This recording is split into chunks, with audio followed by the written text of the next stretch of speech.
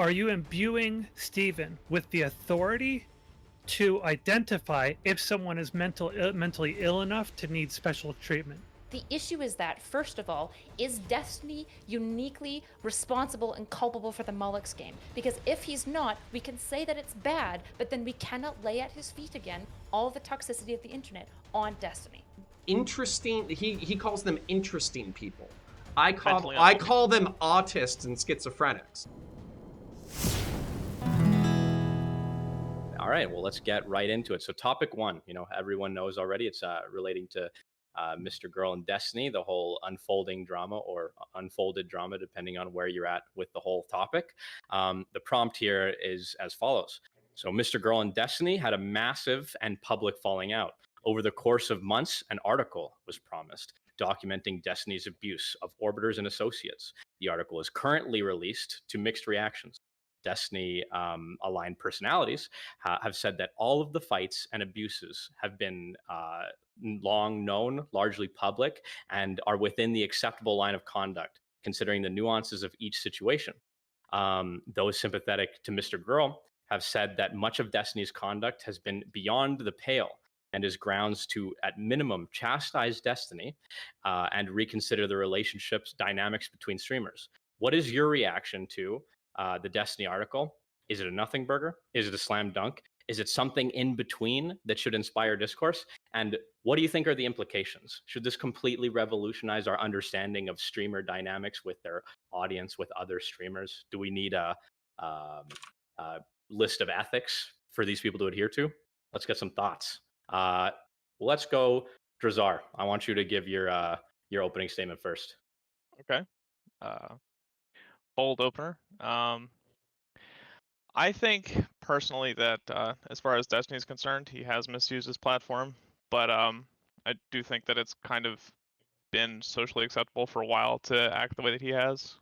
So, and yeah, it's not a nothing burger in my opinion. It's kind of, Connor's gonna hate me for saying this one, but it's similar in a way to the Twitter files, how people were saying that it was a complete nothing burger. But if you actually infer and look into the subtext of it, there's kind of some damning things that can be taken from it. All right, beautiful. Let's go on next to Prime Kai. What do you think? I think my stance might be a little different from a lot of other people's. We'll see. That like the list of grievances here. I look at it from like the standpoint of the audience and its relationship with the streamer, and how the audience just loves it. Like all of this. This is how I, well, not first got interested in Destiny, but like as a streamer, like these are the things that I heard about him. Because I wasn't super familiar with him before. I had run into him previously, but like I wasn't super familiar with him. But it was the drama that kept like coming to my ear, and all I see is profits. And I think that's the thing I really want to talk about. Is how this is eminently monetizable. Cool. All right, let's go Zonia next. Yeah, so the article seems to be trying to establish a pattern of abuse and say that that Stephen has had a misuse of his platform and his power to the point of abuse, and that there is a well-established pattern of abuse. I don't think the article demonstrates that at all. I think the article is pulling together a lot of different incidents in Stephen's past and recent past with regard to his interactions with a lot of different other streamer personalities, as well as audience and critics and such like that, which when taken out of context and having all the context sucked out of them, all the tone sucked out of them and such, and then painted in an insidious light, can look a lot worse than it is. Can you say that oftentimes he's been an asshole? Sure. Can you say that sometimes he's even been abusive? Sure. There are a lot of these things that you can say yes to, but when you put them all together, it really doesn't show like a steady pattern of abuse to a point where we'd have to worry about it. And the fact is that he remains within the TOS bounds, and when he doesn't, he gets kicked off the platforms, right? So, and I would say like overall, it's not really showing me anything that would be worthy of action, and that's the most important thing, is because it seems to be, according to the article, that there is action necessary, not just critique, because Max has even stated himself that he does think that Steven and Chud Logic both need to lose their platform. And that seems to be sort of framed up also in the way that the language of the article is. And I just don't see it justifying that. And it seems like it really is trying to effectively redefine, like, what an abuser would be, to shoehorn both Steven and Chud into the box of abuser to justify the need to take them offline. And I just don't agree with that. Absolutely. So you think that it starts from wanting It's to take them intros, bud. offline and then Gonna run through the rest of the injuries. Sorry. All right. Yeah. Context definitely super important. Smith, you are next though. Go right ahead. all right. I think that the actionable thing is awareness, and I do agree. Obviously, it's very entertaining, but I think the problem is that a lot of these types of behavior that we're talking about, even if you think that there's not like a proven like repeated pattern of abuse, I think to defend these abusive behaviors, even if they're just isolated, no matter how you close it, is harmful to the audience because it is entertaining. And I think that we need awareness and illumination. You need to be aware that these of what's going on, and like to tell people this is just normal behavior. Even if you're saying he's not abusive at large, even if you're saying it's not a pattern, to just brush it off and be dismissive of it is harmful to the audience. You're telling a shit ton of young kids, young men, that this is all okay, that you can just treat women like this and stuff like that. You shouldn't be doing that. We need to be having a serious discussion. So Smith, to clarify, so broadly, you feel it's a question of harm or outcome then? Harm from, like, I don't think there is harm if there's an illumination or communication with the audience, and they're but if we tell that it's all okay, that's a harm. Understood. All right. Stardust, you go ahead. Yeah, so personally, I don't think anything in the article is really new. I don't think it lays out anything new. I think it does lay out a lot of things from Destiny's past in one place. And in 12 years of making content, I would expect anybody, especially a male, to make some unwise decisions. These are things that even Destiny himself won't deny, that he has made some unwise decisions in the past. The point of this article seemed to be, as Zonia said, to lay out a pattern of abusive behavior and unethical behavior. I don't think that this document really does that either. I think that if you want to look at abusive behavior, you could even look at MrGirl's own past, right? I just think that it just seems like he set out with a goal for painting a picture of Destiny being an abuser, and he used whatever he could to make that picture come to life, and it just didn't translate. All right. Heard. And let's get not so erudite. I think I want to make sure that we're framing this conversation in the fact that we are having a panel not about an idea, but about a person, many of whom that we all personally know, and his life. Which, in fairness, his life is extremely public. But this article isn't just an idea. It's not just this expose of this like untouchable, far away construct, like an article written on Donald Trump being discussed by a bunch of people who've never known him or ever talked to him. We're talking about a person in our social circle who some of us are friends with, who Max was friends with a majorly invasive article being written about him, outlining a number of, granted, toxic, bad, naughty behaviors by Destiny, right? I don't think many of the behaviors outlined, but people are going to be like, yeah, that's great. The issue is, and this is my frustration for the people who are like empathetic to Max's side, is in the desire to be empathetic or concerned about like the harm and the issues, because there's a really interesting conversation to have about like how should streamers talk to each other, what is the ethics of our engagement with one another. That's interesting, but it's done in the service of like doing something that, like, if it was anybody else, we would think was abhorrent. Emailing every single female contact saying that he's a sex abuser for months, is still doing it, right, is insane. And when we think about the empathy for like Max or these victims, I feel like we forget about having empathy for Destiny because he like never asks for empathy for himself because of like that's just like his aesthetic. And that's probably going to be the position that I'm angling this from. So more of a human perspective. Destiny, the guy. Okay. All right. Counterpoints. Let's get your No, the intro. woman. It's a girl's name, idiot. True. Counterpoints. True. Let's get your input, brother.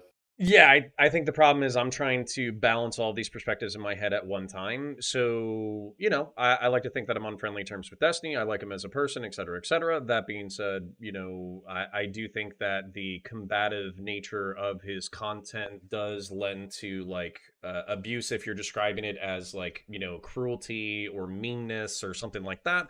But then that is what Prime Guy has already said is an interesting thing that I'm trying to balance in my mind too. The audience fucking loves this shit.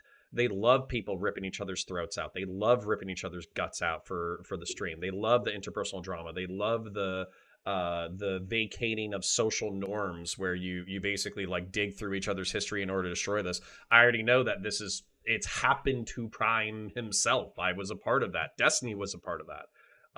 So basically there's a lot of blood in the water.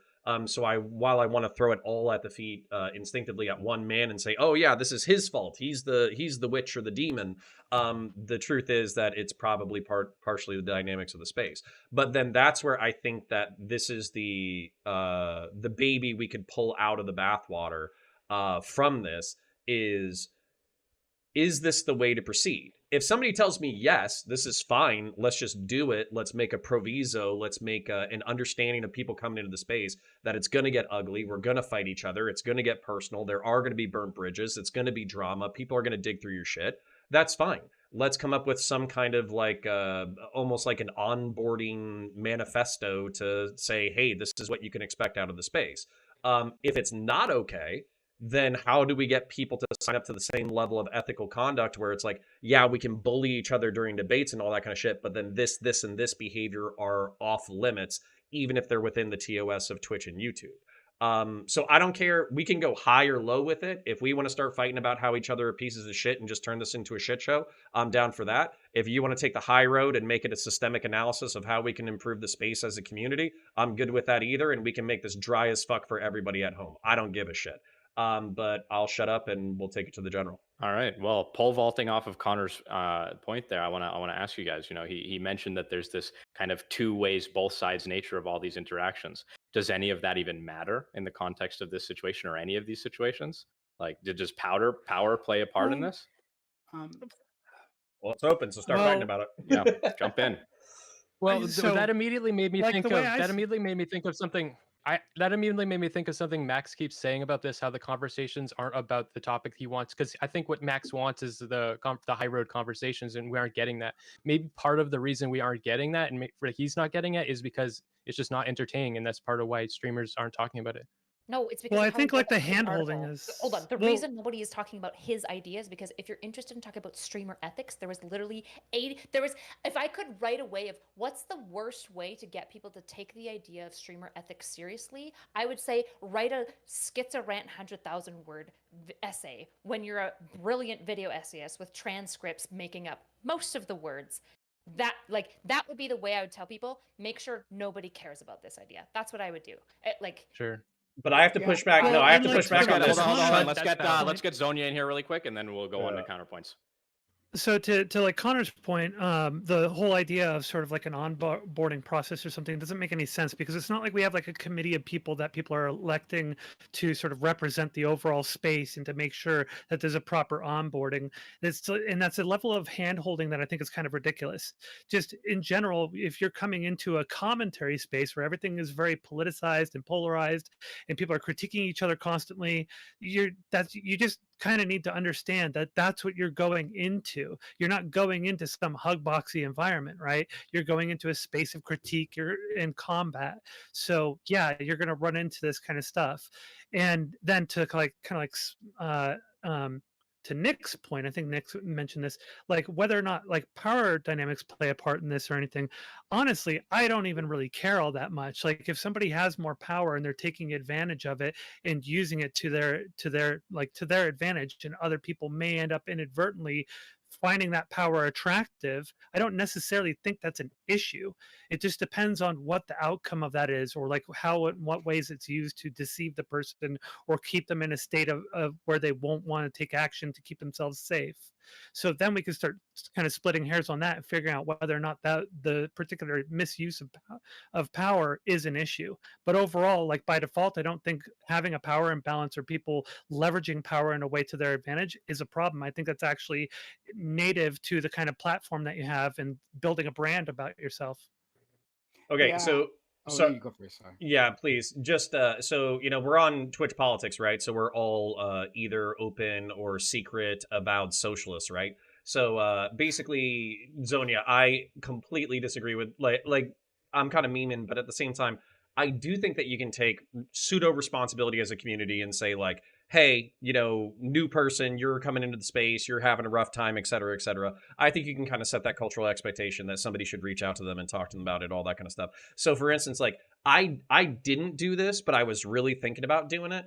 Lav very early on was clearly like struggling with like the rhetoric and structures of argument in Twitch politics, where there's a de facto pattern of speech where you have to forward your primary argument and then you have to have sub arguments that back your primary argument. And then if you don't back your primary and sub arguments, you're just going to get ripped to shreds. So basically, when she was saying the right things, everybody was like, yeah, Lav, my queen, based, ah. But then when she had a bad take or something like that, they would rip her to shreds. And if she had defended her takes in the traditional Twitch pull format, even if everybody disagreed with her takes, they probably wouldn't have hated her as much. I felt like DMing her that, but I also didn't feel like overstepping my bounds. So I feel like if we kind of set the expectation that we're going to have this open level of communication with new people, we could do that, especially if people weren't using it as an opportunity to like, sexually reach out to people.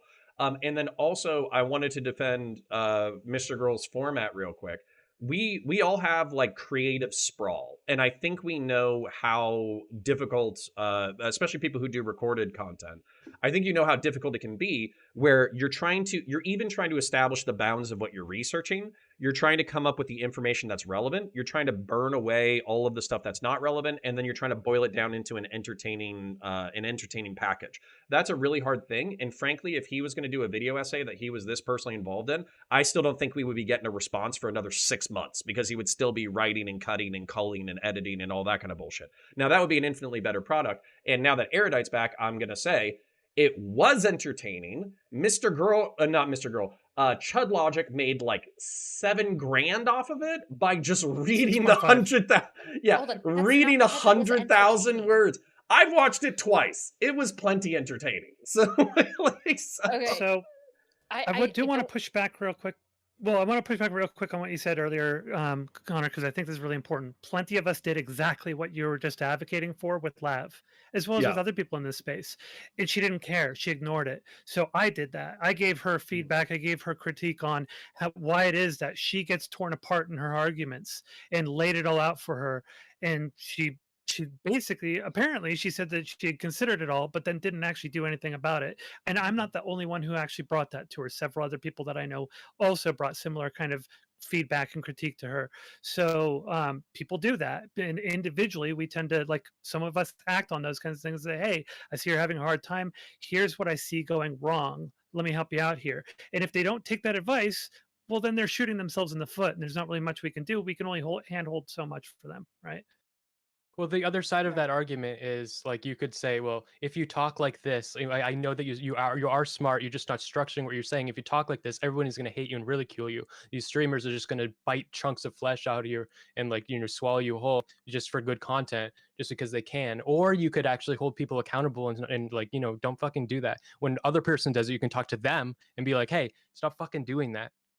Prime, go ahead and hold on, one sec. Prime, I want to get.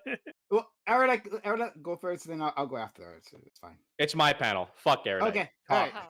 Yeah, don't defer to the white woman, Prime. Come on. Okay, all right. I'm gonna get Drazar right after that, and then we'll continue on. Okay. Defer okay. to the trans woman, okay? Come on. So I don't know. I lean closer to my friend Connor, and his thinking here, and that like we can like set. I think we can create a culture. It's difficult in this space because of our tenuous relationships with each other, right?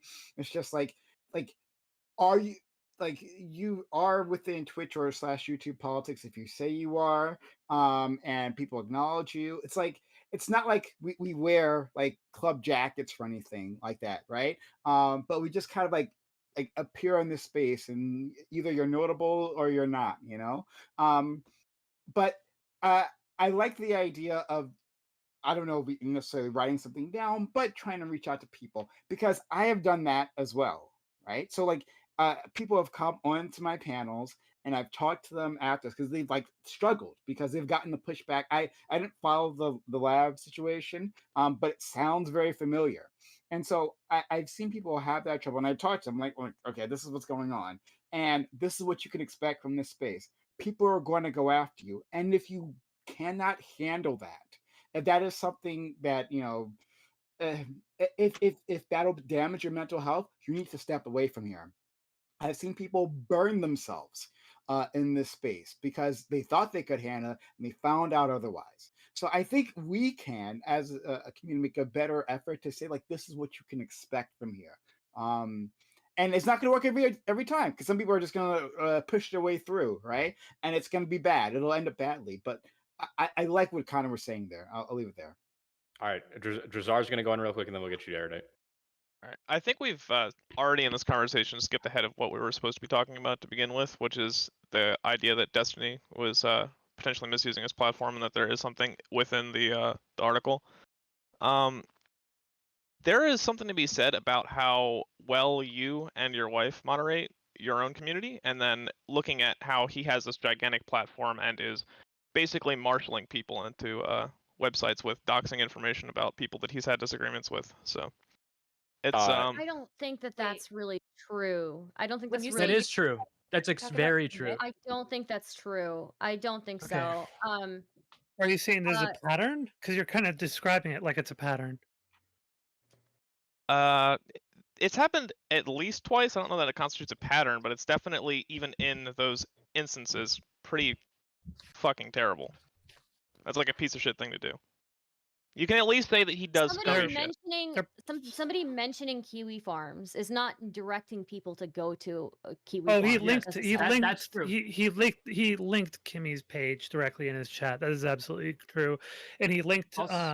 He also linked Keffels as well, but And he also that he also told like his chat they kept wanting to talk about Anna. He's like, don't talk. Her Kiwi Farms have been made 1 week prior, and she was doxxed. And then during that weeks. week, 2 weeks, I'll Yeah. grant it to you. I'll just assume you're right. Well, And, it was publicized that day, but her docs was on there 2 weeks prior to that. But that's Okay, even that. and then he scenario, tells us they want to be talking about Anna on his thing. He's like, I don't want you talking about her. If you want to have those conversations, just go to Kiwi Farms and get out of your system. So we told this whole community to go there. Yeah, And and it's I a- think that's fine. If he's trying to That's get not them fine. to stop talking, he's trying How is to that get them to defensible? stop. Wait a minute. Okay. they're It's not telling them to let me stop. finish what I'm He saying. said Let me finish what I'm saying. Let me finish what I'm saying. Okay. Okay. What Okay, I well was you saying- were trying to stop me from saying what I was saying. Hold on, You Smith. Hold finish on. what you Hey, were hold on, saying. guys. 1 second, Smith. Step back for a second. Stardust, please go ahead. Finish what you're saying. Continue your interruption. Yeah. So, essentially, I don't see a problem if he's trying to get his community to stop talking about a specific topic, and they keep talking about it, and he says, like in an offhand comment, like, "Hey, don't talk about that here. Go to Kiwi Farms if you want to." That doesn't seem like a huge deal to me. Smith, in I what want to way? give you. I don't Guys, think hold it's on, defensible. hold on. Okay, if I'm too quiet, turn me up. Okay, Smith, I'm gonna give you the chance to respond to that really quick. Okay, not only did he tell them if you want to go there, he said, I know you guys have to get this out of your system, so go get it out of your system there. He told them to go there. In both of those is wrong, but he did it in the worst way possible. That's So it just doesn't- utterly indefensible, condemnable behavior. Here's the thing. I don't. Okay, so I don't think there's any reason to defend it. I don't think it's a defensible kind of like position, right? I don't really. But here's the thing. I don't think it's like an abuse of his platform or anything. Sure, he's got a lot of numbers. He's driving some attention to that site in his DGG chat. But I don't think that's like, I can't find a reason why that's particularly abusive. If you're somebody who uses Kiwi Farms regularly or is part of sort of the culture of the environment, which is, I've been posted on Kiwi Farms. Lots of people here have been posted on Kiwi Farms. Stardust has been posted on Kiwi Farms. It's sort of part of the general collective of shit that happens. So I don't see why that's particularly a problem for Can you him at to go and least drive concede- attention to that Can you thread. at least concede that To there is drive some portion attention of that to that is that. negligent? Because Wait, The yeah, amount of- yeah. Hold on. Of course, right?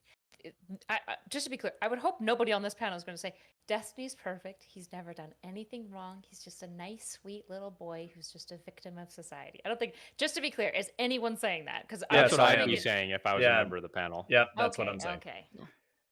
Yeah, it's okay. It's a piece of shit thing to do overall, but what else? Okay, that's my only There's a point. lot It was of piece of extremely shit things that negligent he's of him done, to right? allow all of that hatred to fester on his subreddit as well, especially after finding out that the person who all that hate was about just recently got released from inpatient care. That's kind of fucked up, really. So the issue, I want us to be really careful about the Anna situation, because there's a lot of stuff that people know publicly and a lot of stuff that people don't know that went on privately. And like the Anna situation specifically is really, really frustrating to listen to people talk to, because there's a lot of bad shit that happened all over the place, not just from one actor, right? Like John Zerka was a really bad actor in all this, where he just kept constantly bringing Anna on for her to loop with like her now diagnosed OCD, which like gets triggered into like coming on and feeling the need to like to defend herself and stuff like that, right? Like there's a whole bunch of like really messy stuff that went on in the Anna situation. And just to be clear, I don't think Destiny is perfect in the situation, right? By any means. The issue is to the broader thing, because we're not saying has Destiny done really bad, nasty, mean things. Yes. The question is, has this abuse pattern been established? And if it hasn't, then we have to ask the question of what the fuck was that article, right? Because that's what we have to talk about. Not has Destiny done bad things? Yes, of course. So wait, The funny- Zonia just Well, gave a like it's- list of people that he's sent his community to Kiwi Farms to A their list of docs. two. A list of two. You Let's gave not me three. You overplay gave it. me three. You gave me three. I No, added Anna. I You said gave me Keffels two, and and I added Kimmy. Anna. Well, Kimmy Okay, is so that's Anna. three. So, No, that's No, two. that's the same person. Anna and That's Kimmy two. are the Two. same person. Yeah. two. Okay. And just to be clear, in 13 years, right? I'm Yeah. curious to know 13 like years. how many. Yes. So again, doxing people is really bad. Of course, right? Mhm. The issue is we have to look at all of this stuff really complexly. How many times has Destiny been doxed? How many times have other streamers directed him to Kiwi Okay, Farms? this I'm not saying is any of this Because- is defensive. That's Uh, just and for again, talking with how Like tit he for was tat, you say that bad things go all around with Yeah. the Anna situation. Like John Zerka, yeah, John Zerka doing that. He did that because the content existed, exploiting Anna on behalf of Destiny. There's no tit for tat on her part because On he's the It one was- with the massive platform. It was She not comes on It was behalf. not. It was not helping Destiny. was and he not on quite behalf. upset with Zerka. Yeah, For, he was No. that actually ended up that was a huge thing in their friendship. I'm pretty sure. Yeah, because But the you know, only reason that she Zerka- was exploited in that way. No, Zerka was exploiting this personal situation. Destiny was trying to get him to stop. Destiny didn't want to talk about Anna. He wanted to move on from that subject, and Zerka was the one who kept poking Anna and getting her to talk more and more about it. Now, when we talk about doxing, right? I hate to say it, but over several years of streaming, you're going to inadvertently dox somebody. It's going to happen. And you'll do like the best that you can to kind of like mitigate that harm, but like if you've been streaming for 12 years, it's probably going to happen at least once, right? And I'm not excusing it. It's a bad thing. You have to correct it, right? But again, I think that there are a lot of moving parts in this, and to say that Destiny benefited off of that whole thing with Zerka at all, he really didn't. He really wanted to move on from that. I'd like to I ask don't- everybody a question as a bit of a clarification, right? We're throwing around the doxing accusation here. So I want to ask you guys, by what metric doxing is a problem? Is this a matter of like, is it a personal moral problem? Is it a some sort of a professional ethical problem, or is it some kind of a legal issue? Like what Yeah, what is our concern I'd here? I'd like to answer that. So basically, like, as far as I can understand it, as like a social more or whatever within this space, we're all relatively public. We talk our hearts out to, in order to make money, be entertainers. A lot of us want this to be professions and all that kind of stuff. The reason why doxing is such a fucking faux pas is because it fucks up your private life versus your public life. So it's kind of viewed as like one of the most egregious sins that you can commit against another public figure, because basically you're making their public and private life as difficult as it possibly can be.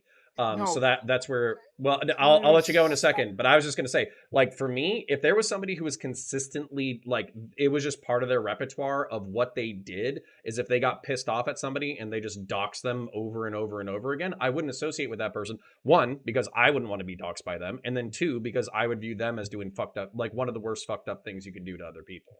So I just want so to no. ask And again, I would everybody. just say, Hold on, I, Star. Hold on, Star. yeah. I just want to ask everybody individually, really quick, to just get this out of the way. What do you guys think? Do you guys think this is one of these most egregious sins? Everybody, one by one, spitfire really quick, and then we'll go to Prime. Who But I wants to like start? doxing. There is a Count- level Connor. there is a level of Hold on. separation. Yeah, Hold on, it's Smith. it's Connor, it's. egregious I think it's one of the worst things you can do in this Okay. space. Drazar, doxing, egregious sin. It's a egregious ethical sin. Right. I would say it's something that's capable of causing actual real world harm to somebody, like Gotcha. swatting and Erudite? potentially be getting killed. Oh fuck! I think it's really bad and also so damn common and increasingly like hard to even not do that. Got I'm it. getting mixed, Prime. yeah. Egregious sin. Okay, Smith. Egregious sin. Star. I think it's really bad, but you will inevitably at some point in your career scroll past something that has docs on it or inadvertently dox somebody. It's going to happen. And Zonia, then Prime, you can go ahead and start your thing. Unforgivable sin, however, expect it to happen. All right, go ahead, Prime. Yeah, so I disagree with Star that this is like necessarily inevitable. Yeah, I don't know where that comes from. It's going And to- from what yeah. and from these particular situations that we're talking about, it didn't seem to be quite an accident. So Yeah. just putting that out there. But I think I disagree with well, maybe I'll just add this on top of what Connor said, and that like doxing is a problem because of the danger about it, right? Especially when you're talking about minorities, right, or women, because it's a safety issue. Swatting is a thing. People can die from that, and it's uh, like like it's putting like a gun in someone else's hand, right? And saying like to and then an audience filled and a very large audience filled with some people who are not quite all there saying that I have a problem with this person. Oh, and here's their address. So yeah, it's actually one of the worst fucking things you can do. So I want to lay out a few things about what it is that you can kind of expect with doxing and why it's so bad in our space. So first of all, political environment, highly polarized, and people take things super personally. Like they see you, if you have political disagreements, oftentimes they see you as being the de facto enemy. The whole meme of ontologically evil exists in this space for a reason. Once they figure that you're on the wrong side of the political aisle from them for something, they see you as worthy of dying sometimes. So when you get doxed, there's a higher chance of people finding you IRL and doing things to fuck up your life. In addition to some of the more extreme people in this space, not only will try to track you down IRL, but will also try to reach your job and clip chimp you and try and get you fired from your job, kicked out of your college, etc. Show up at your job, show up at your college, and then you got on top of that the swatting that happens, and then especially if you're someone different, like a trans person who kind of stands out a bit, or a person of color, sometimes the cops are a little more trigger happy with you because you look a little bit different. So that's something else we got to worry about with the people who are minorities in this space that tend to suffer a little bit more disproportionate violence from police. So then why are you okay with Chud Logic's editor doxing Lev and her fiance repeatedly? Hey, wait, stop. We cannot What? go into litigating just all of the drama in the space. I'm sorry. Like we cannot do that. That Yeah, can't we're be not that talking can't be about- where we go with this. We're not talking Yeah, I about don't like, know. I guess It I'll just leave it seems to the really moderator. inconsistent. So yeah. This is Well, I don't know specifically what you're talking I- about specifically as I here. understand it. Hold on, I'll find the This tweet. is specifically about the MrGirl Destiny, Yeah, falling let's out. narrow it down to the things that we can actually talk about. That we don't have to have dredge up a whole bunch of other side information Yeah. to talk about. Well, yeah. So Unless Nick really wants to go into, I guess I'm gonna say I don't want to get into like super duper background litigating this. I think it is a fair thing to bring up specifically DK. DK being Chud Logic's editor, who's someone who's very active in the community and very very relevant in Destiny world. I think I'm not going to allow a really really big tangent into it, but if Drazar wants to bring something up in regard to it, I think it's reasonable for him to be able to mention that. I'm not If aware we of loop on it, DK, if we loop on it too long, I'll sideline us out of it. Well, yeah, the whole I'm not the whole aware of Twitch DK poll doxing ecosystem. anybody. I'm just aware of like Lav doxing herself, like in Okay. the server. So, like, because she spent all that time talking about her CMO boyfriend and talking about his name and everything, and basically doxed the fuck out of herself. Okay, so we've got a little In a contention private here. Discord server? Drazar No, seems in to a public have, Discord server. So Drazar, if you've got some logs, you can throw them up in the side chat and we can take a look at them in a second. We'll give you some time to do that. Everybody, let's move on for the rest of the time. yeah, so I wrote down a note about 10 minutes ago, but I wanted to let this kind of progress, so I didn't sidetrack it. But one of the things that Prime said that I think is really important is you think you can handle it, but ultimately you can't. I think that a lot of people are like, oh yeah, I'm gonna get into the space. I'm gonna be better than everybody else. I'm gonna kick ass. I'm gonna take names. I'm gonna be a badass. I'm gonna do this, the other. I'm never gonna fuck up, et cetera, et cetera. But the truth is, on a long enough timeline, you're gonna fuck up. And public pressure isn't fun at all. And basically what kind of happens is, for me, it's a question of like scale. The good news is I've had a long enough life and also enough context clues where I can say like, well, my life outside of streaming is pretty good. And also, if I really look at it, a few 100,000 people saw my publicly embarrassing fuck up, but I got like maybe a dozen people DMing me, calling me stupid on a rate of a few 100,000 people not liking what I did. 12 people calling me an idiot isn't that bad. And yeah, there's a Reddit that's making fun of me or whatever, but fuck them, they're on Reddit. So I have the maturity to do that. But like one of the things that's like scary, especially with like young people or people who have like mental illness or people who are like underemployed or people who the online world is their only world, is there can be this like compulsion to almost like self-harm where they're like, no, I have to care about what thousands of people think of me in relations to this one debate. Fuck. And that's the kind of thing where it's like, you're saying, Zonia said like we're hand holding too much. I do understand that, but then I almost feel like if there were heads of the community, if you were to say Vosh was ahead of the community, Destiny was ahead of the community, Dylan was ahead of the community back when he was doing Hippy Dippy, Prime's ahead of the community because he's still running Reverie and all those panel shows. I'm trying to be ahead of the community because I'm running this panel show. If we got together and we kind of said, this person is obviously having a bad time, so we're not going to milk them to the point of suicide, I think that would be an okay thing to do as far as like maybe a loose organization of people who are more influential in the space. So I think wanted it's- to. If I can just you go make first. a couple of separations that I think it's really important that Strazer and Smith specifically do for me, because there's toxic internet politics stuff that isn't Destiny's fault, it isn't Vosh's fault, it isn't Hassan's fault, right? It's just the nature of like, before the toxic politics stuff was slower because we didn't have social media, but a lot of what I see on social media is probably just ramped up what we did before. It's just like it's faster and therefore kind of, I guess it is ramping it up because it's faster paced and whatnot. So what I want to make sure that we're separating for the purpose of this article is, what is Destiny uniquely responsible for in toxicity? Because like, you're right, doxing is bad, right? But it's not like it's only Destiny who's ever done this really bad thing. That's the point that I was trying to make previously, right? So when we're talking about Destiny, because this whole article was laying at Destiny's feet this pattern of abuse, we have to separate what Destiny is actually culpable for and what is just an expression, albeit a toxic expression that should probably change, that is inherent to all of these online politics spaces. So I want to kind of like link what Connor and Erudite was saying, that like within this space there is this toxic behavior that happens and that people can profit off of. I think that like talking about specifically what Destiny did, it like there are a lot of people who come into this space with mental health issues, a surprising amount. Like I've talked to people, in private, and discuss, and they're honest, about the struggles they're going through, and that's okay, right? I want to be very clear, like that's okay. It's like to be struggling with things. But like a lot of people who come into this space have mental health issues, and they need to be treated with care, right? Not to like infantilize them, but treat it with care. And I don't think Destiny has been doing that. I don't think he's been doing that for some of these people. And like their specific idiosyncrasies, let's say, right?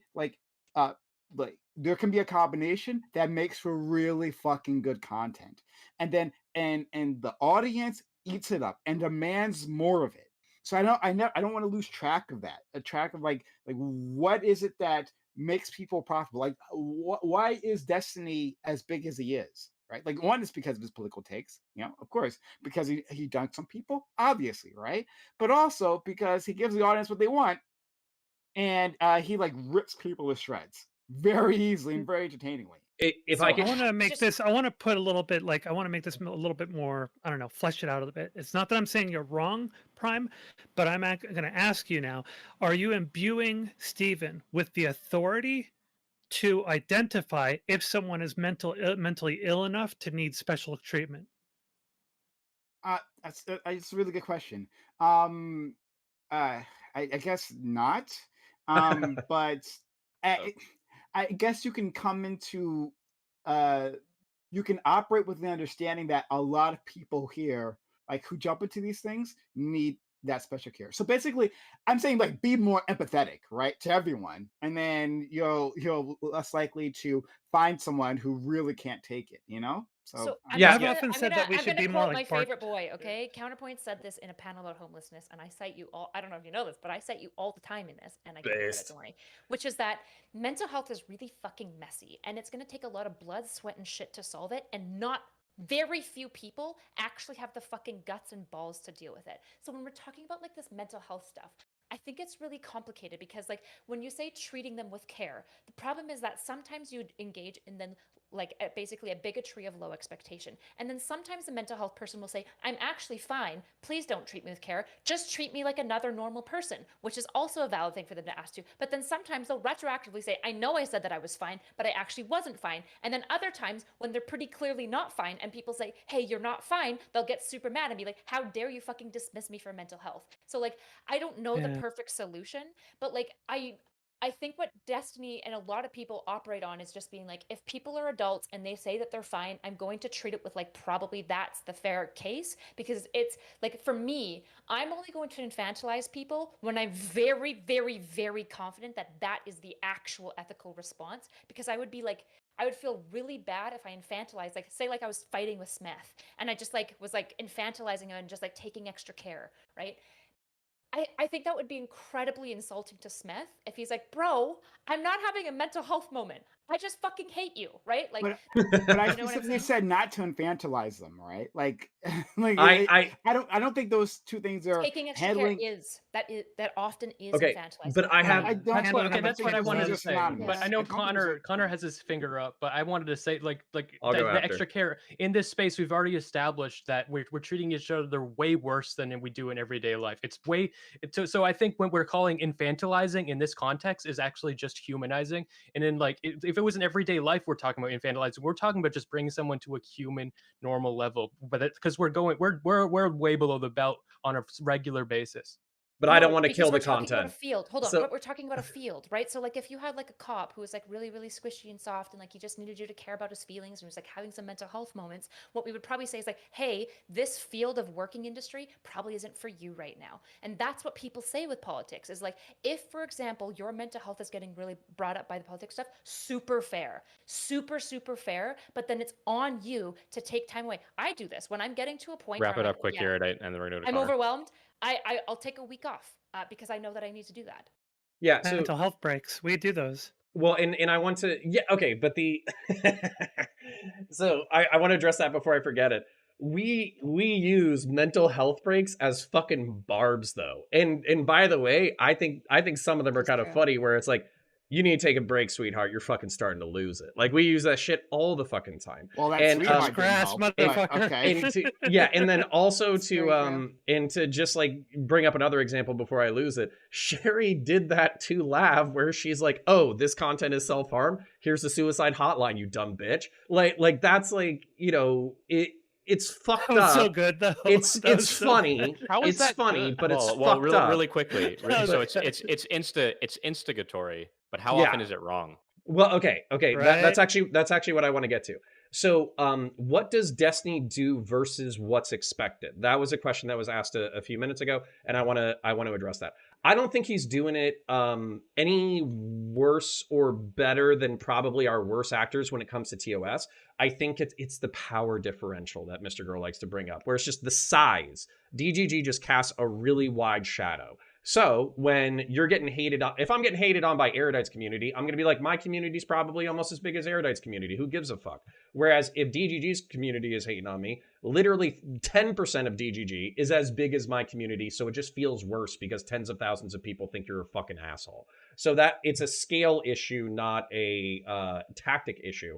But then I'm reminded, to answer the question more specifically though, I'm reminded of the Britney Spears camera episode from South Park, where like everybody's like stalking Britney Spears and they're taking pictures of her and like talking about her life until eventually like she goes out into a cornfield and eats a shotgun. And then they're like, oh yeah, we sacrificed the virgin for the harvest or something like that. I kind of feel like that's where we're at with like Lav and MrGirl at this point. And to be fair, they've done plenty of instigative measures. Okay, MrGirl going on the article this hard for a long time, that was instigative. Lav continuing to like be begging for latitude, but then also instigating constantly on Twitter and jumping on panels and all that kind of stuff. That's all that kind of stuff. But I feel like now that the article's out, we need to talk about it. We need to figure out what we can pull from it, and then we need to back off because we're at the picture taking moment right before the shotgun farm suicide. That's actually what I would advocate for is basically we do need to have farm suicides apparently. Yeah. we need to have like a content line. I don't know exactly where it is, but it's probably where somebody does something instigative against you, you do something proportional in response, and then even if they're a spurg about it, we gotta move on because we don't want to absolutely annihilate this person's mental health. Who imposes if you this wanna line, milk 'em? Connor? Well, Who wait, hold imposes on. this line? Is it Probably YouTube? us. Is it... Why are you asking the moderator? Hold on. What? Well, I have a question. I have a question though. Like, Mhm. what if somebody does want to milk that for content though?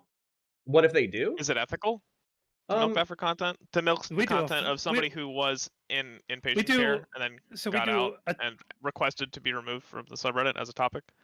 I think that's we do a unethical. ton of sure. Wonderfully Anna wasn't- unethical. Anna- It makes you No, money. I'm not even talking about Anna, but it's Okay. funny that you It- bring look, that hold one on, up specifically. Hold on. Wait, 'Cause I that want means that to there's posit this. I want to posit this. Yes, listening. wonderfully unethical. It makes you money. So why should anybody not do the unethical thing?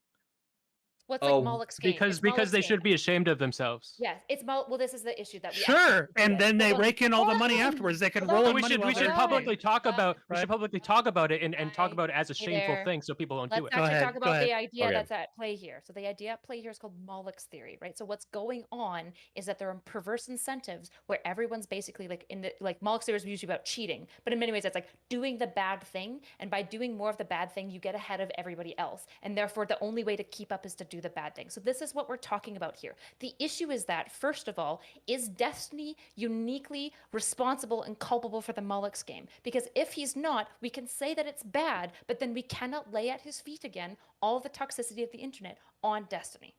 I don't Sure. think, but I think you're Can you not stating lay a out little the too much. toxicity of his community You to don't, him? yeah, well, maybe I agree with that. But, I like, don't you know- don't I don't have. know if It his doesn't have to be community's that toxic. uniquely right. It doesn't have to be uniquely bad for us to say that something is bad, right? Like I don't know. We have to go that far to say to reach that level, to say that he's of some unique level. To No, talk it's about about like, within is it his context. fault? where's his culpability? Because if this is a problem of the internet space, then laying culpability at Destiny's feet is a little bit Mhm. unfair, because Yeah. Destiny actually goes out of his way to be extremely careful of his audience. He bans the fuck out Yeah. of people all the time. He IP bans anyone. He says it. If you send me people who are harassing you, I will IP ban them. Of course I will, right? So like he does go above and beyond. I think there's something unique going on with DGG compared to other spaces, but I think we have to identify what that thing is first before we can even criticize It's Well, it. the and fact that most people that Mhm. consume Twitch poll are a bunch of autistic spurgs. Base. That's not Probably. unique to Destiny. Okay, then No, hold on. it's I want to Twitch poll, stand. not just Destiny. I actually I'm want to. asking I what's want unique about to. Destiny. Well, I Yeah, want just we're think he trying to goes above you and say I why don't is think Destiny. chieftain of Twitch poll. I He's don't like think at I think the the top of the article food kind of chain, proves right? a pattern I of think- behavior, that not the way you guys were a new I'm introducing a new pattern of behavior I observed in this article. He doesn't go above and beyond as far as to protect people or do anything. He goes above and beyond to create plausible deniability at every single step. I Which is don't agree obviously with that, and I Hold don't on. think that that's been Before- demonstrated in the article Okay, at all. before we get into that, because I feel like we could litigate that a little bit, I just wanted to point out, like, I think we're asking the most important question here, and I don't know if we're going to be able to answer it, but I want to try. And also I saw people like saying like, oh, Chud Logic, he just milks the fuck out of it, but he's honest about it or whatever.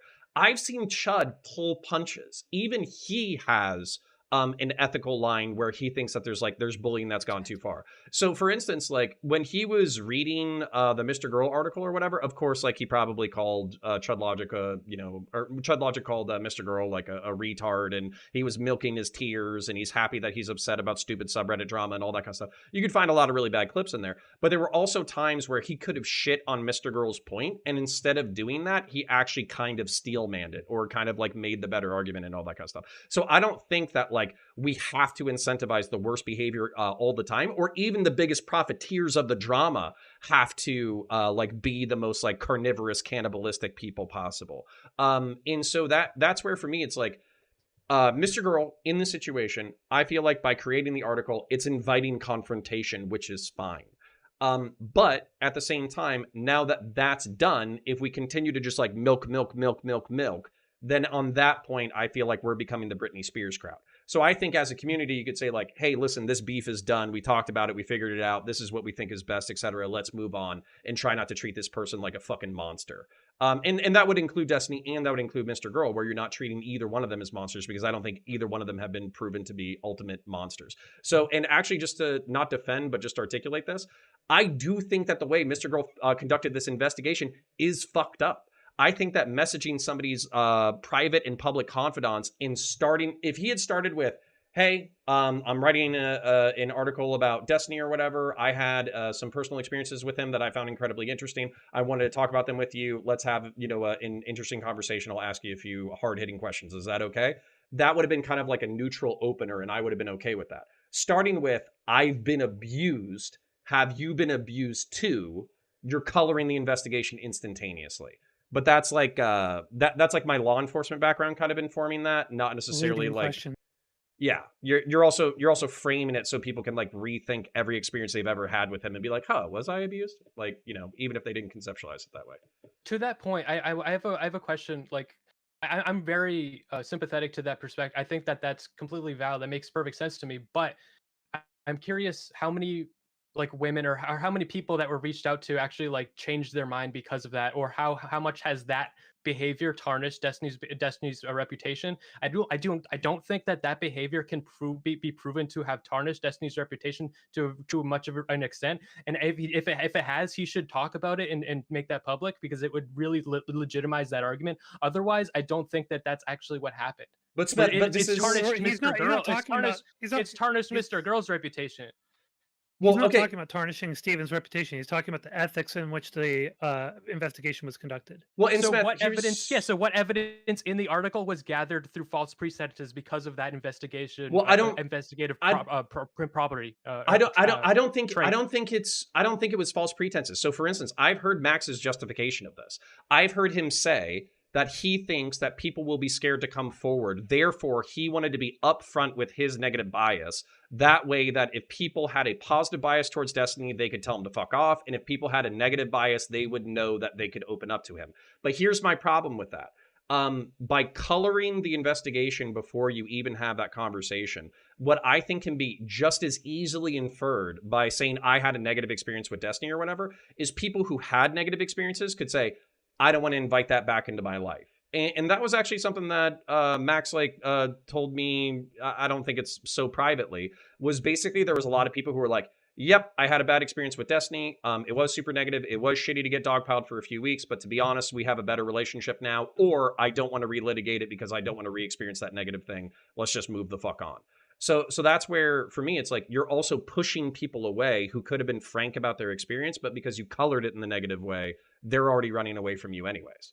So it's a double-edged sword. Like, I would say that the way that he twisted and reframed White Nervosa's story in order to fit his narrative and the way that he's coloring the relationship that Stephen had with them was highly unethical. But at the same time, I don't really care anymore at like what the ethics were of his investigation. I cared about it at the time. I had a lot to say about it, but that's in the past now. It doesn't really matter to me that Max was unethical at this point. What matters is whether or not we think that the article is painting an accurate picture of Stephen and the behaviors that we all kind of knew about already.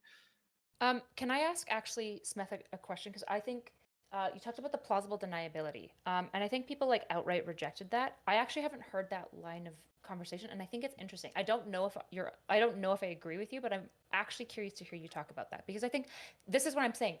I think there are criticisms to be made of Destiny, right? I think there are these legitimate things. I just want to do it in the context of like Destiny as a person and giving criticisms that are actually valid. So like I'm willing to hear you out on this criticism. It's just like MrGirl's criticism just like isn't it for me.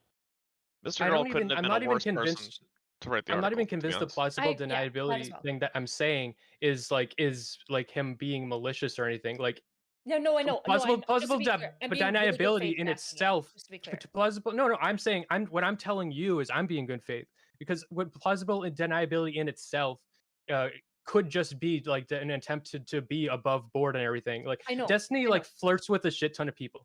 Like and he sexts a shit ton of people. He's completely willy-nilly, like he's like, you know, whatever, polyamory. He's very very laissez-faire with that compared to the vast majority of people. And the way he engages with that, I see a lot of what the people in the article keep telling him early on in these sexual engagements, like, if you engage with me like this, I'm going to become emotional. This is not going to be good for me. But he continues forward anyway. And I think that he has these check-ins, and plausible deniability like is now provided to him. But he should have known ahead of time, especially because of the way people were telling him. But he doesn't care, because that's his relationship. Like, I'm doing what I have to do. And I think he probably thinks he is doing what he has to do. But well, the check-ins sound to me like responsibility, like him trying to be responsible and trying to make sure that the relationship isn't tainted by power, or that he isn't overlooking the more personal aspects of the relationship. With the Anna story, very early on in the story, there's a big portion of their DMs that I read where Anna is telling him, I'm freaking out about the way you do polyamory, and I think that it's abusive. I'm not comfortable with it. And they continued to have this type of DD relationship, or I don't know, C's not the right word. They continued to have this relationship ongoing. He knew that from the start. That was established. But it's on her. But at a certain point, it is on her as an adult to also disengage. He's giving her plenty of chances, right? That she is a full-grown adult by that point. Would you say that she has more agency than Destiny? Is that what you're trying to argue? So, or that she has an equal amount of agency? Yeah, I want to go on what you're saying here, like the Stardust. I think that I hear you. I don't want to. One second. I want to have people address Drazar's question there about the agency really quick. Whoever that's directed to. Okay. That was directed to Stardust. Can you repeat it again? I'm sorry, I didn't hear it. Do you feel that Anna and Destiny have an equal amount of agency, considering Destiny's experience, age, and just overall size of his platform? I mean, she was like 28 at the similar point, in age. Right? They're both just a couple years apart. Yeah, Probably not the best they are take, but similar in age.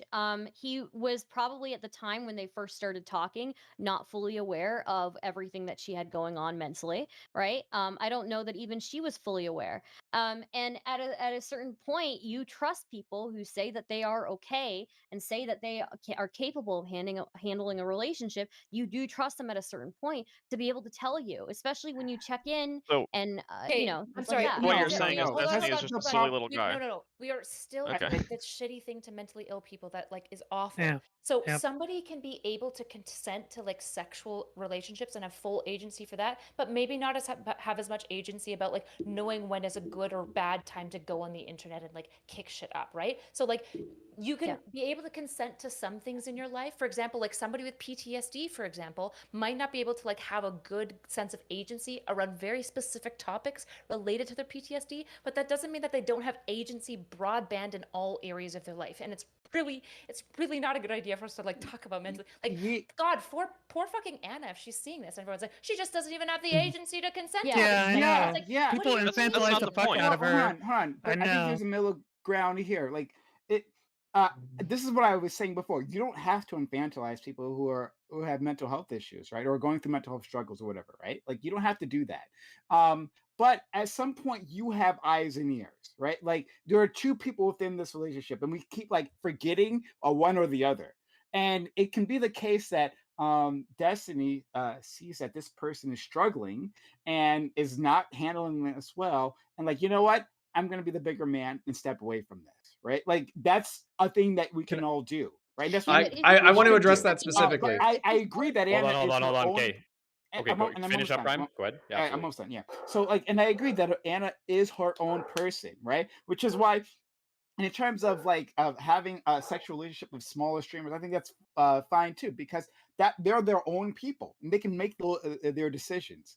But that does mean that like Destiny's part in this ends the moment someone says like yes, right, or I'm okay, right? Right. Mhm. Yeah, so this is where so much shit fucking intersects for me, because I try to I'm not like a devout person. I'm not like specifically religious or whatever, but I still try to act as though there's an exterior party judging my actions. And I think that like when you don't have that, like there's a giant man in the sky judging my personal actions or whatever, and private stuff can stay private. I don't think anything can really stay private, basically, is what I'm saying. So my thing is, it takes two to tango, and one of the things that I think MrGirl's article does really successfully, and I think this will be a testament, or it will be its lasting impact, is it puts all of Destiny's sins very clearly in the open in one place. Okay, that's what it does, and it makes it incontrovertibly clear that basically, he can carry on a romantic relationship that can be toxic and that can be of interest to him.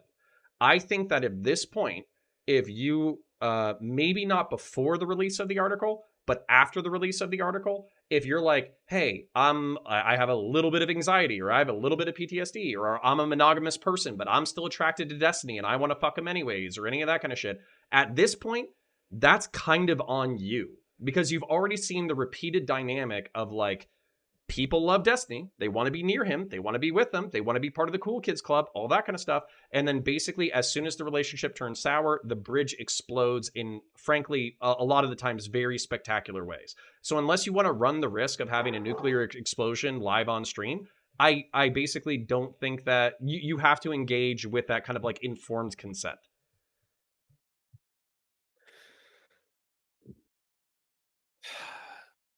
I kind of Okay. wanted to Suffering. I kind of wanted to comment on Prime's thing, but now I kind of want to comment on yours. I'm So, gonna like talk a on lot both. of They're both great. Go ahead. a lot of things have been stated about the timeline and the sequence of events between Anna and Steven.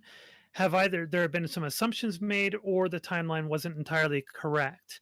And like we could dig into that, but that's kind of fucked up. Like I really don't like digging into that stuff, especially since Anna is a member of my community and someone that I really like.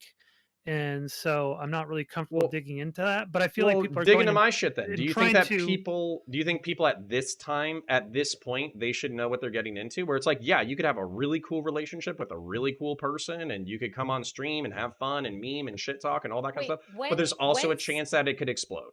wait, when socially should he deliver this So news to people? Just to Well, be clear. I think this should be open open at this point. So like when they first come on his stream, should he send them like a consent form and be like, just so you know, like this is the nature of like blah blah Just blah. just so you know, we might hate each other in 6 months, and we might be shit talking the Exactly. fuck Like, out of each just to be other. So clear, just to give you a heads up. if I can share my experience with Destiny, the moment Yeah. that we switched from just like talking a little bit on stream to like becoming somewhat also like friends, like Yeah. we had a private call where he's like, I need you to understand I'm an asshole, right? And I don't need you to defend me from being an asshole. I can be a serious asshole, right? We had that conversation. So it's like, in that way, like, I don't know. I feel like I got some informed consent, but does he need to roll out like a list of like, this is what online internet politics is like, and be careful? Because he does have I'll do some that. He doesn't have to do that. I'll do it for him. It's fine. I don't know. It's just like a lot of what we're like litigating here for him now is like so ridiculously non-human that it feels so strange to like demand this of Destiny specifically because don't- it doesn't feel like the solution to the I problem. don't- It just feels like calling I don't- extra for Destiny that isn't warranted. Okay, so It's I don't giving him think extra. this is one of the most important parts of the conversation. I don't think that we should lay this specifically on Destiny. That's like the one thing that I would get away from. I think that somebody should make content. I'm probably going to do it about the dynamics of like Twitch and YouTube politics and orbiting and being a creator in the space and how it can be toxic and bad for your mental health and all that kind of stuff, and when you should step away and how to balance your mental health and all that kind of stuff. And then also I think somebody should basically, it doesn't even have to have Destiny in the name. You can talk about the dynamics of orbiting, where like you're being annoying by asking for a one-on-one chat with a dono every stream, when they already said that they're gonna, get to you in the next month or something. Like in how to navigate parasocial relationships and build your brand and all that kind of stuff. So I think that there should be a how-to guide for this space, that it would be interesting content. It would be helpful for new people. And not just that, we're pioneering a new space. So when you're saying like these social expectations are not realistic for one person to take on responsibility and articulate to the entire community, that's fine. But the reason why it's not his responsibility is because this is a brand new world. Our grandparents didn't understand this world. Our parents don't understand this world. Shit, I'm fucking in my 30s. I sometimes don't understand this world. So basically, that's where I do think it's up to the people who are pioneering the space to kind of build the infrastructure that will make it flourish healthfully.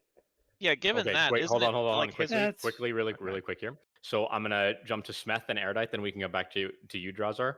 Okay. One thing I want to put in your guys' head though is, okay, we keep circling the drain on this idea of like there needs to be a line somewhere, right? The infrastructure needs to be built. This is a new space and all this sort of stuff. I want you guys all seriously to consider this idea, like, okay, and who imposes this line? Is this like a socially encouraged thing? Is this a legally enforced thing? Or is this a platform-based thing? I want you guys to think about this and have your answers ready for later. So please go ahead, Smith.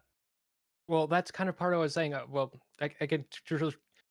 It's socially. I think it should just be socially encouraged, and that's why, like, it's not on Destiny to do it, but because he's like one of the few umbrella like heads of like various areas of like Twitch poll and like this type of content. Him having a stance would make a big difference. But what I wanted to do was I wanted to bring another example of where this kind of has started to percolate, changes in the community to protect people. There, like a couple years ago, there was starting to be some conversations about the dangers of parasocial attachment of fans to streamers. And since those conversations started happening, streamers are now more conscientious about it, and streamers have conversations. Some streamers are more just like explicitly like trying to take advantage of fans, trying to enforce that. But a lot of streamers are now more responsible. They talk to their communities like, I don't want you to like have this about me. Like that's weird. I don't want that. That responsibility is now more normalized. So I think actually the parasocial one is a great example of why we should all be extremely careful about social engineering, because we're all stupid dumb fucks who don't know anything about anything. Okay, parasocial True. relationships. When we actually started doing the research, in fact, Max can tell you this because he talked to the specialist that I'm going to be citing here. What we found out is that parasocial relationships are only bad in a couple of circumstances, which is where stalking is happening or obsession to the point where like basically somebody is trading off real life relationships to spend time with just their parasocial relationship, particularly when there's like a conning element at heart. Fuck For the you, I'm most not hanging part- out with my Yeah, but family in yeah, order but to hang I out have with a you I'm not contention done. with fucks. that I'm not data. done, motherfuckers. Um, For the most part, parasocial relationships are neutral to positive. They tend to be temporary holding places that are really good. They're very good for community building. A lot of people will build a number of like friendships that maybe not last forever, but for a long time, based on this consistent community thing, which is we're interested in this person. So the idea that parasociality is like this really bad thing, and so streamers got really, really careful about it, is not actually good. It was just fucking stupid. So it's good in the point that like people who are like, oh, conning based on the parasociality is bad. That's a good thing. I'm glad that we got that metric. But most streamers, a lot of streamers, when I talk to them, the way that they talk about chatters is that they're not real people. They're just these NPCs that don't actually exist. And like when they hear about, for example, me having large community meetings where I hang out with like my fans, they're like shocked because they're like, what do you mean they're how could you hang out with fans? And it's like it's the most dehumanizing shit ever. Like it's a great example of why like we should be really fucking careful when we're talking about how to litigate the ethics of like systems that we don't even understand. Yeah, like I was so for me, I go in more the direction to try and avoid parasocial relationships as much as I can or be very, very aware of them. And I do a lot of coverage of that and talk about that kind of stuff with my community. But there are like I would agree with Erudite that there are sort of like there's the good and the bad of it, and you shouldn't just try to unless you want to, like me, you shouldn't try to completely avoid parasociality. You should be watching out for the bad types of parasociality where they're getting out of control, where somebody is, like, as you mentioned, trading off reality or real life relationships for a parasocial one that isn't really doesn't really have much to it, or stalking or something like that. Those are the ones you want to look out for. But I don't think anybody is going to be a good measure of that overall. I think everybody's going to be a bad measure of it, and so I don't see why we would want to encourage everybody to try to dictate what is good and bad Oh, parasocial okay. Well, relationships. that data I have a contention with because all of that data is all self-reporting from like people active in a community. So like if you go to anybody's stream and you talk to the community, oh, how do you feel about your parasocial? They're all gonna be like, oh, it's great. Like that's just like utterly like not the right way to study this. But that being said, I don't think there, in my opinion, that's not the right way to say. I'm not a professional, but I don't think there's a very easily like cut and dry way to study this. My only like posit about parasociality, which I think has become the norm, is responsibility and care, and like just like being careful and like treading with like don't just go, because people know about the parasociality thing, and then there's people that try to like really make their fans think that we're all best friends, and those people are definitely taking advantage of people. I don't think you could argue otherwise. And so just knowing that there is something there to think about is important. Sure, but But the what When the I'm fuck did this panel become outlining, about parasocial relationships? but the thing that I'm outlining is that well, like, when Drazari, we're you can bring it litigate- back if you want. we're I would litigating- like to bring it back to the Destiny being at the top of the Sure. food chain. Okay, Okay, you want me to so just- let's let hold on, guys. the Let's end. hold on. Okay. Again, I just want to say, if you guys have me too quiet to hear, please turn me up. We're gonna let Kyla wrap up, and then Drazar, if you want to kind of shift frame for us, we can definitely go wherever you're trying to take it, as long as everybody else is on board. Thank you. Right. The whole point with the parasocial stuff is that when we litigate early before we understand anything, it actually ends up in resulting in a lot of people doing dumb shit about this because we don't understand anything at all, right? So yeah, it made people be like extra careful and cautious, and it also probably led to streamers being some of the most lonely, most depressed, least community connected people ever, because they think it's really bad if they talk to like people who watch them, right? Like so many streamers that I know are insanely lonely, which blows my mind, because like the reality is like at any time I could just like pop into my community. It's great because all of them know that I can be a fucking asshole. I'm not perfect. I'm not on this pedestal. In fact, my relationship with my viewers is inherently less parasocial because I'm just like willing to spend time with them and like talk to them like they're people. And this litigation that we did, that it's a bad thing to do this, is cringe.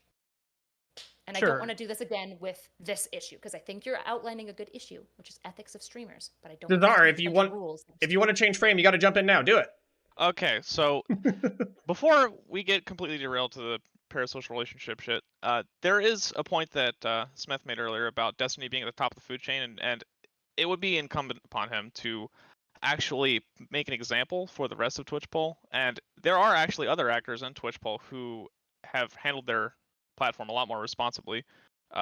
This is probably the most disgusting thing I could ever say, but even Hassan Piker's community isn't nearly as bad as GGG can be at times. So Okay, God, But- fuck, this is actually such a bad take. Hassan's community unironically spewed slurs at Destiny for like ever, and they just Yeah, thought but it was okay. The they reason didn't dox Lav though, did they? Okay. No, I'm sure they've done other really shitty things. Here's the issue.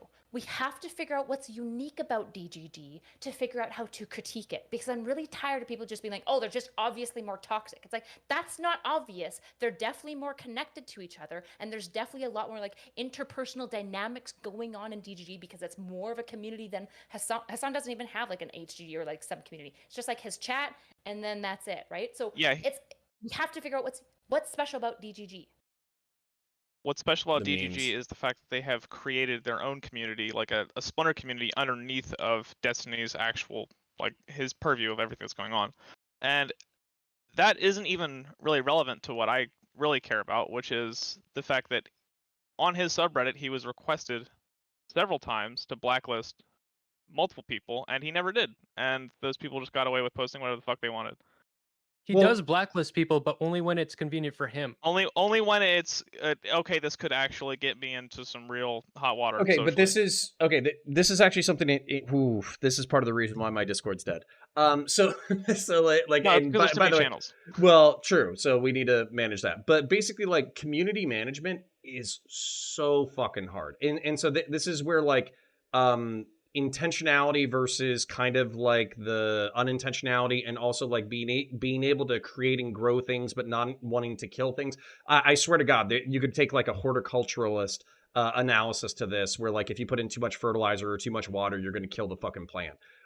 So basically, like I think that a lot of what Destiny has done, people including me are very jealous of. But what it takes is having a constant drip feed of content for people to engage with. It takes having people who are passionate about that content who want to talk about it. It's having a place for them to specifically go in order to engage with that. It's building like in-group language and in-group community beliefs that they kind of share. That way they can build like a language and a community and a culture that's almost independent of any of the other cultures. And then it's people viewing that culture as positive.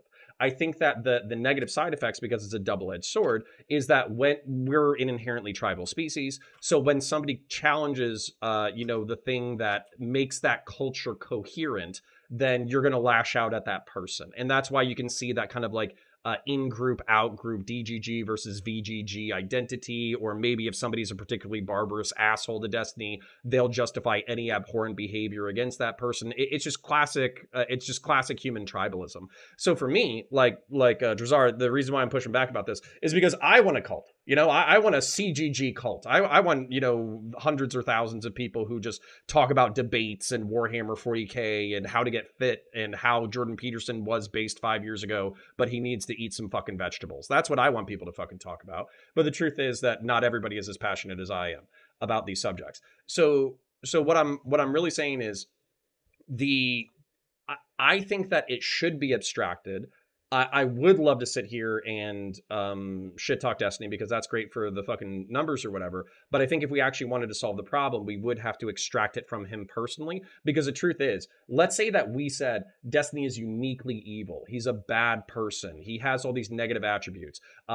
This, and this case all demonstrate his sociopathy and psychopathy. And hear how he's individually terrible and psycho-stalked and doxed and fucked over these people. The truth is that as soon as you took him out, there would be another person who would fill the space if there's not a change in norms and mores and culture. So that's where I'm okay with extrapolating it out to meta conversation. That's absolutely think- true.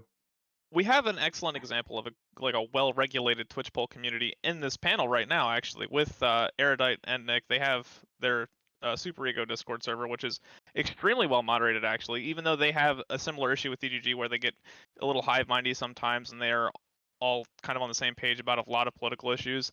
They do a really good job of like cleaning up the abuse aspect of that and preventing people from actually being harassed. And I think that on a macro scale for Destiny's community, it's probably a lot harder just because he has so many more people in his community and in multiple Splinter communities. But I don't think it's a huge ask for him to try to spend, instead of 10 hours a day streaming every day, why don't you stream 8 hours a day and 2 hours moderating your fucking filth? So I'm I gonna don't I'm know gonna about I'm gonna that. weigh in here just a little bit. Not with an opinion, but so one thing that's unique about Destiny's community, other than size, compared to me and Erudites and just about anyone What's else's big? community, which besides that one, that one, but also that Destiny has created a separation of power from him and his Yeah. Discord specifically.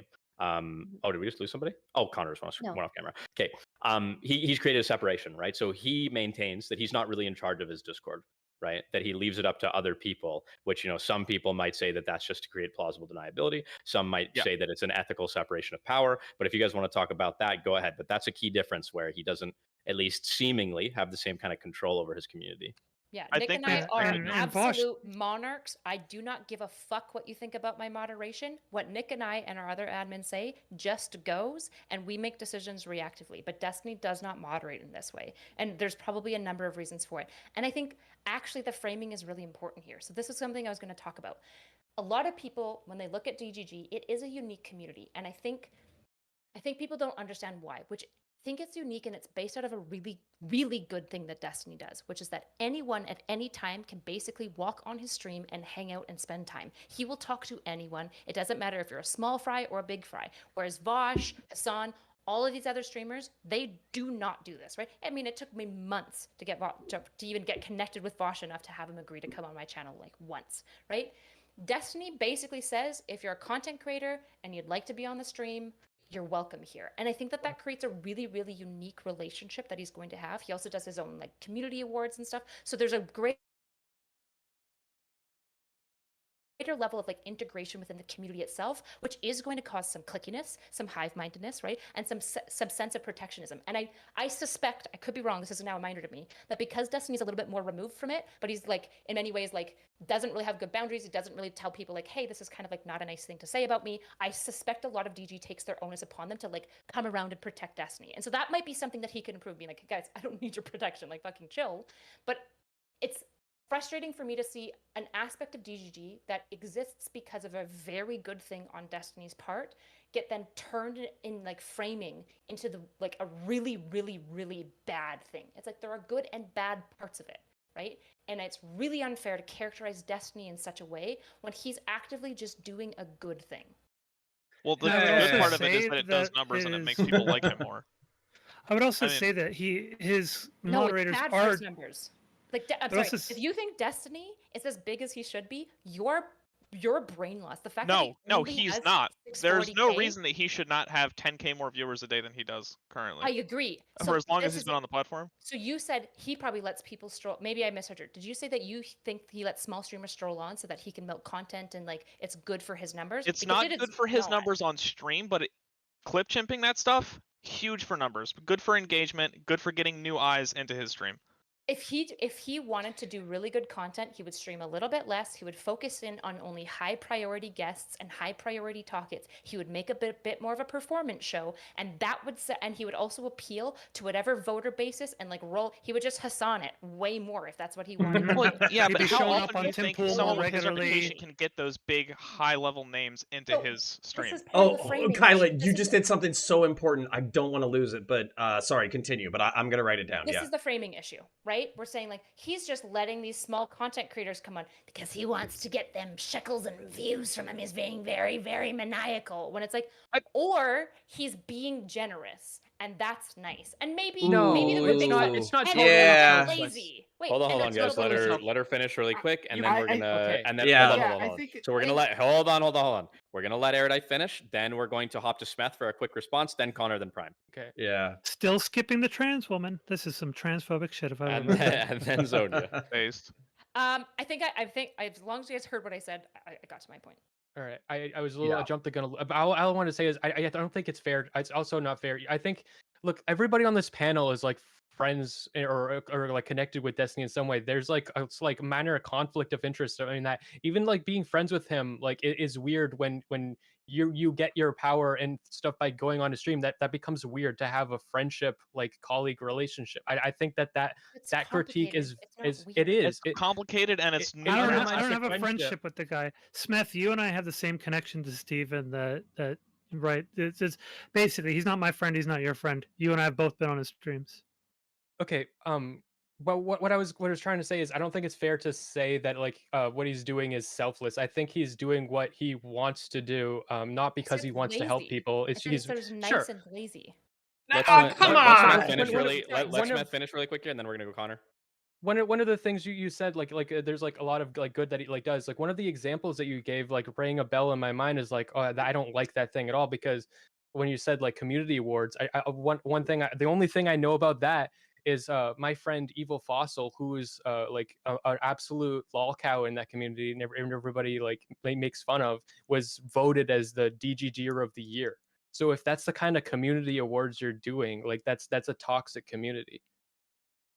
All right, go ahead, Connor. Get in there. Yeah. So, sorry.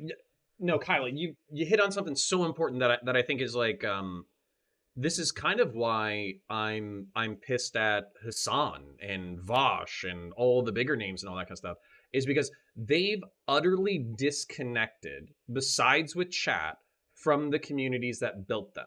So the people who like had conversations with them, gave them debates, gave them interesting things to talk about, helped them create panels, all that kind of stuff. They just got up to whatever numbers they could do so they could do React Andy, and then they spun off into their own shit and do React Andy content and maybe collaborate with other people who are as big as they are, okay? That, like, it feels very selfish in a way, but I understand that that's almost like an intelligent self-protection measure because if you don't interact with, like, small internet schizoids who are debating, and if you don't interact with the smaller panel shows, and if you don't interact with other people, there's no danger of anybody really canceling you or taking you down because you don't even have the opportunity to get into the drama in the first place. So in that way, I actually respect Steven infinitely more because he's an incubator of drama and content and debate and discourse and all that kind of stuff. And he gives, kind of the smaller community members the ability to kind of like at least latch onto that content and kind of move up in the tiers, even if they're just doing react shit to his content. That's like a huge boon for the community. But I don't think it's like totally honest to say that this is just being generous. It's obvious that he loves the drama, he loves the content, he loves generating this kind of stuff. And honestly, like, I think that he could quit and do React Andy and news reviews for about a month before he would lose his shit and miss his old internet schizoid fucking fights. Now, maybe he wouldn't come back, but I think he would miss it on some degree. But Yeah, like, so, maybe so I Hold on, probably hold on, Erudite, hold on. It's we got Prime, and then we're misquoting gonna me. go here. You're literally do not we engaging need- with what I said. I'll engage with what you said. But the I question called him is, lazy. I don't think it's lazy at all. I think what he does is way harder than what Hassan and fucking Vosh did. Playing video games all day and just letting content creators come on to help you make content is not that hard. I'm sorry. Like, it is lazy. It's just also generous. It's both of these things at the same time. Erudite is the harshest critic of fucking burnout from Destiny. spending 10 Yeah. hours a fucking Grind. day every day. It's the Sigma Yeah, grind and- set. and Hang there's- out, play games, Wow. let other people generate the Wow. content. Okay, hold on. Before somebody else I goes. think there's got to be look. Yeah. I think Connor and I are sharing a mind here. I think that it yes, it can be both of these things. We don't have to make a separation. That it is definitely generous, absolutely. Like the way Destiny interacts with the rest of us, compared to how some other streamers do or don't. Yeah, amazing, right? And I can't give him enough credit for that. But also, like, because he's doing that much content, right? Like it's a huge help. All these things can exist at once, and we can acknowledge them, that they interact in ways that can be beneficial, but then at some point toxic, right? All we're talking about is incentives. This is why I really want to focus on that. There are incentives to act in certain ways within this space. People decide to go down certain paths. I refuse to like deal with drama at all, right? And it's hurt me. It's hurt me, right? because I don't talk about drama. I don't keep track of it. Most of that stuff is new. Like in the article, like most of that stuff, I don't fucking know, right? But other people have this shit memorized, but I have no idea. But it hurts because the audience wants that. The audience loves that. I was about to And say I you might think want to get into drama a little bit more. yeah, So- exactly. On But that like, note, but like, Well, I guys, don't. hold on. Sorry, I Hold on, interrupted. Let time finish, then we're going to Zonia, and then it's open. Yeah. So like, I just feel like we can acknowledge that he exists within the system, but uh, is an agent within that system, right? He has agency within the system, like we all do, right? You can exist within a system that tells you that you like attack this other streamer because they somehow slighted you, right? And you can milk this for a month. But then you can have the agency to say, well, I'm not going to do that, especially since I may know this person might not handle it very well, and something bad might happen because of it, right? Like we can acknowledge both of these things. Okay, Zonia, and then I'm going to actually grab the floor for a second.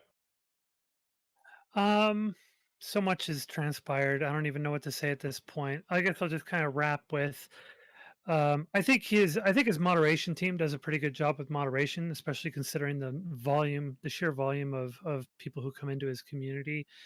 With regard to his platforming practices, it is lazy. I agree with Kylan on that, but he has also stated in the past that he does want to be sort of like helping facilitate the growth of the space, and so he wants his platform to be available to smaller creators to jump on, to become known, and to sort of show their chops and engage with other creators that are even bigger. So that's something he stated openly before, but it doesn't require a lot of effort on his part to do that, because let's face it, what has he been saying over the last several months when he was doing Factorio, and now also even with him playing their billions multiple times, he said, I just want to play my games. That's all, right? So he sits there, plays his games, remains on VC, and people hop in and do their stuff. So it's pretty lazy. So there's a just- little bit of altruism and wanting to benefit Yes. the growth of the smaller streamers, and laziness. Listen, My if frustration is sorry. like all of this, and I'll be super Go ahead, Corey. biased. I already said from the beginning that I am humanizing him. Everyone knows that I'm friends with Destiny. I'm not pretending to be unbiased, right? The issue is that you can have a good opinion with being biased. Anyways, I think my issue with all of this conversation, particularly from like Drazar and Smith, but a lot of the ways that people talk about Destiny is to read into like a space where probably it's neutral, but there is potential of good character. And maybe there could be potential bad character, and consistently and repeatedly always just reading in bad character. I think that that's a really unfair thing to do to Steven, because I think any like panel host, for example, will tell you that Steven is incredibly generous with his time. He always says, hit me up, let me know. He'll always come on panels. If he sees that like your channel's struggling a little bit, he'll raid into you, right? He's constantly trying to support people like in his space. And like, is it like, could he do more? Sure. But like, why would you be so entitled when receiving generosity from somebody who basically has no motivation to give it to you and isn't even benefiting that much from having you on a stream, and then be like, yeah, but I want more. It's just like, it just feels like the wrong fucking thing. All right, hold on. I love what Stardust Stardust hasn't been in for a minute here. Go ahead, please go ahead, Star. And then Yeah, and then really quick after you go, really quick final thoughts on this point, and then we're gonna kind of shift a little bit here. Well, look, I think that already Destiny goes out of his way to give this space to smaller streamers, give people a chance that wouldn't normally have a chance. And by creating these standards that we're putting on him, we're not making these standards for any other streamer that are of his size. The only reason that he's being held to these standards is because he took the time to interact with us. I wonder. I wonder. I really do. I wonder if if it were any other streamer who were his size that were taking the time to interact with us, and most of them don't.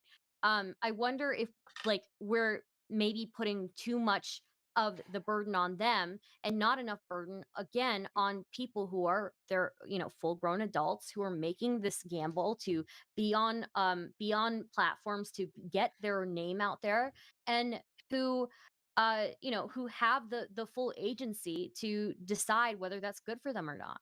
So maybe that comment was directed at Smith and Drazar, sorry. But to Connor and I, right, what we were talking about is creating community standards. Like specifically not laying it at the feet of one individual and saying that maybe we should rethink how we do this. I'm talking to Smith and Drazar, just to be clear. Okay, fair enough. All right, but to Erudite's point, and from other people, I know our name. Shut up. Erudite's point and other people. Say my name. Say my name. I would agree that like I am biased, right? Like everyone knows here, like that Destiny helped me out, where I was getting fucked, right? Destiny helped save me, and shout out to him. I'll always be grateful for that. But And so here you go, I backstabbing him.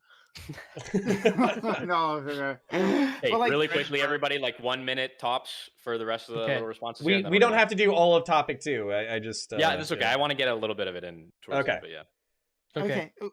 Okay. Well, just that like we can do both of these things. I think we can responsibly do both of these things, in which we can acknowledge him for his generosity, and he has been quite generous, and he's been very kind to me in particular. But also we can say that, hey man, like you fucked up, and I don't think he has to be uniquely culpable to do so, like or have some sort of unique qualities before we can point to him and say like this is the wrong path, right? Like these decisions need to be rethought, reassessed. I'll leave it But before we move on, Okay. I can be incredibly brief. Sorry, Smith. I've been waiting for a while.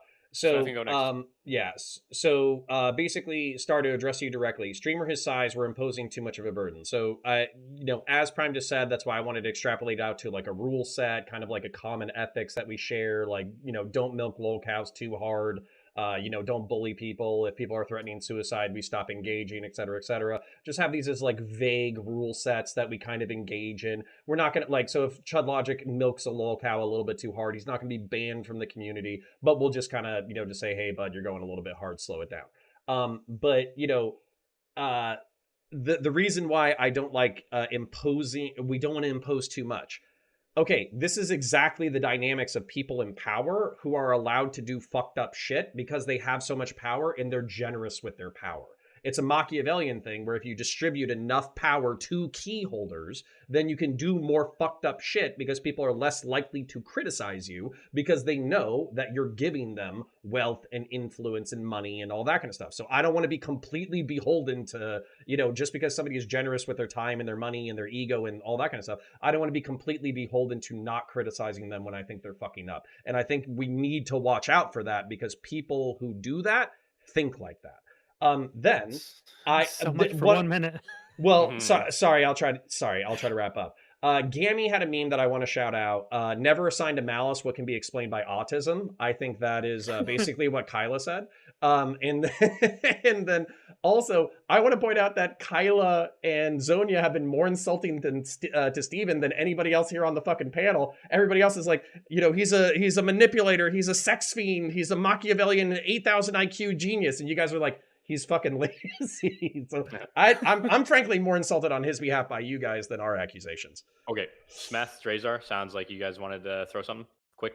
I wanted to say that I think that there absolutely should be a standard, or at least a culture or expectation that that somebody can tap out. But I think with like what you were saying, what you could call like a Machiavellian trait, but the trait that where you have a platform and you're handing out power to people, it makes it hard for a lolcow to even tap out.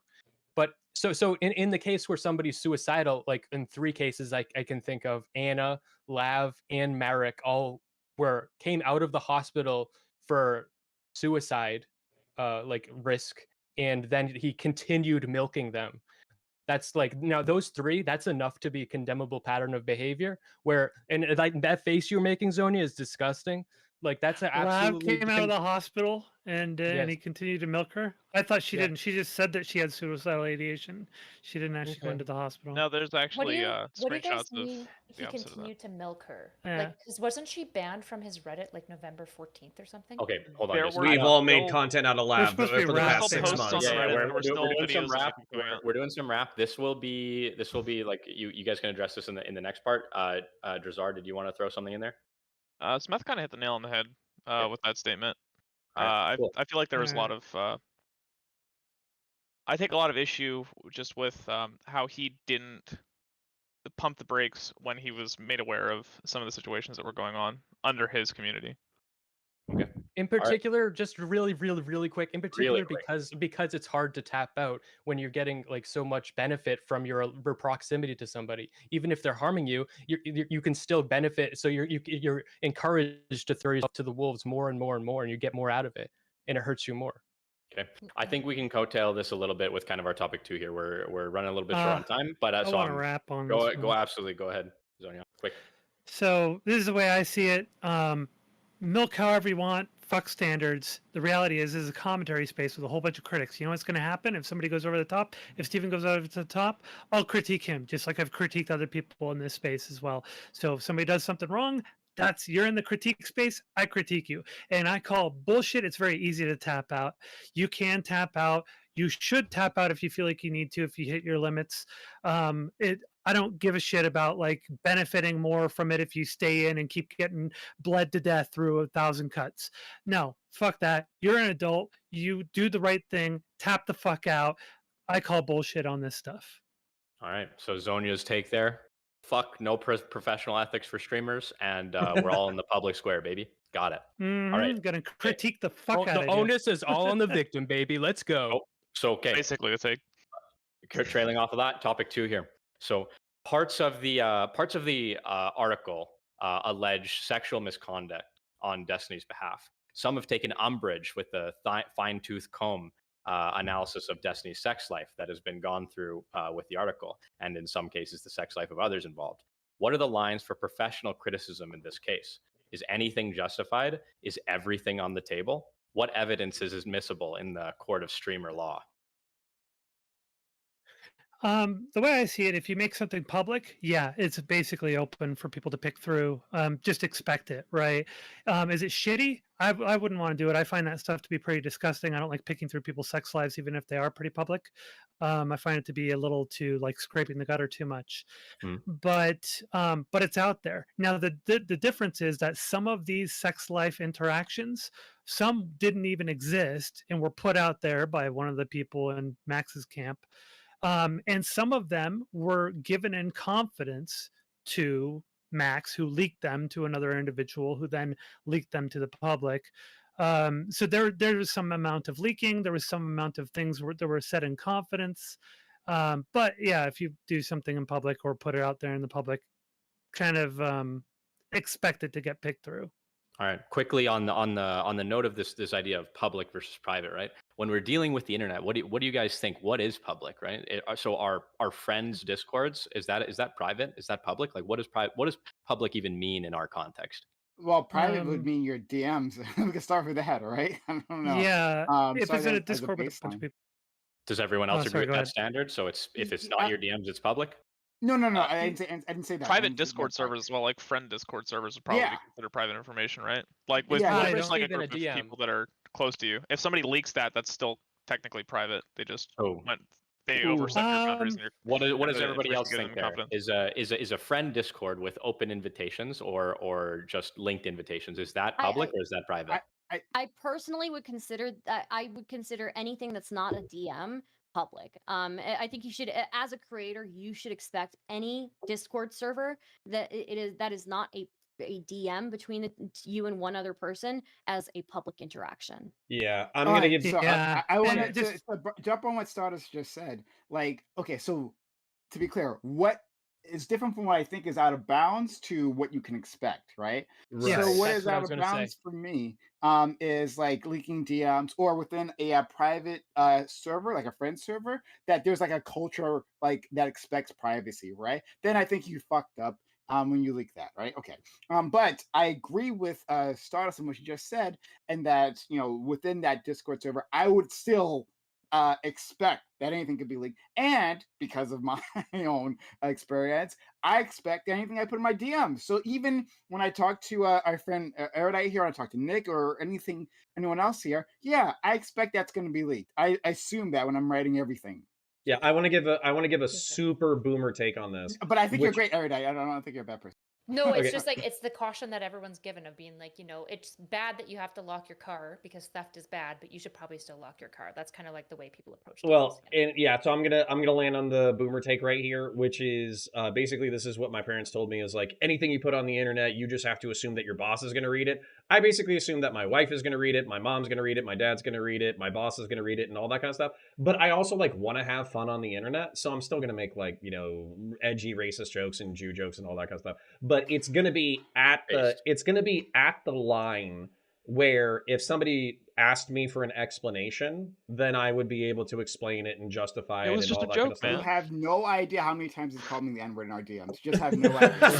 With an Time A. to leak. Wait, Time to With leak. Time to an leak. an Oh, shit, A. shit, we It's can an do that. important Yeah. distinction. Man, All right. Connor but- really The leans way- on that whole Almost black heard Irish it from thing, everybody. eh? I But- don't know what's so- If you The type it, way if you that audio I- record it, if you type it or audio record it, you're going to have to stand by it in public, especially if you're a creator. If you're an audience member and you're running an anonymous tag, that's one thing. But if you're a creator, you have to be ready to put your face on camera and stand by what you said and at least explain it away as either a joke, bantering with friends, having fun, etc., etc.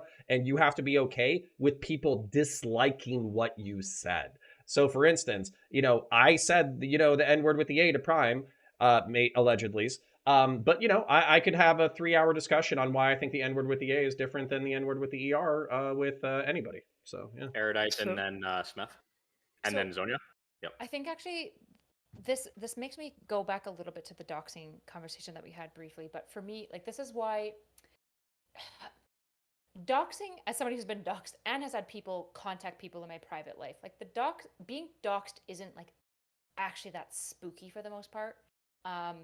The issue that arises is when people use that information to contact and like it's the next step, right? Like in the Sunday shit, the stuff that was like actually harmful to me was him like talking to professors that I've like previously worked with, right? It's like other people in that community who like reached out to like my old working company and like I had to like send them a list of names to just like block and forward to me if they like sent like that was the actual destructive stuff, right? And so like when we're talking about in the case of like Destiny, going back to this conversation about the article, right? Like the reason why I think like we really need to underscore why what Max did was so awful and so off the limits in this space is he wasn't just contacting and talking about things that were in the public space. He was using knowledge of a public interaction to contact every single person in Destiny's professional life privately to send them a message saying, hey, I'm writing an article about Destiny's sexual abuse. Would you like to comment, right? And that is like, that's the actual fucked up, really bad shit with this article. Like, that's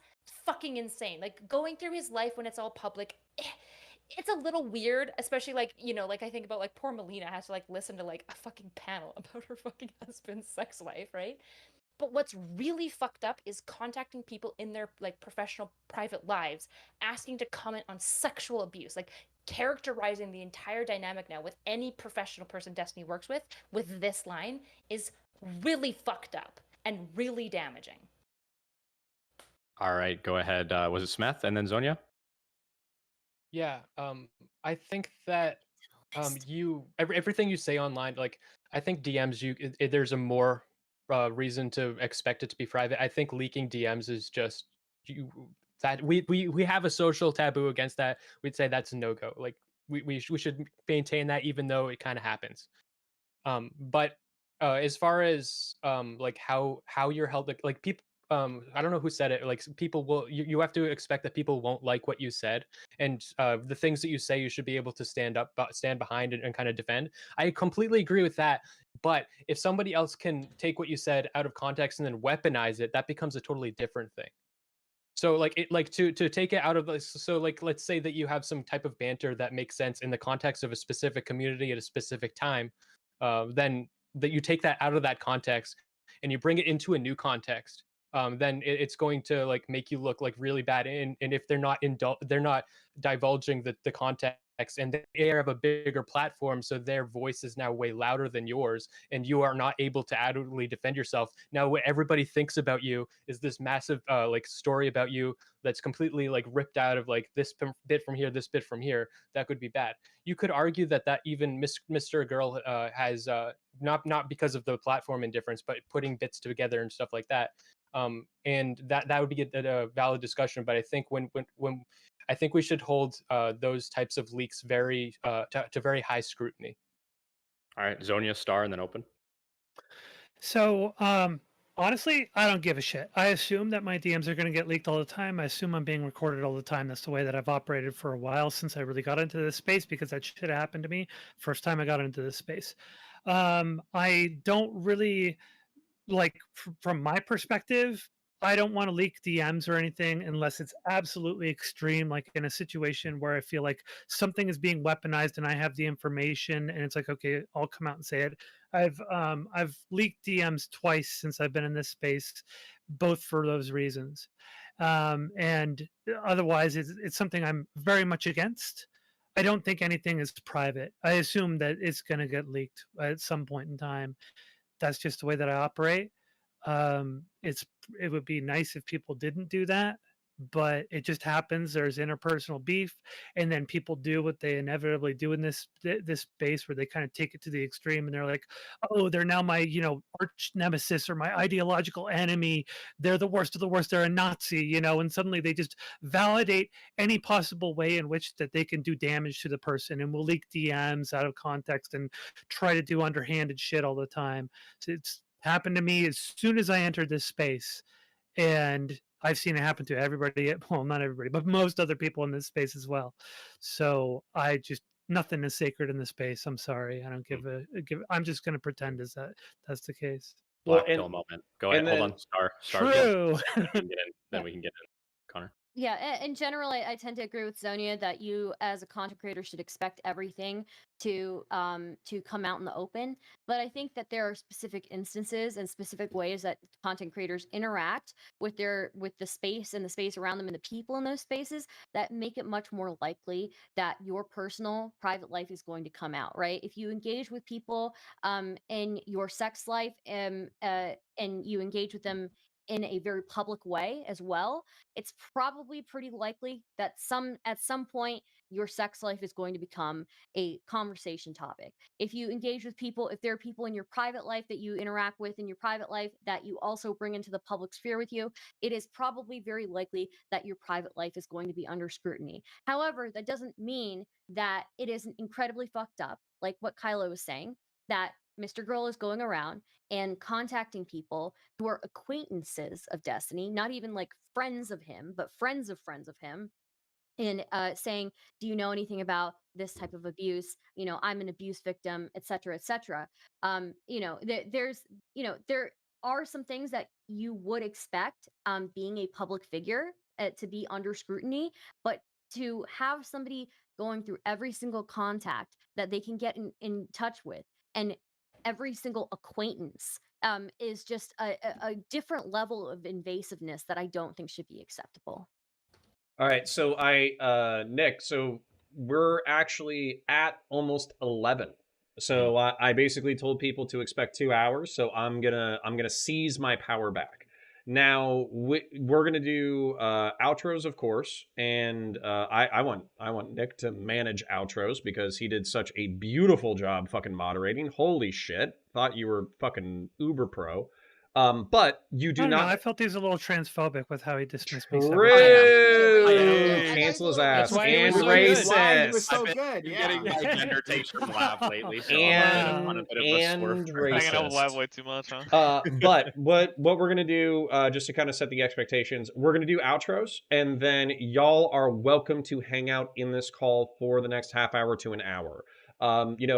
Basically, I like to run a 2-hour debate. That way, it's nice, clean, get in, get the content, move on, and then I like to hang out for a half hour to an hour to decompress, so people can kind of get to know each other in a less combative thing if they want to, and if they don't want to, they can dip out and do whatever the fuck else they planned with their evening.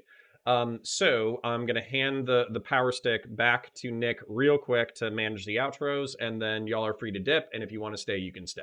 Okay. So yeah, we're gonna get into outros here. I wanted to throw in an extra question, a final question baked in with the outro, Sure. which is streamer or content creator even a real job, let alone something that we should consider as like a Based. potential for like a formally recognized profession with its own list of ethics? Yeah, I want you to try and give a quick and substantive answer to that, Oh, along with your closing. and actually, if you want to incorporate this into your closing as well, Nick asked us earlier and said that he wanted you to be prepared to answer this question later. So if you didn't prepare, that's on you, you stupid fucks.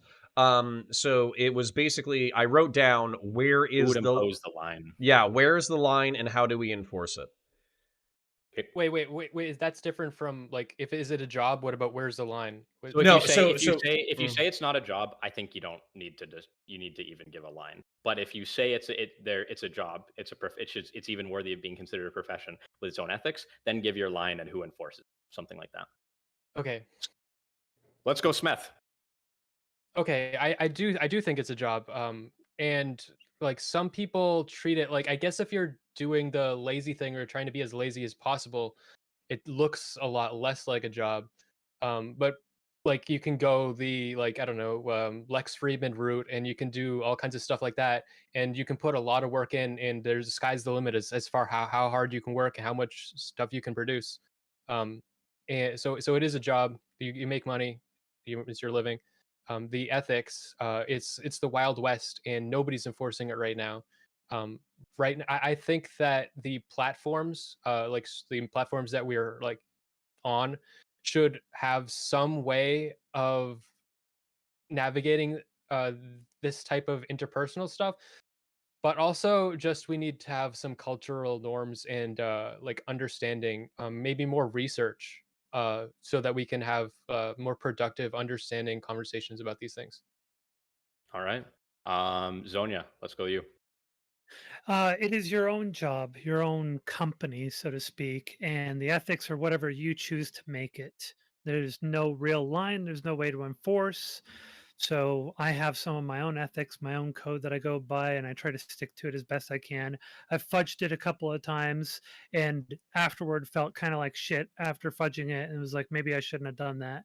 So, like, I have a policy against milking the mentally ill, but more recently, I've kind of skirted that one a little bit and milked the mentally ill a couple of times, and sometimes I'm like, should I do that? Should I really do that? I had a policy against that. So I have my own ethics, my own code, and it's up to you to choose whether or not you've got your own ethics and code that you imbue into your own little career here as a streamer. All right. Prime or Connor, sorry, and then Prime. Yeah, so I think that not milking the mentally ill is base, but obviously we all have to follow the content gods as we, as they spread their blessings upon us. So I think we have to try to figure out, like, if it's the point of suicide, if somebody's talking about killing themselves, if somebody's talking about self-harm, if somebody's talking about that kind of stuff, like, criticize. What I try to do with the empathy thing is I try to criticize what somebody will not be upset with. So I wouldn't try to attack their appearance or their family or anything like that. I would try to attack something like more like their professional conduct or their rhetoric or why their perspective is incorrect or any of that kind of stuff. And then I basically think that it should be socially encouraged, not legally encouraged. I don't think it should be TOS. I don't think it should be the law. I think that we should create informed consent for the worst aspects of the space. And just kind of as we welcome new creators in, just tell them, like, hey, this is what you can expect. I think we could create content, or I'll create content on how to be an audience member, how to be a new creator, how to be a medium-sized creator. I don't know how to be a bigger creator, but basically we could maybe ask and create that kind of content. And then how do you hybridize digital and real world relationships? That way the online world doesn't suck you in completely and destroy your life. And then finally, absolutely, it's a job. So at worst, this should be a hobby that is fun for you. That is the worst thing that Twitch and YouTube politics should be. And then the best thing it should be is a lucrative and fun career. And if it's not either one of those things, then I would encourage you to put your time, attention, and talent someplace else. All right. Stardust, let's hear your thoughts. Yeah, I think absolutely it's a job. Unfortunately, you do have to understand that you're And if it is your job, you're in a space full of hobbyists, and you are not only competing against other people who are professionals at this, but you're competing against hobbyists. Um, Secondly, I would say that if you are engaging with this space and something about your personal or private life touches this space, you should expect that to be a topic that comes up that is talked about by other people. Obviously, you can have your own lines. I don't hold any other content creator to specific lines except for like the don't dox people, don't like stalk people kind of line, right? But as far as like when it comes to what content you can, what can you make content on, I don't hold anybody to that, right? I have my own lines, but at the end of the day, this is up to you. We're all adults. We all know the risks of engaging in this space, and unfortunately, it can be very taxing. But you have to learn how to take a break from it. All right, Prime Kai. Yeah, I think the problem is that we don't all know the risk. I mean, I've seen people they just don't know, and that's what Connor and I were talking about is finding some way that we can inform people, and just as a community look out for each other. I think this is definitely a job. I think that this line that you're talking about should be socially enforced, but we do have like legal consequences for things, right? Like for things like harassment. These things are definitely the case. It's just whether the law itself will actually take them seriously. As like even this article, this mystical article says, Destiny tried to go to the FBI for assistance, but then they didn't take him seriously because he plays video games. So that's another thing. And then of course there's the fact that some people are like not within like the same country as you. So it makes things crazy. But still, at the very least, we can try to create a culture that is less toxic. And fuck, I was going to say something else. Take your time. Insert something brilliant here. Okay, go ahead. All right, and Drazar.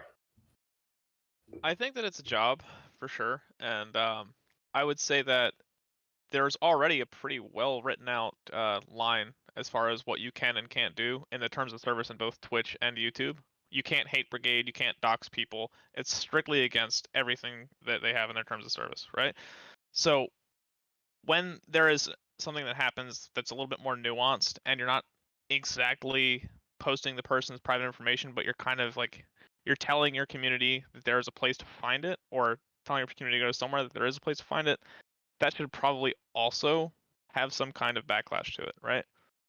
And I think the only way you can appropriately police content creators, because it's so ethically ambiguous and it's a very blurred line between the personal and the professional life.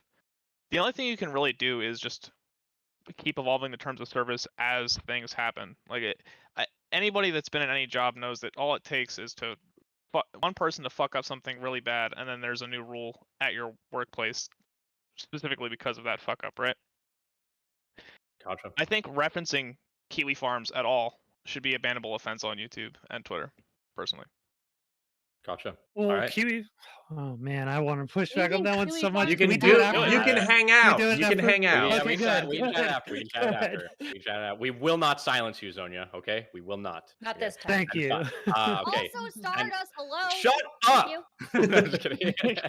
Did you just silence Stardust? Holy Hell shit. yeah, Nick. This is Finally? every day.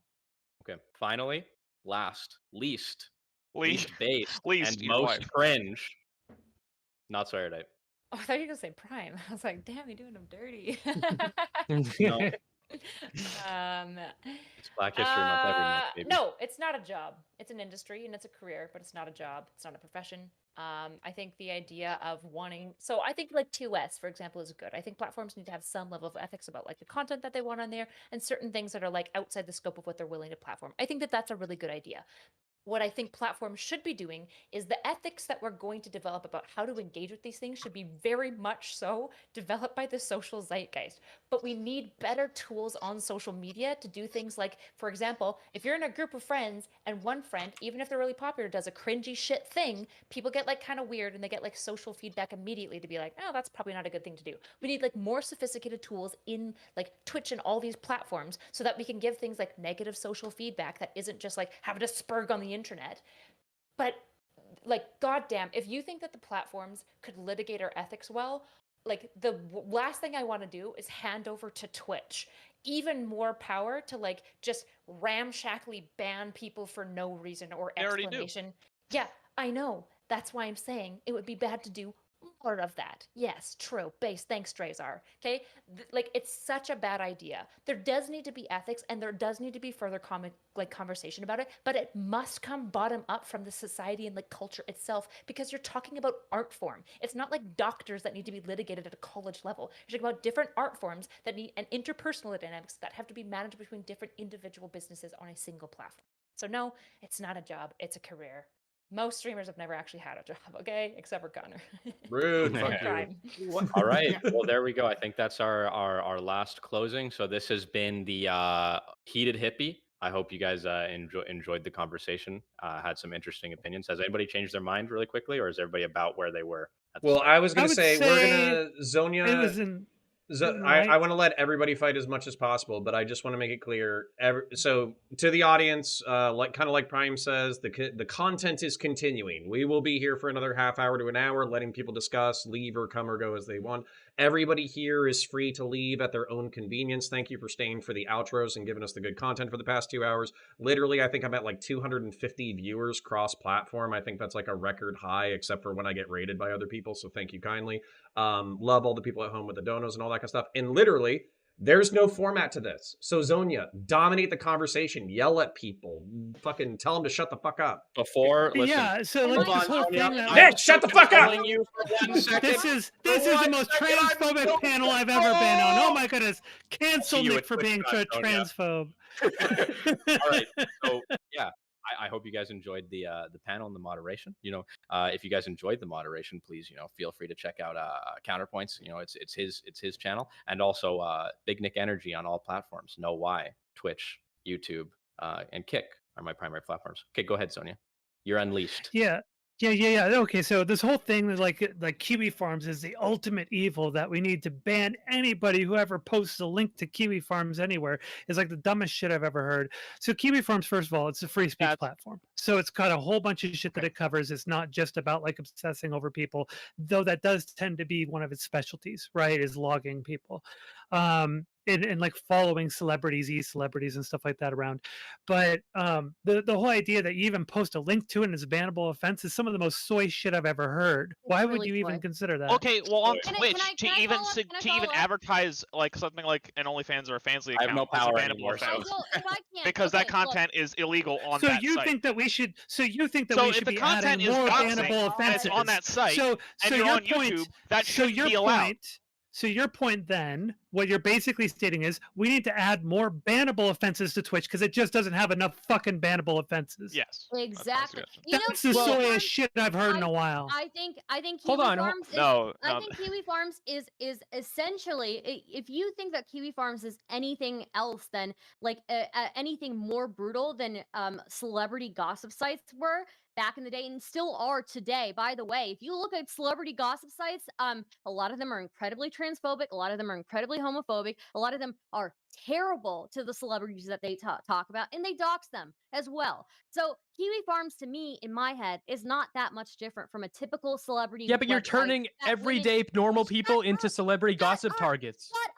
Shut up! Did I ask you to interrupt me? No. Fuck No, you. but I did it anyway, No, that's why he bitch. did it. So, secondly, yes, if you are online and you are a public figure, you should know that this comes with the territory. If you are big enough, people are going to talk about you. If you're making yourself the content, you are the content, and you are going to be on one of those gossip websites. I'm sorry, it's what it is. There are celebrity gossip websites that have It is what it is, but does that make it right? That have existed since the 90s, right? And we didn't have a problem with those being terrible cesspools. How the fuck is that We okay? We have. Yeah, but we we're have not Kiwi we're not Farms trying to now. moderate those. We're not neither me or Jazar, I don't know if anybody else is arguing this, but neither me or him Yeah, is but saying that we linking- need to moderate those. We're linking- saying that we linking should link separate to them. A Yeah. celebrity Right. website is gonna enough to cause you to get banned. Are you fucking kidding me? This is Yeah. what's confused. This is what's confusing to me is that a couple of MrGirl stands are advocating for MrGirl stands? increasing He's not a for MrGirl in- for stan. in- for Holy increasing. shit! Okay, So all that's right, the well, Mr. fine. Girl stand. A reformed for, Mr. but Girl.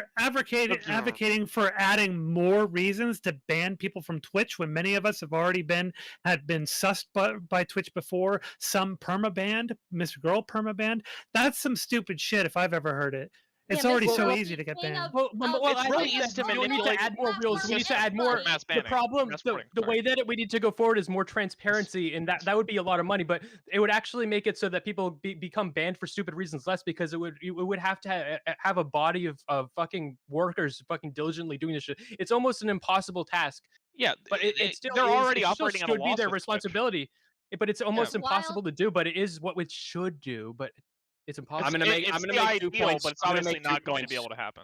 I'm going to make 2 points really quick here. One is, okay, if this whole Kiwi Farms is a big thing, as this is a little bit of a consistency troll here, aren't we contributing to harm nearly by associating names with the platform right now? Aren't we currently doing that? Like exposing more people to the understanding that this site is there with these people's information? How That's dare one. you And- introduce degrees of Kiwi and, Farms separation? and the no, most hold on. modern. And number 2 is, I mean, I think the real problem with moderation from platforms like Twitch and all of the big tech corporations is the open-ended nature of it, right? What Mr. Girl has described as the proper way for ethics to be able to catch as many people as possible, to be vague is how he described it. He wants it to be vague so that the platforms, and in his case, the professional ethics of psychology, is able to catch anybody for anything. This is exactly the problem. That's not fucked how in it's meant VR, to be, right? Yes, For a and big platform, for are a bad. platform like Twitch, Right, it shouldn't be right, vague. it should not be vague. It should be hyper Right. precise.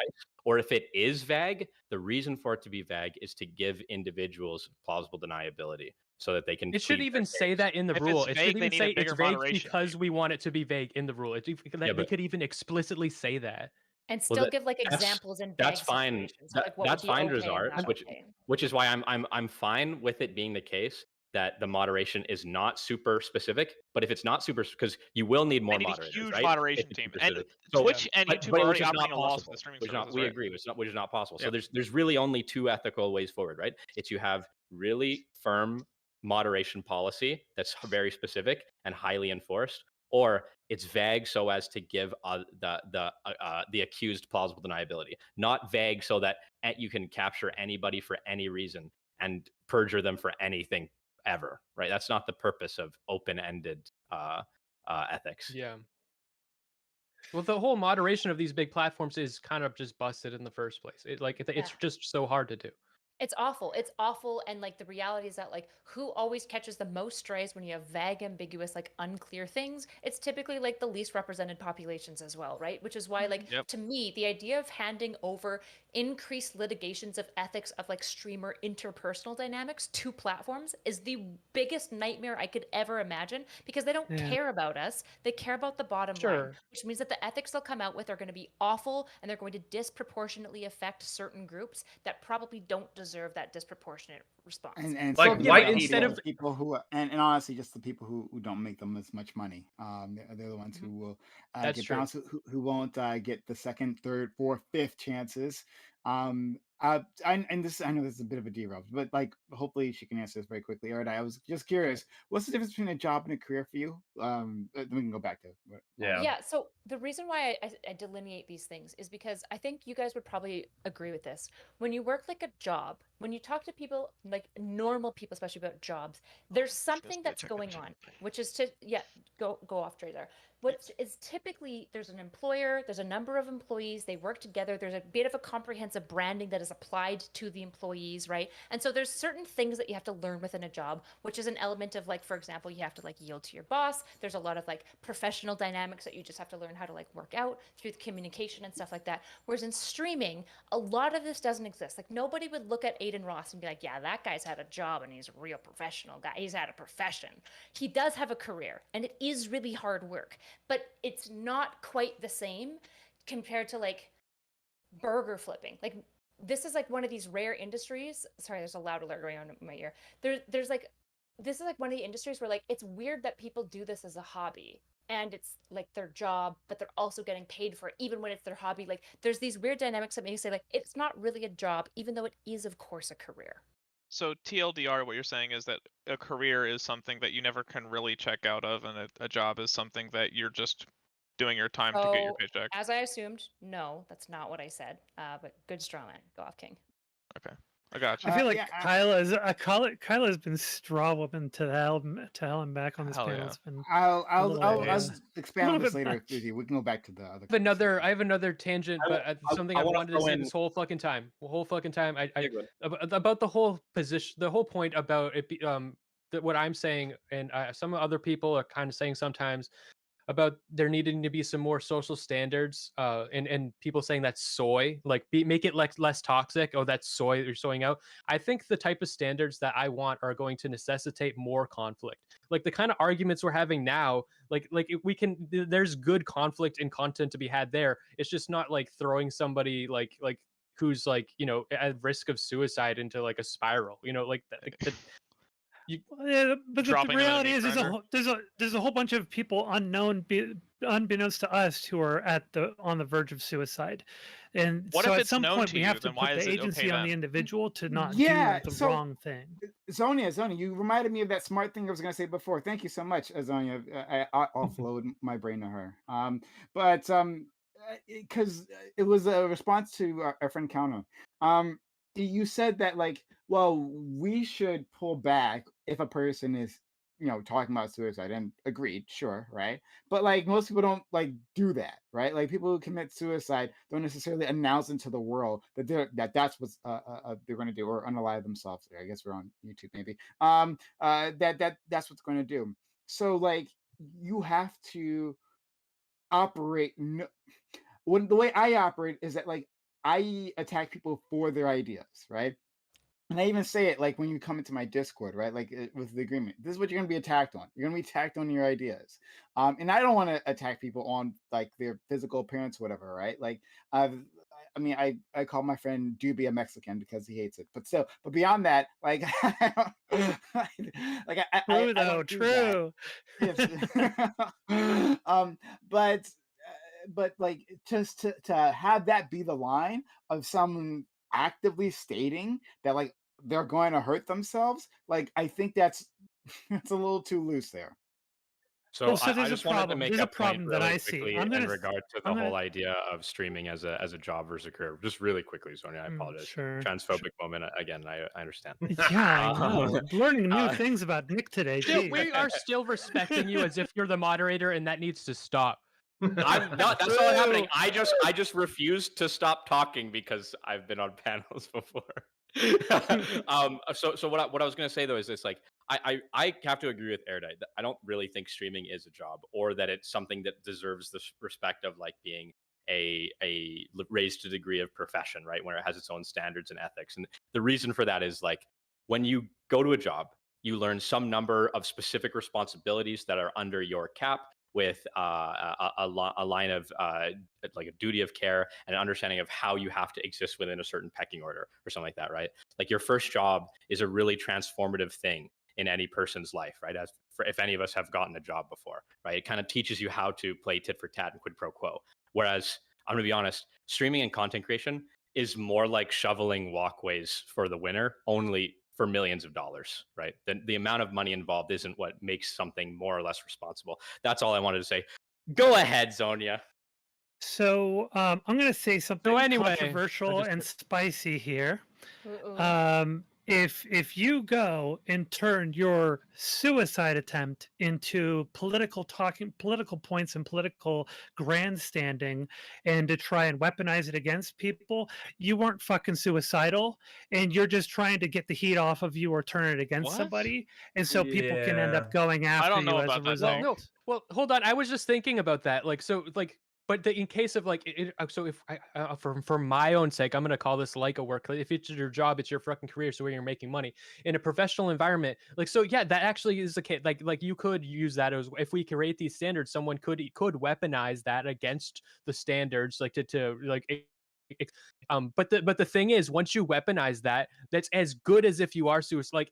So the line, you have crossed the line, and now you are excommunicated. You can't if you're at your workplace, and you in some, or you're at your workplace and someone says they're suicidal or something, in most types of workplaces, I can't think of a perfect example, and I don't know, a fucking therapist, but that's just an extreme. like someone mentioned something like suicide. Now it's like, okay, whoa, the fucking something, like it's the room just changed color. Like I'm now I have a totally now, like I'm not even like, everything I do is now put through a whole new filter of responsibility, and my behavior now going forward is now like I have to act like incredibly. I cannot do the wrong thing now, because now I am culpable if you do Yeah, you're on commit high alert suicide. and walking on eggshells Yes. at that point. Yeah, so when somebody said, so if someone was to exploit, like saying they're suicidal, you treat them almost as if they are. Like okay, you're suicidal, and then we're not gonna stream with you. Like that's how it should be. In the same Okay, vein as what was That's said actually earlier about how you should trust somebody, how they're saying if they say that they're okay to continue, even though they're getting a lot of backlash, and that what it seems like their like mental health is in jeopardy. If they say they're okay, you just take their word for it. Why not take their word for it if they say that they were well, suicidal? I'm gonna propose something for you because this is something that's been done by a handful of streamers in this space. There are certain streamers in this space who have gone and done a pattern of they go and they just stir up a bunch of shit with somebody, and then they get a bunch of backlash and pushback, and then they go and they say that they are suicidal to try and get the heat off of them, and then when things die down, they go and they do it again. And then they do the suicidal thing again, and then they back off. Everybody backs off, and then they go and do it again. So, what do you do about those people? So They shouldn't be allowed to come back. I'm going to weigh in here a little bit, if that's okay.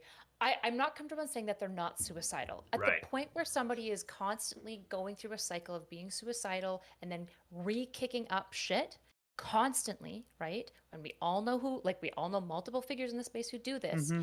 What we're talking about now is somebody where at that point, that's an individual that I'm actually more comfortable infantilizing, right? Those are individuals, for example, that they're pretty much bar none for me. I don't allow them on my platform at all with me, Yeah. right? I don't really participate with them. In fact, for certain individuals who are very mentally ill but won't stop trying to fucking kick up shit with me, I just block them because I don't really want to participate. However, we also have to make this distinction that like the morals that I operate with aren't necessarily the morals that are capital T true, nor the morals that I should be imposing on other people, right? And we have to also make the acknowledgement that there's a really big difference between something that is unethical, something that is just like just exists, it's just neutral, and something that is good, right? What I'm doing is probably either some people will think I'm being really bad because I'm infantilizing these people, or you'd probably think it's really ethical. So I may be doing a high level of ethicalness around like the mental health stuff, but somebody choosing to platform them isn't necessarily unethical, right? We have to figure out like the line in between. John Zerka's platforming Anna, for example, I think that was for sure getting into the unethical territory. Absolutely.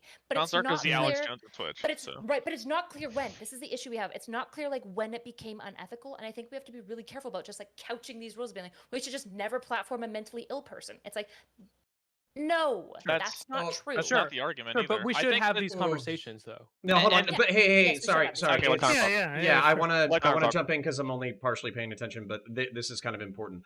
I think that it should be like socially looked down upon. So for instance, like as an example, I'm just gonna say it.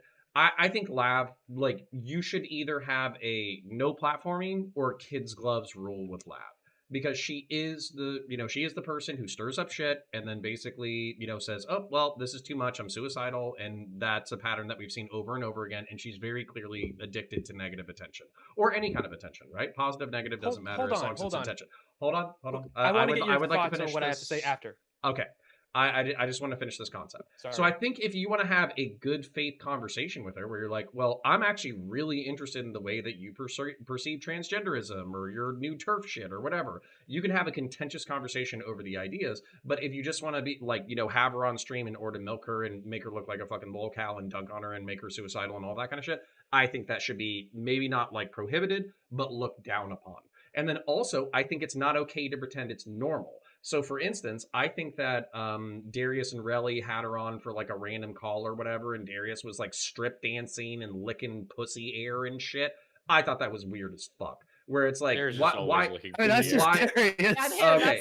Okay. All right. Well, I'm not familiar enough. That's for a whole Dar- other mental health moment. well, right, but that's Streaming is also an art. That's his art. But that's also kind of my point is like, I don't think you should ignore the elephant in the room either, where Lab has stirred up a bunch of shit and then like, cries foul when she's getting a bunch of shit. I don't think you should ignore that either and just treat it like it's normal. So sorry, before anybody else talks, Smeth, you said you had a specific question. Yeah, I want to bounce this off of you specifically because of what you just said. how do you feel? How do you feel about that? Like this? If so, Lav goes on like with like Destiny. So she's saying that Destiny made her feel this way. Destiny had this effect on her. How do you think that should exclude her, should preclude? Did you think that should mean other people shouldn't stream with her, or do you think that should mean that he should now not stream with her? I Like, don't think he should. I don't think he should stream with her just because obviously he shouldn't. their behavior set is obviously very toxic for each other. If they can engage, in a high level ideas conversation in which there were no personal attacks, I think they could engage in that level of behavior. But so far, they haven't demonstrated that they're capable of having that kind of relationship. Wait, no. The one thing I was asking about though was so that they shared for better for worse for whatever reason they should not be streaming together. But like does because she and him have a toxic relationship or have this negative, he has this negative effect on her, do you think that means that she shouldn't, other streamers should see her as someone they shouldn't stream with? No, she kicks up shit maybe everywhere she goes, just to be clear. Sure, I know. Hold on, whatever. Stop. She has this dynamic with Destiny. The issue with Lav, and also sometimes with Anna, is that they have these dynamics repeatedly with like multiple people that they interact with, which shows like again like a bit of a common denominator. And the issue is, what do you say? You just can't platform them? I would say if you choose not to platform them for a good reason, that's good. But if you do choose to platform them, to be clear, I actually think it's neutral, particularly if the party is agreeing to it, right? Because like this is the issue with like these type of figures. Is like we're talking about mentally ill people. Some people are just assholes and it seems really toxic for them and they're getting very sad, but it's not clear if they're mentally ill. And like when they say dishonest shit about you constantly, what are you just supposed to keep ignoring it? Are you supposed to respond to it? What if the lies about you are getting spread to the point that it's catching fire and people are starting to believe with it? Well, now you kind of have to address it. Otherwise, people are going to believe this lie about you. Like this is you address the claim. You don't slander the person giving the claim. You address the actual claim. Well, and hold on. We expanded the conversation, and I'm perfectly fine with the expansion. I just wanted to talk about like the interactions as far as like, do you interact? Okay. So I think that there are more mature. So if somebody has like a maturity issue or a mental health issue, it really doesn't matter. We're talking about like having productive conversations that don't make people feel suicidal. I think you can talk to insane people and make them not feel suicidal all the time. So basically, if you're the kind of person who's gonna make an insane person, and insane might be ableist or whatever, but if there's somebody who's suicidal or has mental health issues, and you can't have a conversation with them that doesn't make them feel bad about themselves, maybe don't have that conversation if it's a repeated behavior. And then Erudite, you said something else. What Destiny was doing though? Just to be clear, I think that I just want to make sure if we're fully hold on. But there was a point at which I think it was obvious to everyone in the audience that this was bad for Lav and for MrGirl, where they were looping and they were fucking up and they were wrapped around axles, and Destiny did continue to engage. And they were friends. Because when he tried to force it to not be a conversation and he banned MrGirl to force him to take a timeout from the Reddit, he didn't go for it. It had nothing to do with MrGirl. What? So we're talking about multiple dramas. We're talking about multiple dramas though. Okay. I want to just really quickly. I want to respond to something. Go ahead, Sonia. With the MrGirl thing, measures were taken to cut him off. The bartender move was done.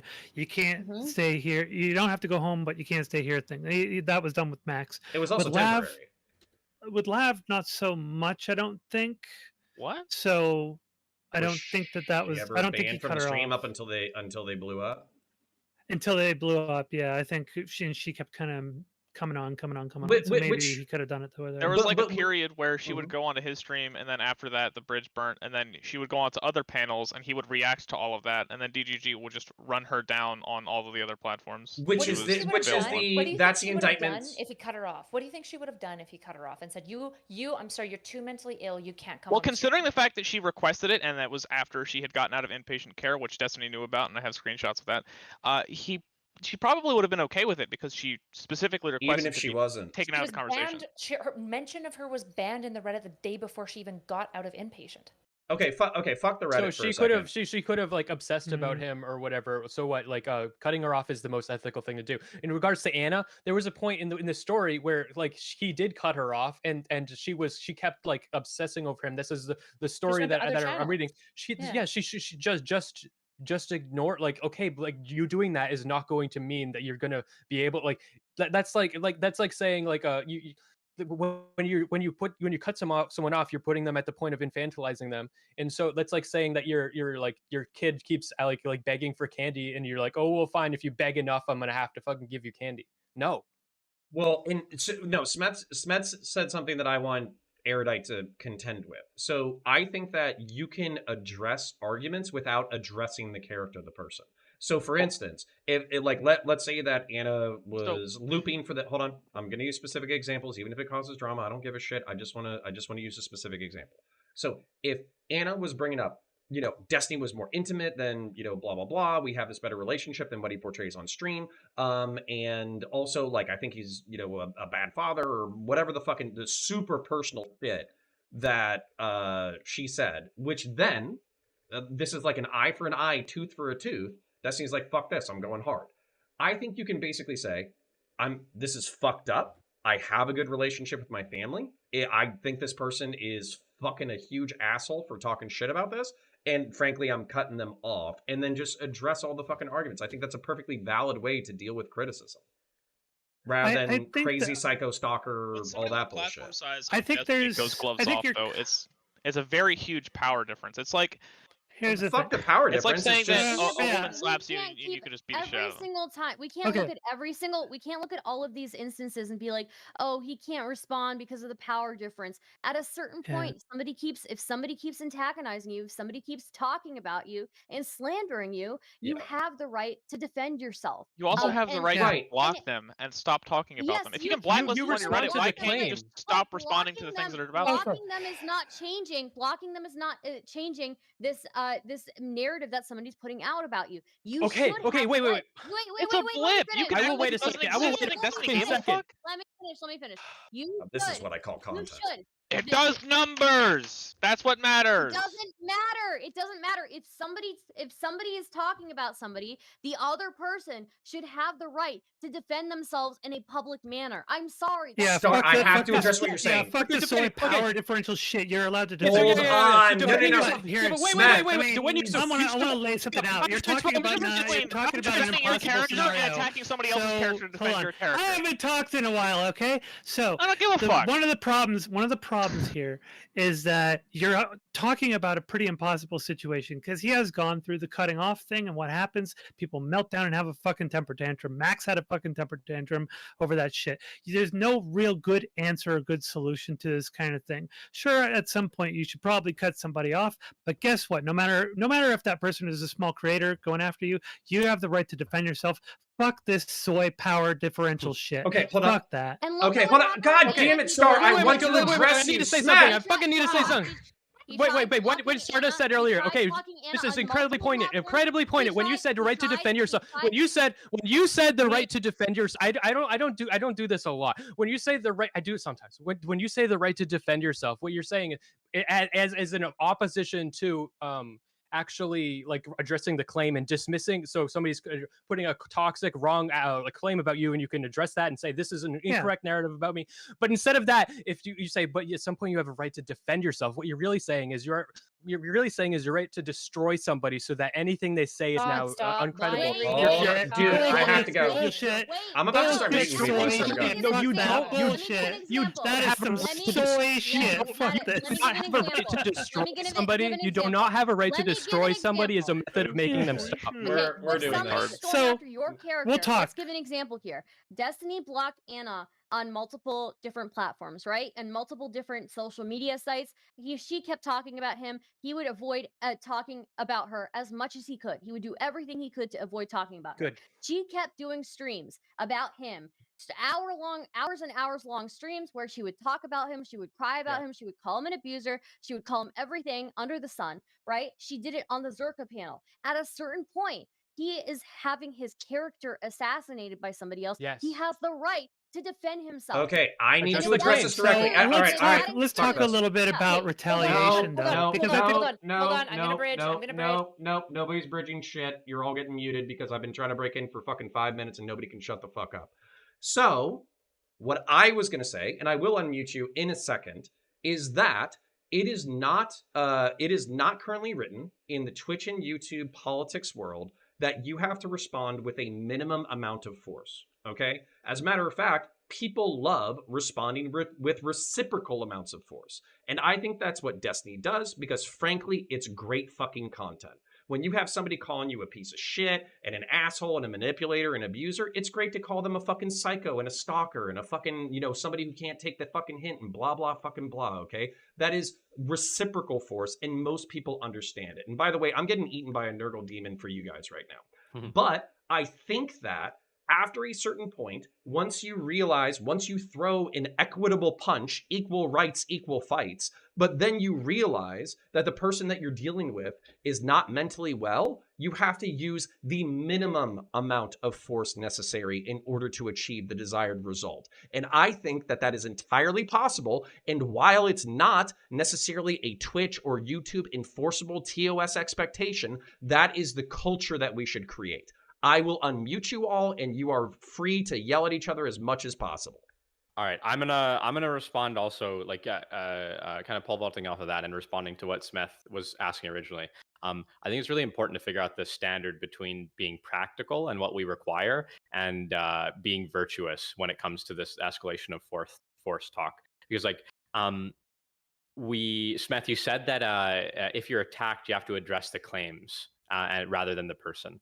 The issue is that we don't really do it that way practically in almost anything. Like in the presidential election we saw in 2016, I would say the main thing that made Trump so efficacious, especially in debate, was his refusal to defend himself, his refusal to address any of the claims laid at him, right? He would attack the individuals making the claims. And that was an extremely powerful maneuver. There's a reason why even in the legal system, right, it's standard for the defense to try and discredit the witness, right? I've recently We're talking about experienced efficiency this. versus morality. Hold on really quick. I've recently experienced this actually in. Hold on, Smith. Give me a second. I'm ready. All right, yeah, I'm ready too. I'm ready too. Okay, so I experienced this actually super recently as a result of DGG. So there's this individual from the fitness chat in DGG by the name of Jacob Bakaj. Okay, Oh, no. and so Don't bring he basically was telling a whole bunch of lies about me, saying that I was threatening people with death, posting near dick pics in the Discord, advocating for eugenics, and a whole bunch of this like crazy shit. Right. And so I was trying to, and that I'm a smarmy personal trainer with no understanding of biomechanics and physical activity, and that I'm basically a snake oil salesman, basically all this shit. Right.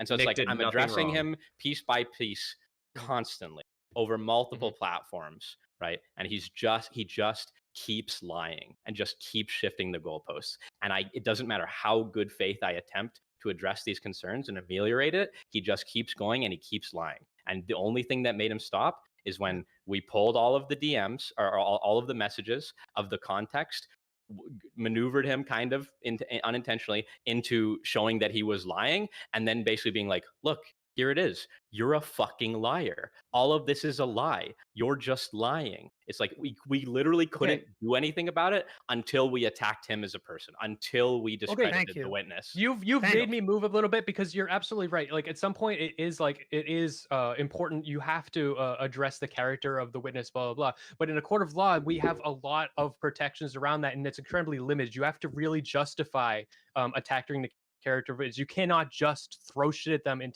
see what sticks. You really, every single time you do that has to be justified. And so so as that is a first resort is absolutely not acceptable. That is a last resort is acceptable. And there are like that is not like you do, that is not like you go as hard as you can. You in a court of law, there's a reason you have to justify every single part of that.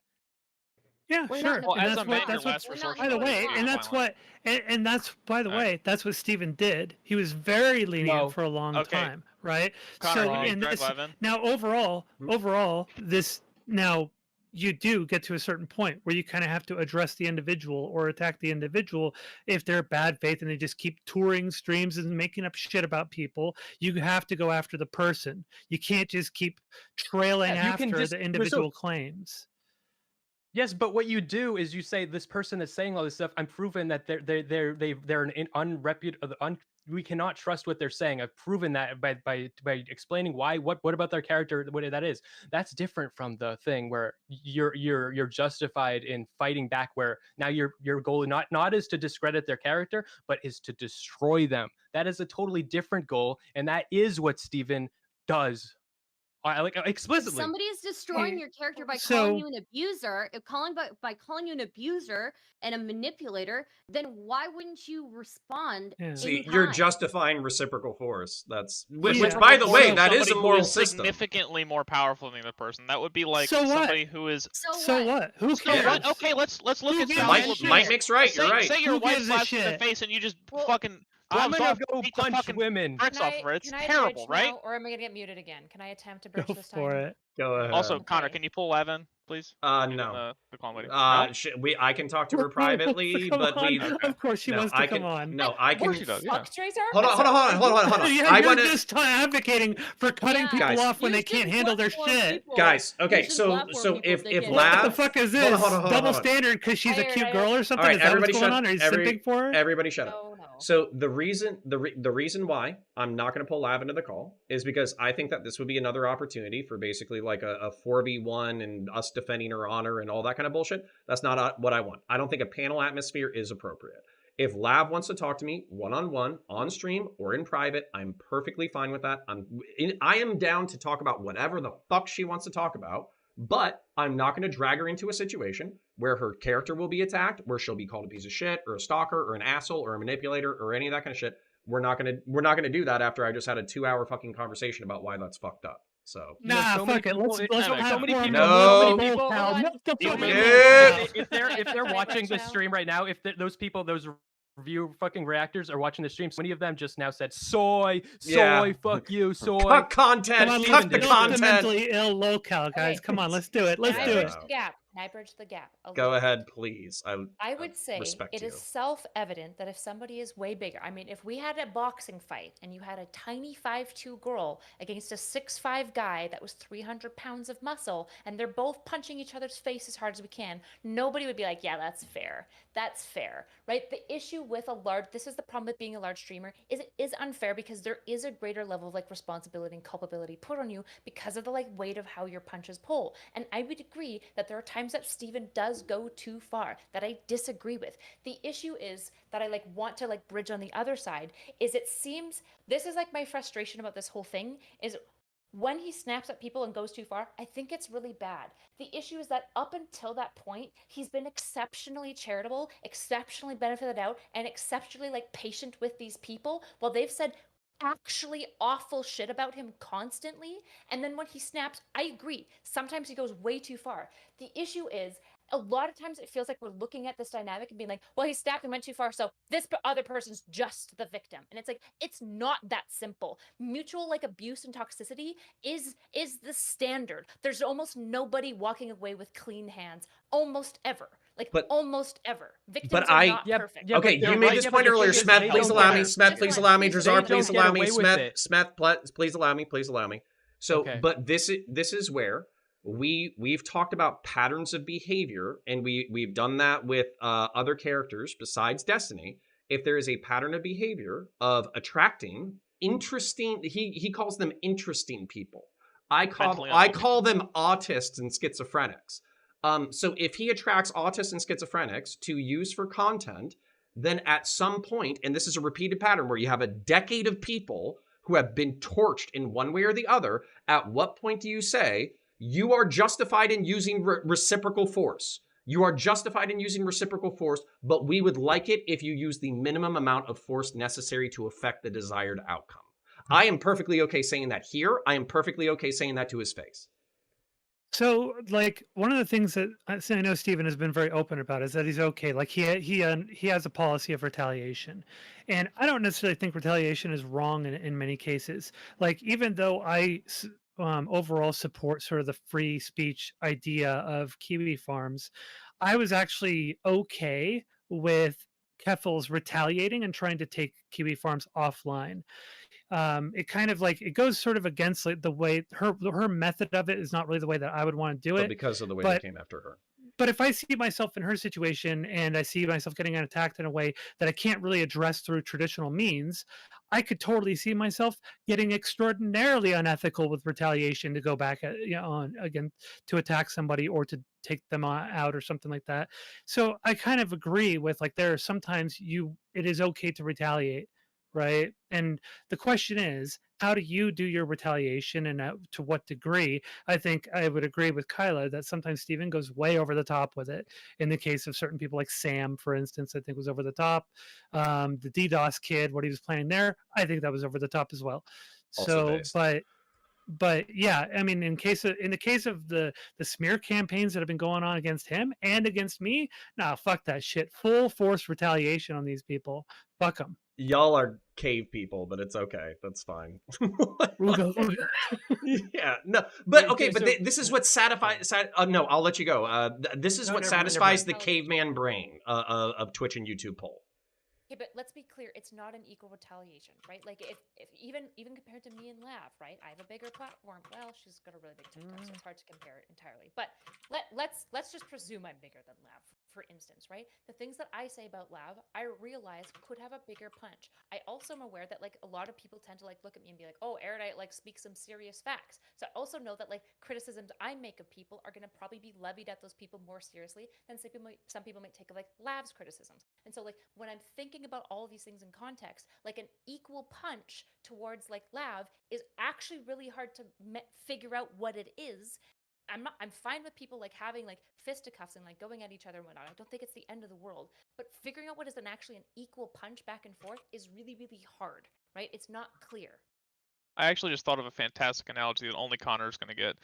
But essentially, DGG is consistent of like mostly autistic spurgs that are going to probably go out and say something. So they're like, of the like the viewership, they're like the elite units of people that are going to actually go after people. And your like casual viewer that just catches clips is going to be like the infantry. Truce. Destiny has almost all elite units and almost no infantry units, pretty much. No, the issue. I love It's a 40K analogy. It's perfect. Actually, hold on, really quick. I would actually say this is a pretty good analogy. I think that is kind of the Thank difference. you, Nick. It's like, you think I love your is drawing, by the way. Navy SEALs? well, so here's No, the it's thing, a right? So Warhammer like, if 40K you use, reference. yeah, if you use different units as a metric, right? There's certain factions that are kind of like use a Zerg tactic. They have tons and tons and tons of these tiny little units that are like. He's got a huge army of Terminators, Yeah, and they have he's- like. Yeah, it's like scouts. fucking what do you call it? The what guard? Who guards Protoss. the Emperor? What the fuck? The Imperial. Custodes. I bet he's got like an army of Custodes? Yeah, he's got like an nothing but army of Custodes. custodies. Like it's all these a lot of tiny minions, or are you saying that he's got an army of superpower guys? super An powered army of So- super powered Can fucking we like spurgy just retards. use like real grown up words for erudite? No! Okay. No, this is super simple. counterpoint Super 30K, simple. okay? We're Super- talking su- about Warhammer. Super simple. I'm gonna bridge the gap. This is just true. Okay. The unique thing about Destiny's community is that it's been around for a really long time. There's a whole bunch of notable, unique figures that have been around forever, listening to Destiny's content, developing this ability and this tool set of like how to fight people, how to debate, how to dig up crazy shit on the internet, and how to weaponize communities where they've seen all of this happen. Right. This is Everybody in actually Destiny's the Hold on, unique. Hold on. Why? I'm Why? gonna add I think there's missing something. He doesn't have an Fight, army fight, full fight. of Navy SEAls. What he has is, yes, there are some OGs that have been training for 13 years, and he's got a couple of very elite people that almost no communities have. But I don't think that DGG is just filled with these like super powered like. Yeah, he's autistic also got a spurgs. horde I army would say too. that This a is higher percentage of exactly- his community is They're- those as opposed to other people's communities. This is At least. they're- You can No, at it's least not. keep It's that, not, right? mostly- it's not a hand wave, though. It's not a hand wave. This is actually the big major point. Is there's these cliques of OGs that know each other really well and are super mobilized, and they pick their enemies, they pick their vendettas, and then they try to fuck you up. Right? Other communities don't have this. They haven't been around long enough to cultivate, this fucking power level or whatever. Right? That's the unique thing about Destiny. Is DGG I is love around for like that- what 14 years? So I if love you have that a community, DGG if you have a is like if you this have a community, boogeyman Like If you it's have a sort of the community- magic word boogeyman. They're They say called the DGG and Dalaban for a everybody reason. shivers and cowers and hides, right?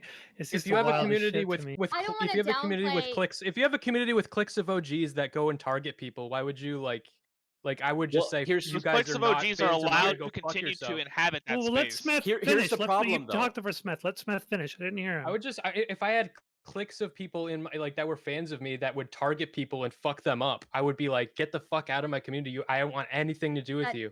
Do not associate with what me Destiny anyway. does, That's why you'll though, never is get it- All me. right, So, all right. Can we okay. let If Prime? You somebody look like you have something harasses- to say. Please. I feel like please I unmute. feel like you can easily make them not part of your community. Like Okay. Yeah, most Why that's people would what you, he don't. though? does, though, right? What Destiny always says is So they like, just if they're somebody- so obsessed Hey, with him, they let- latch on no matter what he says Yes, about them. literally. Matt, But okay, here's the okay, thing: is okay. if he Yeah. catches them, He catches them. he literally will. But it's the internet, man. It is You really have hard you to have do if this. if you report somebody who is harassing you on a certain platform and send it to him or to one of his mods, they will ban that person from all of their chats. Yeah. If you It is prove it, yeah, something then that he's they gonna do. have to do They that. do Yeah. it. So here, there's something. So Nick, I want to push back a little bit on what you're saying because But he can constantly the tell his community, don't fucking do OGs that. If The anybody's doing that on my OGs behalf, do fuck not them. do that. Let They- Sonya go. the So she the started interrupting, so OGs whatever. I'm gonna interrupt her. the Go ahead. OGs don't actually do what you're talking about, Nick. So the OGs, they tend, yeah, there are little cliques, there are little GCs and stuff like that. They tend to really keep to themselves. They share stuff in the GCs and stuff like that. I'm in some of those GCs. I know some of the OGs, but they're not usually the ones that are going and like bombarding people. Now, what they will do sometimes, they'll like quote tweet on Twitter and put a critique out, but they're not going to be the ones that are like repeatedly bombarding people in the replies or showing up in their stream chats. Like Yep. they'll show up in my stream chat to say, hey, look at what's going on, and then I'll pull it up on screen and stuff, be like, oh, interesting, right? Mhm. That kind of thing will happen, but they're not going and bombarding them in their stream chats or in their replies. Yeah, so I completely agree with you that it's not the OGs doing the bombarding, right? But it is often, and I don't want to make it sound like all of the OGs are bad guys. I don't want it to feel that way at all. It's just that the per capita, the power level of a chatter in DGG is just higher proportionally for the size of community. I would unironically say that DGG by volume is healthier and less toxic than any other community I know of comparable size. But if you get on the wrong side of some of the people in DGG, that's where you're going to have real problems. And it's not because they're going to spam your chat. They don't have numbers, right? They have power level. They'll draft a real fucking banger of a Reddit post about you with lots of logs drug out from who knows what the fuck, right? And all sorts of crazy shit that normally a community wouldn't bother. They would just N-word spam you and try to mass report you. DGG is not like that. They don't have the numbers. They have Praetorians. Yeah. Well, and that's like also- that's also weak, you though. can- So who also cares you about can- that, right? Also, What do you mean? Also, Who you cares can. about Also, that? you Sorry, can. what was that, Zonya? Also, Really? you can buy ban armor from Destiny. The reason why that matters is because when people are talking about DGG being toxic, it's a really low resolution of understanding like what is actually being experienced by people who like have the short side of DGG, who like do go through like. Thank you for awful telling me I'm experiences retarded. with I DGG. appreciate it. You're welcome. What I love you, what? though. I was agreeing with you. Just wow. So the thing is though that people will go. Erudite they'll was say only like some 10% shit, of the they'll way be into the wrong. point. Like usually what'll happen is somebody will say some crazy shit. They'll be wrong. It'll be something that they say about another person. Then what happens is like the DGGer goes and does a high effort post on the subreddit and post logs and everything and shows how they're wrong. And then the people get butthurt about the fact that they get exposed for having said some shit that was completely wrong. And then they go to Twitter and go on their channels and they start crying about it and saying, I can't believe they're beating up on me. And then more people post more shit and dig in more stuff and expose more shit. Erudite. Okay, hold on. I want Erudite to go. go. I want Erudite to go because she only got 10% of a point out. But real quick before I let her go on a rant, there's a simple solution to this. Don't be on fucking Reddit. Erudite. Okay, so yes, okay, I agree with you, Drazar. There is a higher power level, The issue is we can't say a community is more toxic if they spend a lot of time going through and finding very strong evidence of why your behaviors are bad and the criticisms that they have against you. It hurts more, it sucks, and it's way harder to get away with. And people are going to go, oh my God, that is a good criticism. And they're going to fling it at you over and over and over again, which does fucking suck. But that doesn't actually make them more toxic. In many ways, it makes them less toxic. It just sucks more because, like, a bunch of people spamming my chat, for example, and calling Nick a cuck and me a slut, I don't care. None of that's real. It's literally just like the lowest hanging fruit. But if people come to my chat and like give me like legitimate criticisms, they're like, oh fuck, that's real, and they sling it at me over and over, that's the shit that sucks. That's the stuff that rubs hard. Like digging up your old workplaces and calling your colleagues and outing That's different your. because that's not like a real criticism. That's just like harassment. But Well, no, but hold on. That whole It was situation all, is it was completely all different. done through the guise of Yeah, an it investigation, looks literally, right? I would call it concern trolling, and concern trolling does fuck you up. I meant to We make all it so know. like Everyone is in here probably knows the most concern unhinged trolling person can on fuck Twitter. you up. So Well, this is the thing: is it literally goes both ways, and we have no judge, jury, or executioner to decide, right? Like President Sunday did this whole thing, right, where he did a super in-depth op-ed, and like it was guised as like a super like ethical investigation, but then he just also happened to throw in the name of the university and the name of the professor and the email of the professor and the phone number of the professor and the old workplace and blah blah blah. And it's all under the guise of I'm here doing an ethical thing.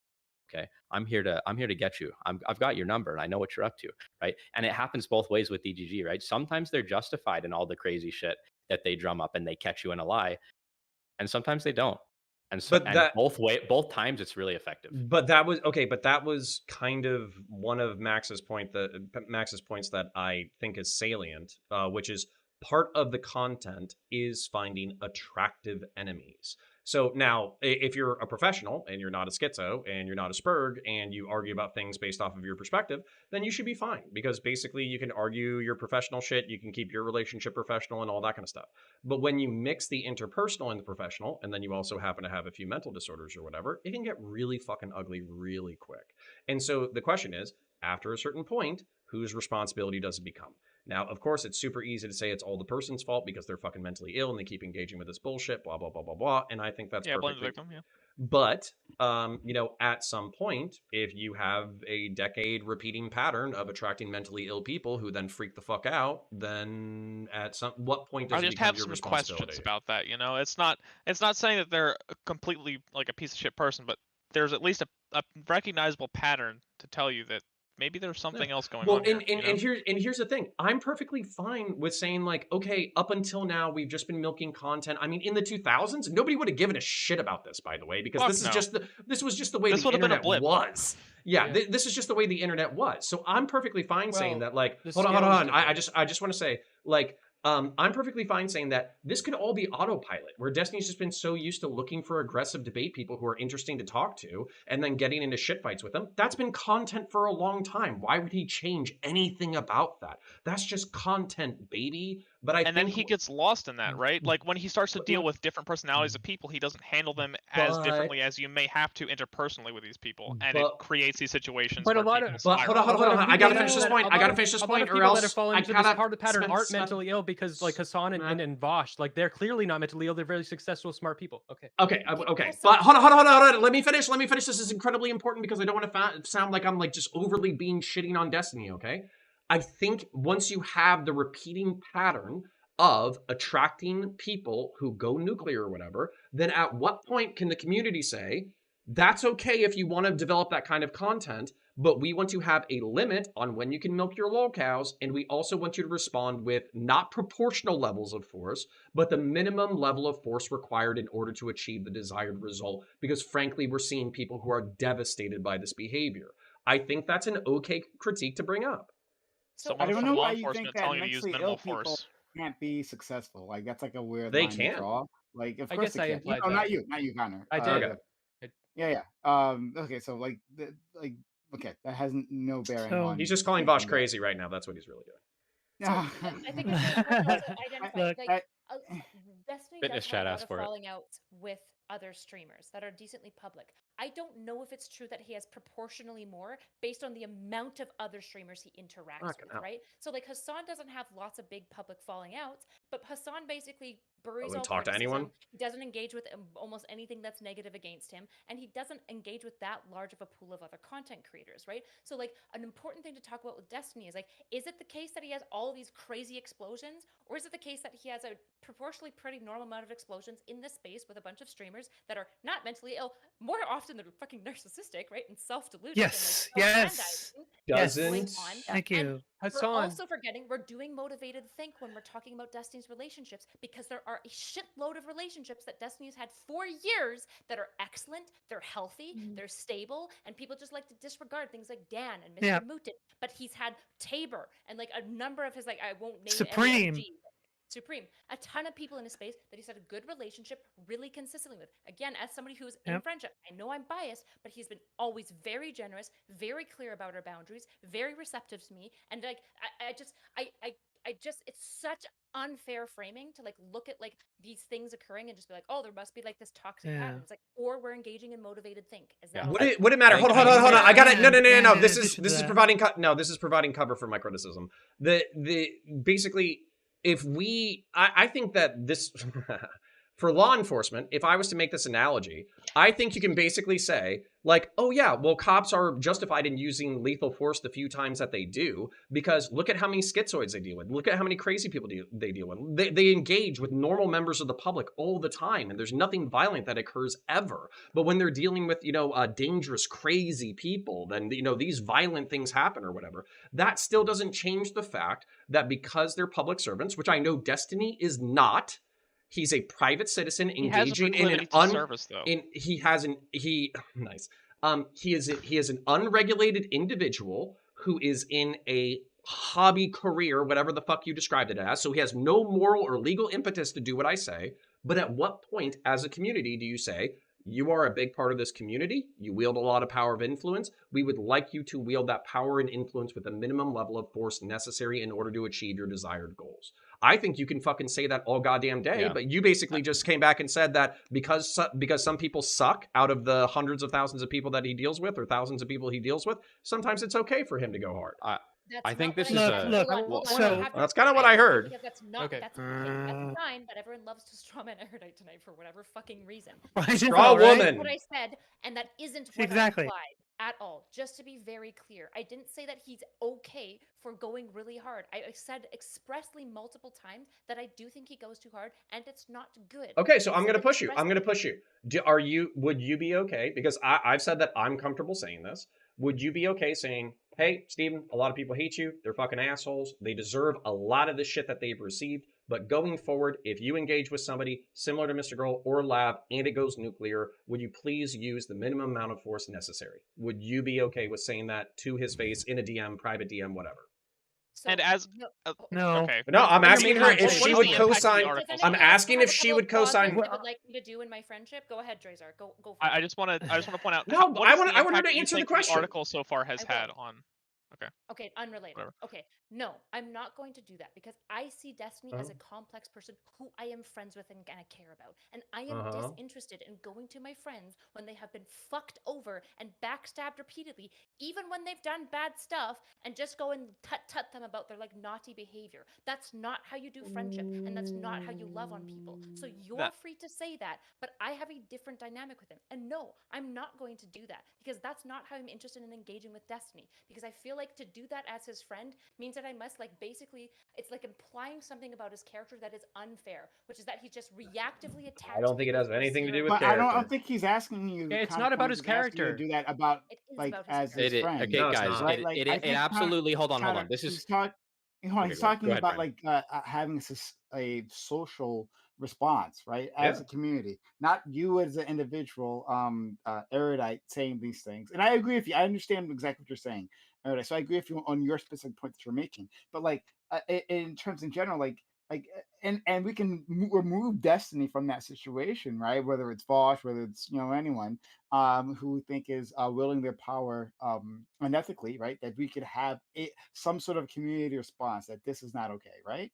So it is, of course, explicitly about his character. I don't know how you guys are at all getting off on saying that it's not. It's about Because how ethically and how virtuously he's wielding his platform, and if he gives a shit about the implications that that has. But If you disagree that that being about someone's character, you're just retarded. You Okay, don't know but what okay, character but is. Stardust, Okay, hold on, so hold on, it's hold on, hold on. I gotta impossible- respond to that. No, so- hold on, hold on, so hold on. if it's hold on. impossible to Stardust- address your friend's character, if No, so he, it is he okay. creates a No, friendship with nobody's all of saying his that. orders. Oh my Stop. God, So if now his Smith, that is community not knows the it's impossible distraction. to impede his Oh, character. don't make me. Please stop fighting ghosts, please. Okay, hold on, Nobody hold on. said I that you have can't confront your to friend say on this. character flaws. Okay, But I you don't have to want say this. to. Oh But my God, it's hold on. uncomfortable. No, Okay, no, stop. All right, that's all right, not what fine. we said That's either. fine. We can do. That's what you're doing. Okay, Smith, we can do this. All right, there we go.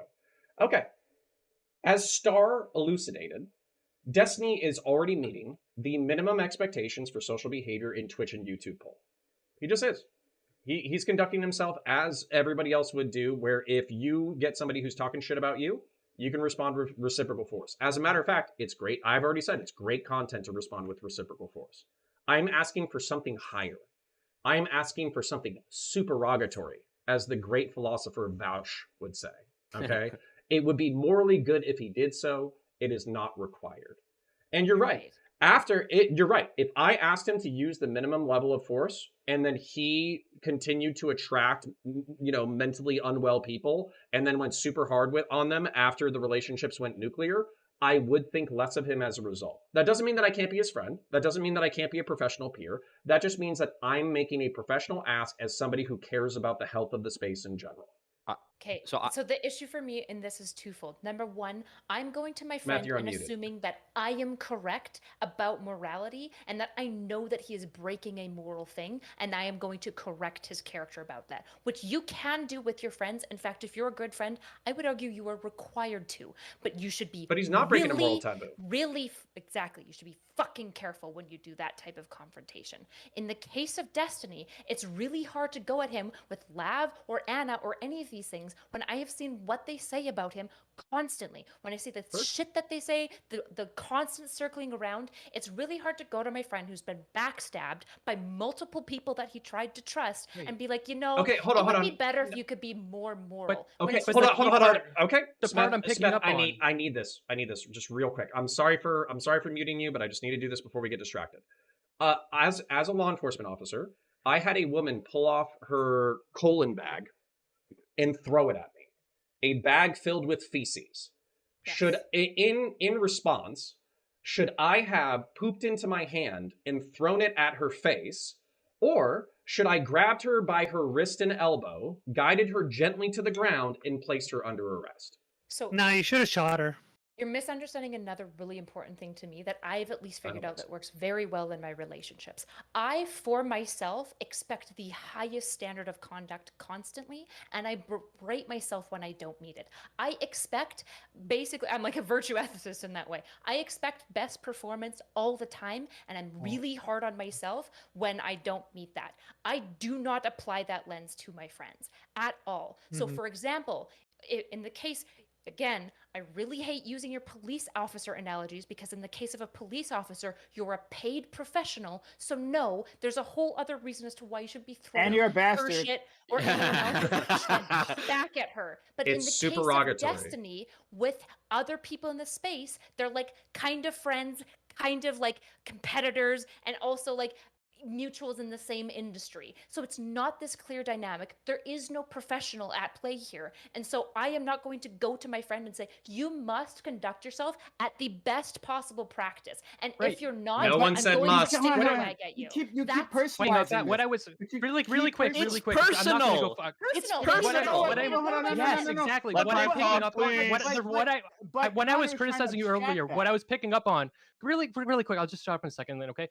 What I was picking up on earlier is the you keep repeating, I don't want to go to my friend, and I understand that it is hard, but I think the fact that No, everybody it's that not works with him it's is not his hard. that it is hard to go to your friend It's and do that. unfair. It That's not what I'm is. talking about. Stop it. It is, You're not- though. You're not seeing me. Well, that's Seth. what I'm talking about. You're talking to me about what I am saying. So see me and So respond I'm telling to you what I'm I saying. think you're saying. I'm telling you what I And think I'm you're saying. So if telling you you- listen to me, and then No, you can respond to I'm me, correcting or you can shut me I'm up. correcting Hey, you.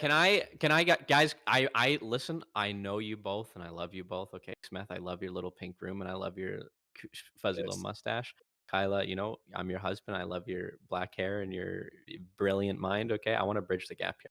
So, Smith, that was I think that beautiful. you're misunderstanding what Kyla was talking about when she said, "I don't want to come to Destiny with this." Right. So, I think we all agree Which is we fine. have to that this is a personal thing, right? And so it's not a matter of going to Destiny and being like, okay, you're doing something wrong as your friend. I am like morally obligated to tell you this, right? Like that's not the scenario we're in, because we've decided that what Destiny, what we're suggesting to ask of Destiny is supererogatory and not mandatory, right? Correct. And so so for Kyla to go to Destiny and say, hey, I already agree that you're doing everything okay, but I think you should hold yourself to a higher standard.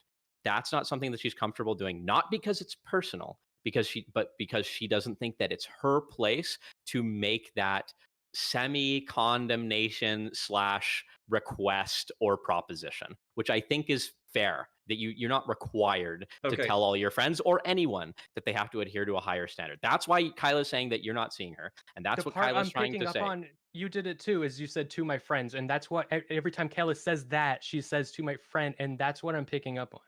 Okay, Right or So wrong? Stardust, let's talk. yeah, Shut yeah. the So fuck that up. you're right. You're right Shut that she's up. talking about you're right that she's talking about a friend, right? But it's not that she's uncomfortable doing it to a friend. She thinks that she's not supposed to. That it's not What about a good peer to do. professional?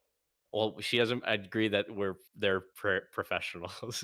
Well, like, so here's the thing. I think I really don't want to fucking. I feel like we're just beating at fucking retarded shit for no fucking reason. Okay, I think what we've Do it for the really content, baby. genuinely stumbled upon is that there is something unique about Destiny's community, and people have been saying that for a long time, but they've been saying that it's uniquely toxic, right? And so they've been telling Destiny he needs to appeal to his community by this specific set of standards that's generally good for preventing brigading. The issue is that Destiny's community doesn't just like have a problem with mere brigading. In fact, DGG, like, I understand their structure now. I've talked with Destiny about it, and I've seen a bunch of like how they respond to shit.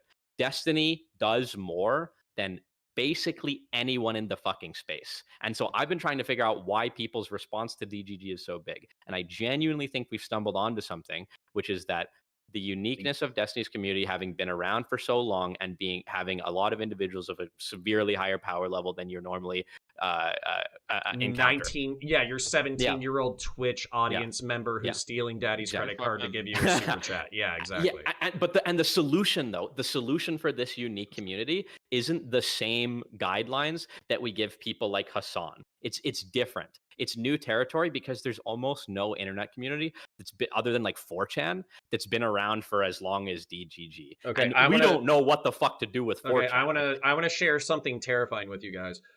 So I have 4 DMs from Lavloon that I have not read yet. I have 4 DMs from Destiny I have not read yet. And I'm not going to. That's terrifying. I'm not gonna let it color the content. You know, we'll just see what that is after the show. I think Stardust wanted to say something for a while, and Yeah, I mean, nobody I listened was And to me him. just gonna, too. yeah, I was I just didn't see your gonna hand up, so say, I'm sorry. Sexism. I was just gonna say, you know, piggybacking off of Kyla's point, like I wouldn't even go. I don't know that I would even go to just like another person and tell them that that they should hold themselves to a higher standard. It's not really my place when I see somebody who is who's not even my friend, right? If I see somebody who has been not just like we have to also look at this. It's not just reciprocal because he's reciprocating this his actions, right? Because it's not just those actions, right? What he is also experiencing is somebody backstabbing him, somebody who he was a confidant in, turning on him and using those things against him. This is it's so in reality, you're talking about somebody who has done this act of betrayal, and when he is responding, I actually don't think it's reciprocal in the way that you think it is. Somebody else took that trust that he entrusted in them with and turned it right before he did anything. That is on top of whatever this person is saying about him publicly. Yeah. So mind if I go? But Zonia, I was trying to say something before. Blackie and Erasure. I got Yeah. So like Zonia Prime. Okay. Zonia, go, Jesus. Go ahead, Zonia, please. Okay, all right. So the problem that I see with trying to tell somebody to downplay or pull their punches on something is that this isn't an environment where streamers have like the police and the legal structure and an board of ethics and all that. So it's up to the individual to figure out how to manage their own reputation and their name and their brand and how to deal with defense and such. And I'm not going to presume to know what the best method of defense for them is. In addition to that, I've seen from my experience watching Steven now since about 2017, he seems to, at least in the last several years, pull his punches a lot and go real easy on people for quite a while, and even keep the bridge open while somebody else is just bad mouthing the heck out of him constantly. He'll leave the bridge open and not do much and just do a little bit of pushback on things, and then finally at a certain point it's like they're not going to end, they're not going to stop doing this, and then they like burn the bridge or something, and then he just starts going hard at that point to defend himself. And so it seems to me like he is actually having a pretty measured response for quite an extended period of time before he finally goes hard. I mean, The- I don't even know. No, Erudite. Yes, less I'm black going to- erasure. And I'm going to respond to you, Erudite, so you can say things about Connor, me check later my on. DM. I don't want to check any more DMs. God damn it. Check All Yeah, my you should goddamn check- DM. You should Okay. check all the DMs. I don't I'm wanna gonna check send any you all of them. DMs at this point. Prime, Um, go. Okay, so I agree with what Zonia said to a certain extent. Like, when I don't think any of us understand what it is to be within Destiny's in Destiny's position within this community, right? Like, none of us have been there. We don't have the size of the community. We don't have the tenure. We don't have like the pressures to keep up, right? The content that he does. We don't have any of that. But I think that with it's okay to set social standards. My problem with what Erudite was saying, at least the direction you were coming from, I think as in terms of friendship, that makes sense. Yes, you don't want to go to your friend and say those things.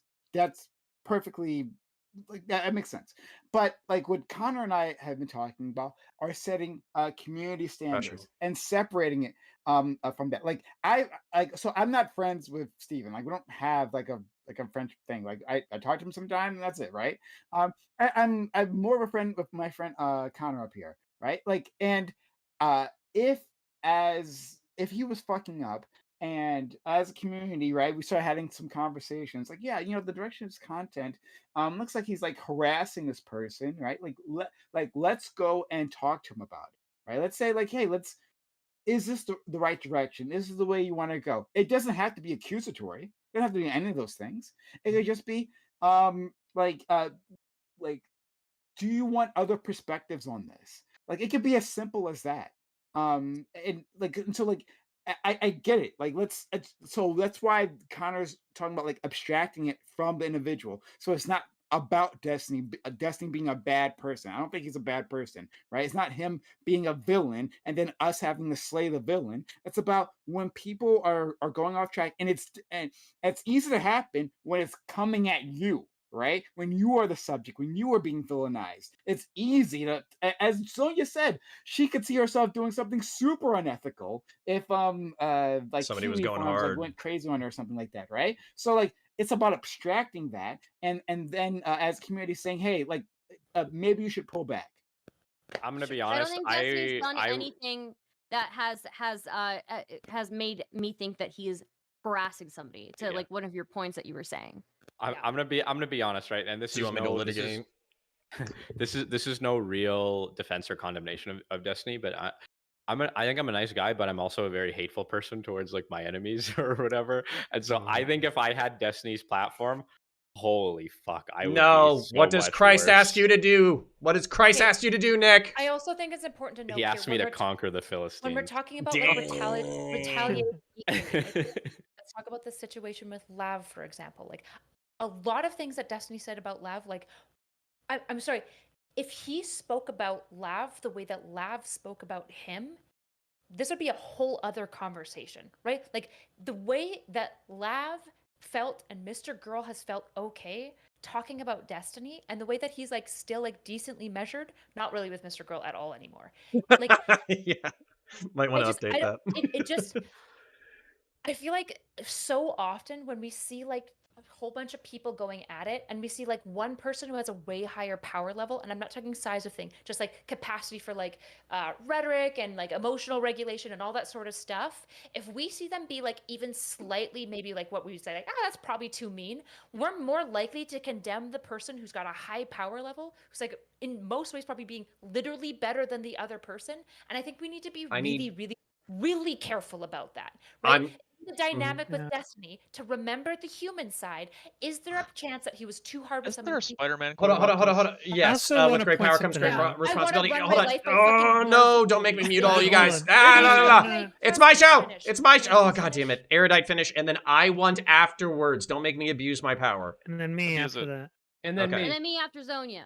Okay. And all No, of and the then me. Then conversations you after I'm gonna me. about interrupt. Destiny. I can't track I'm going everybody. right now because I feel like it. Erudite All of the finish. conversations about Destiny. I feel like Destiny specifically is an individual that people have a really easy time forgetting that he's a person, not a construct. And I think that's because in many ways Destiny is very atypical from a lot of people. In large part because he's got a pretty flattened affect, right? He doesn't like show a lot that's going on. And it's probably because in many ways he doesn't like he says, he's pretty steady Eddie. He's not like doesn't have really extreme stuff. And like you could get into psychoanalyzing about why, but regardless, that's the way he experiences things, right? And so like I think a lot of times when we talk about Destiny, we like hold him to such a like unhuman like standard of experience, because in many ways I think maybe we have a hard time mapping onto him, and neutral things we tend to project our shit onto, right? Anyone who's in therapy knows this. And so it's like it just feels like in all of this conversation, people just keep forgetting that like yes, Lav's a person, and I'm all for humanizing Lav, and I'm all for humanizing Max, but Destiny's a person here too, and it feels like there's no margin of error for Erudite, humanity. with my Okay, response. no, just oh quickly, my Erudite, God. with my By response the to you, way. do you think that This is like, white do you think that's erasure. what I was doing with what I just said? No, I'm not Maybe talking you were about you. talking. Okay, all right, fair enough. Okay. My turn. Then we can take turns and hold hands and be nice to each other. Okay. So in my turn, I want to be very explicitly clear. I do not give a flying fuck about Destiny going on a stream and saying MrGirl is a fucking uncharitable retard asshole who is talking shit more than he fucking knows, and we did have a good relationship for XYZ amount of time, but basically he's a piece of shit, fuck him, etc., etc. I don't think anybody gives a fuck about that.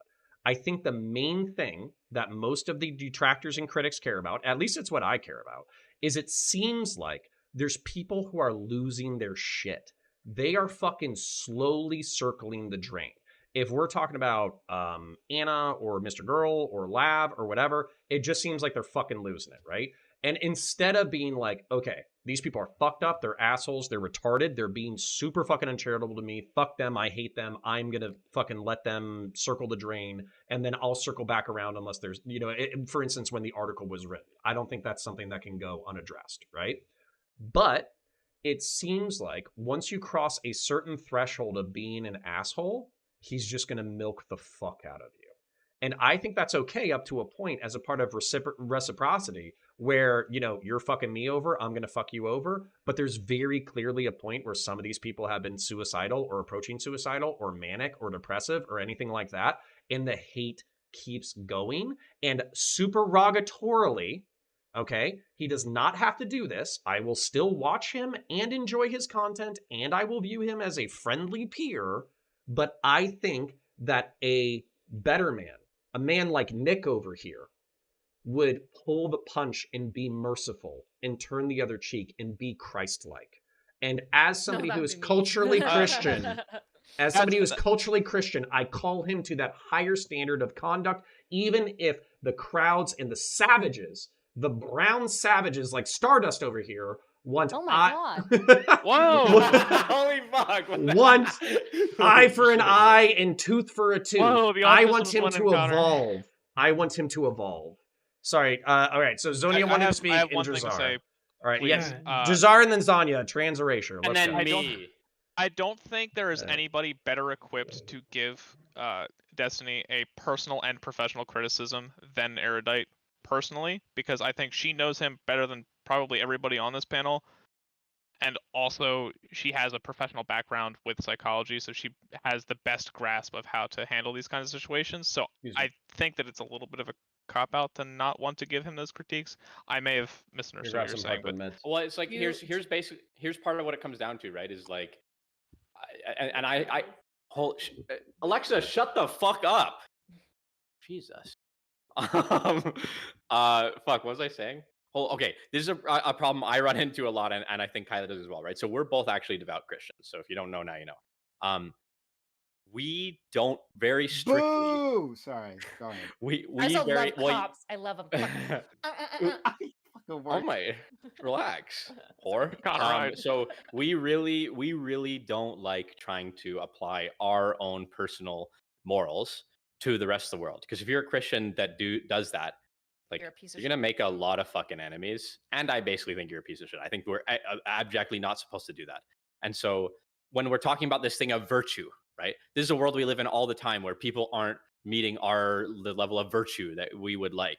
And so the idea, to me at least, of going to someone that I know or don't know and basically say, you know what? I think technically you're doing everything okay, but I want you to appeal to a higher supererogatory standard. I want you to appeal to a greater level of virtue than you currently are, and I think you're above that. I'm like super averse to doing that. Now, does that make me right? I don't know. I'm just giving you my perspective, and I think some of Erudite's perspective, since we have. So just to be clear, I'll say this Okay. again. Just to be clear, I'm not afraid to go to Destiny. I'm not spooked. I'm not nervous. I'm not feeling shy. I'm saying I believe that it is the wrong way to love your friends, to do this type of behavior, because every time I see people do it, it's almost always bad. It's usually it's usually never ever helpful, and I will not engage in loving my friends in that way, and I will not budge on that from your requirements. You can ask him as a community to do anything you want. You will not dictate to me how I engage in like loving on my friends. You know, now that I think about it, I remember very specifically you talking to him after this whole blow up happened about how he should probably stop avoiding doing any level of mind reading, and how he should probably try to use his experience in some way to avoid situations like this happening in the future. And I think that that's probably the most fair critique that you can give to him. And I think that had he used that in these situations, he could have avoided all of this. Probably. You probably could, but I didn't go to him and go, you know, Destiny, you're very mean here. I know these people were really mean to you, but you were very mean here. I didn't approach it like that because it's not a very good way to confront people on behavior you think it's a problem anyways, just as a pro tip to everyone. Just reiterate, like the sorry. I would just reiterate again, this is, you know, somebody who you're talking about reciprocal reactions. It's not really reciprocal when these are people who have wronged him in a very personal way and taken private parts of his life and made them public. So one of the things that I try to keep in mind, this is something that I have a little bit of experience with because I used to be part of Vosh's community in a way that was a little bit more like working behind the scenes and stuff. I don't know what it's like to be a large spotlight public figure where everybody takes note of what I'm doing, and there's tons of people that are trying to get a piece of me all the time, to get clout off of anti-fans, to get clout off of the haters, to get other people to praise them and rate into them and cover their stuff on their streams because they hate the bigger content creator. I don't know what that's like. I have seen it happen to Vosh when I used to work in White Nervosa's community a long time ago. And we used to have to deal with, like, we used to go out and try and deal with these things where there would be these other creators that are not as big as him who would accuse him of various things, and we go to them and say, hey, can you provide us that? We'll deal with this stuff. Can you provide us the information and such? And we would try and mitigate some of the fallout and the disaster and everything, and it looked pretty scary, the kind of shit that he had to deal with. And Steven is even larger than that, with even more people gunning for him constantly. And so I can't fathom being a 200 viewer streamer going and saying, you know what? I know when Steven is going too far and how it is that he's managing his brand and defending himself. Or, you know, he needs to dial this back, or he needs to be more ethical about this. Like I would be presumptuous to do that, and it would be very self-important of me, and it would be negligent of the sheer disparity in volume of vitriol and attack and gunning for him that he deals Fuck with versus what I Was deal it not with. presumptuous of you to Fuck accuse that. Lav of abusing and killing Why? your cat? Explain that to me, Connor. Like, why do you Yeah. think that? No, because there's certain moral Okay. conduct that it doesn't Just matter. No, it's okay. You can ask the question again in a second, or I'll ask it for you. Fuck that. There is certain moral conduct that we expect out of people, regardless of their level or power size or political structure or whatever, or how much hate they get. Can you imagine the amount of fucking like According to who? According to me, according to morality, according to community, we don't just Could let you imagine politicians. how hard it is We to don't be hold on, Trump? hold on. We don't just let politicians morality? murder. We don't just let politicians murder people because like a lot of people shit talk them on the internet. We still But we already apply a qualified moral this code. earlier. We Uh-huh. already qualified this earlier that they don't have like a standard system, legal system, law enforcement, and all of that. So they got to manage their brand on their own. How am I? What gives me the proper insight and understanding and authority to go to Stephen and say you should manage your brand this way? Oh no, I You know don't how give a, I hard don't it give a is to fuck be about Andrew his. Tate? No, hold on. Yeah, exactly. Nice. No. Probably. Okay, so my ask. I would like to ask if you think my ask is unreasonable. I think that there are maybe 3 or 4 people that I can think of off the top of my head who were Destiny Orbiters, who got close either personally or professionally. They burned the bridge for whatever reason. It became very ugly, very heated. It moved past the point of being ugly and heated to the point that it became like very obviously detrimental to the other person's mental health, to the point that they're talking about like suicide and all that kind of stuff. And there was a time where I think it was obvious to pretty much everybody in the audience that they're fucking losing their shit, and maybe it's time to stop milking them because they're actually about to rope themselves, and the content continued to flow. What I am asking for is for the community to superrogatorily, this is not morally required, this would just be good if we did it, to when we see those things occurring, to say, hey guys, they've had enough. They're obviously a fucked up individual. Let's back off. And also for Destiny as one of the biggest leaders of the community to do that. Do you think that is too big of an ask, and he is too big of a character, and I am too self-important to make that ask of him? And not even expect him to respond. He doesn't have to respond at all. Sure, you can ask that, but it is in a way it's sort of self-important and too. It's not entirely. You don't necessarily have all the understanding of how it is that you would have to manage that unless you were in that situation as well. So okay, but it doesn't matter to me, because at a certain point, what we're talking about bullying mentally ill people. So I don't care like how big or powerful. Are they mentally ill? Okay. Do you hold on? No. Yeah, exactly, Drazar. Let me ask. Specifically, if you're talking about Lav, Drazar, okay. Let me just ask this question directly back at Zonia. Do you think that Anna, MrGirl, and Lav are mentally well people? I think Lav and Max are certainly in control of themselves, not unstable. So I wouldn't say that. They're not unstable. Anna, I choose to not really say anything about because she has extracted herself from this space. So right. I don't want to spend too much time talking about her. Sure. But I'm just saying. Okay. For her mental health, by the way, and she's been living life, touching grass, and enjoying herself. I am very happy for her. But yeah, I don't think Lav is unstable. I don't think Max is unstable. That's not answering the question. That's not the question he asked. I don't think they're mentally I don't think they're mentally ill beyond it being a shield for them. Like for Lav, I think it's her shield. I don't think so at all. I do not. Did you read the article? Think they're unstable. Yes, I did read the article. Yes, I did read the article. So any of the screenshots of somebody else can take it. I got to let the dogs in. About I'm gonna MrGirl flash you in the hospital for being suicidal. Like during the whole thing that was happening, she got blacklisted from the Reddit, but she was still having clips made about her, and there was still DGG brigading against her for that whole time period, and it was yeah, it's a super convenient alibi. I get it. I've been thinking about using it lately. It's a super convenient alibi, yeah. Except for the fact that it actually happened. Thinking, you know what? I've actually got this whole plan. I'm gonna pretend to try to commit suicide and use it as a shield whenever people come after me for the stupid, retarded shit that I say about other people. But hon, if you pretend to she would have had to have lied about that. You would be mentally ill. And Destiny, because I heard her say it. That would just be me being really fucking manipulative, just like the other person.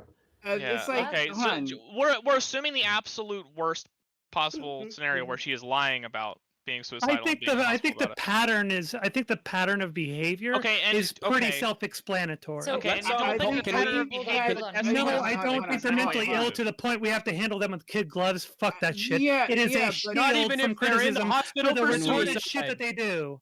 Can we? Not Can even we if they're in the change? hospital for Hold on. suicide. Please. Fuck that. Let's Wait, go. I haven't said I- anything for so long. Can we? I want to go back to what you had said before. White girl tears. Sonia, I'm crying. Crying. Let me go. about like things being a different scale, and I just said that like we don't understand what it is to be Destiny, and it's like very unique situation, right?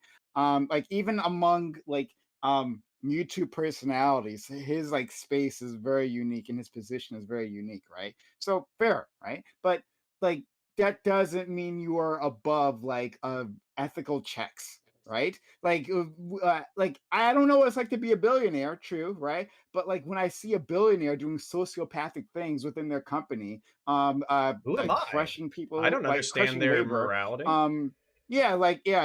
doing cruel Understand the things. pressures. Like I can criticize Elon Musk, understanding that I don't know the pressures of being a billionaire, of being a man in this position, the most richest person in the world, right? Like we are still capable of having ethical checks, right?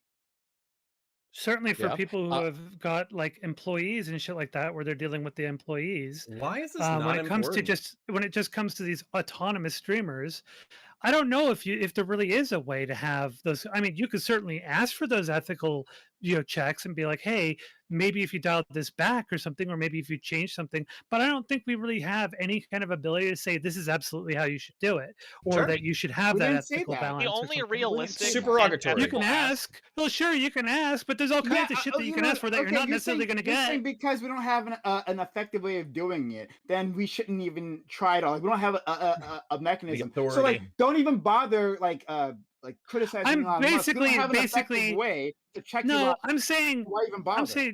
I'm saying you can do that, but what I'm basically saying is this: there are these videos on YouTube that are kind of fun to watch, where like some dude is drunk off his ass with his buddies, and one dude is holding the camera, and what they're doing is one of the dudes, they get there and they walk up to a hornet's nest with a stick, and they hit it with the stick.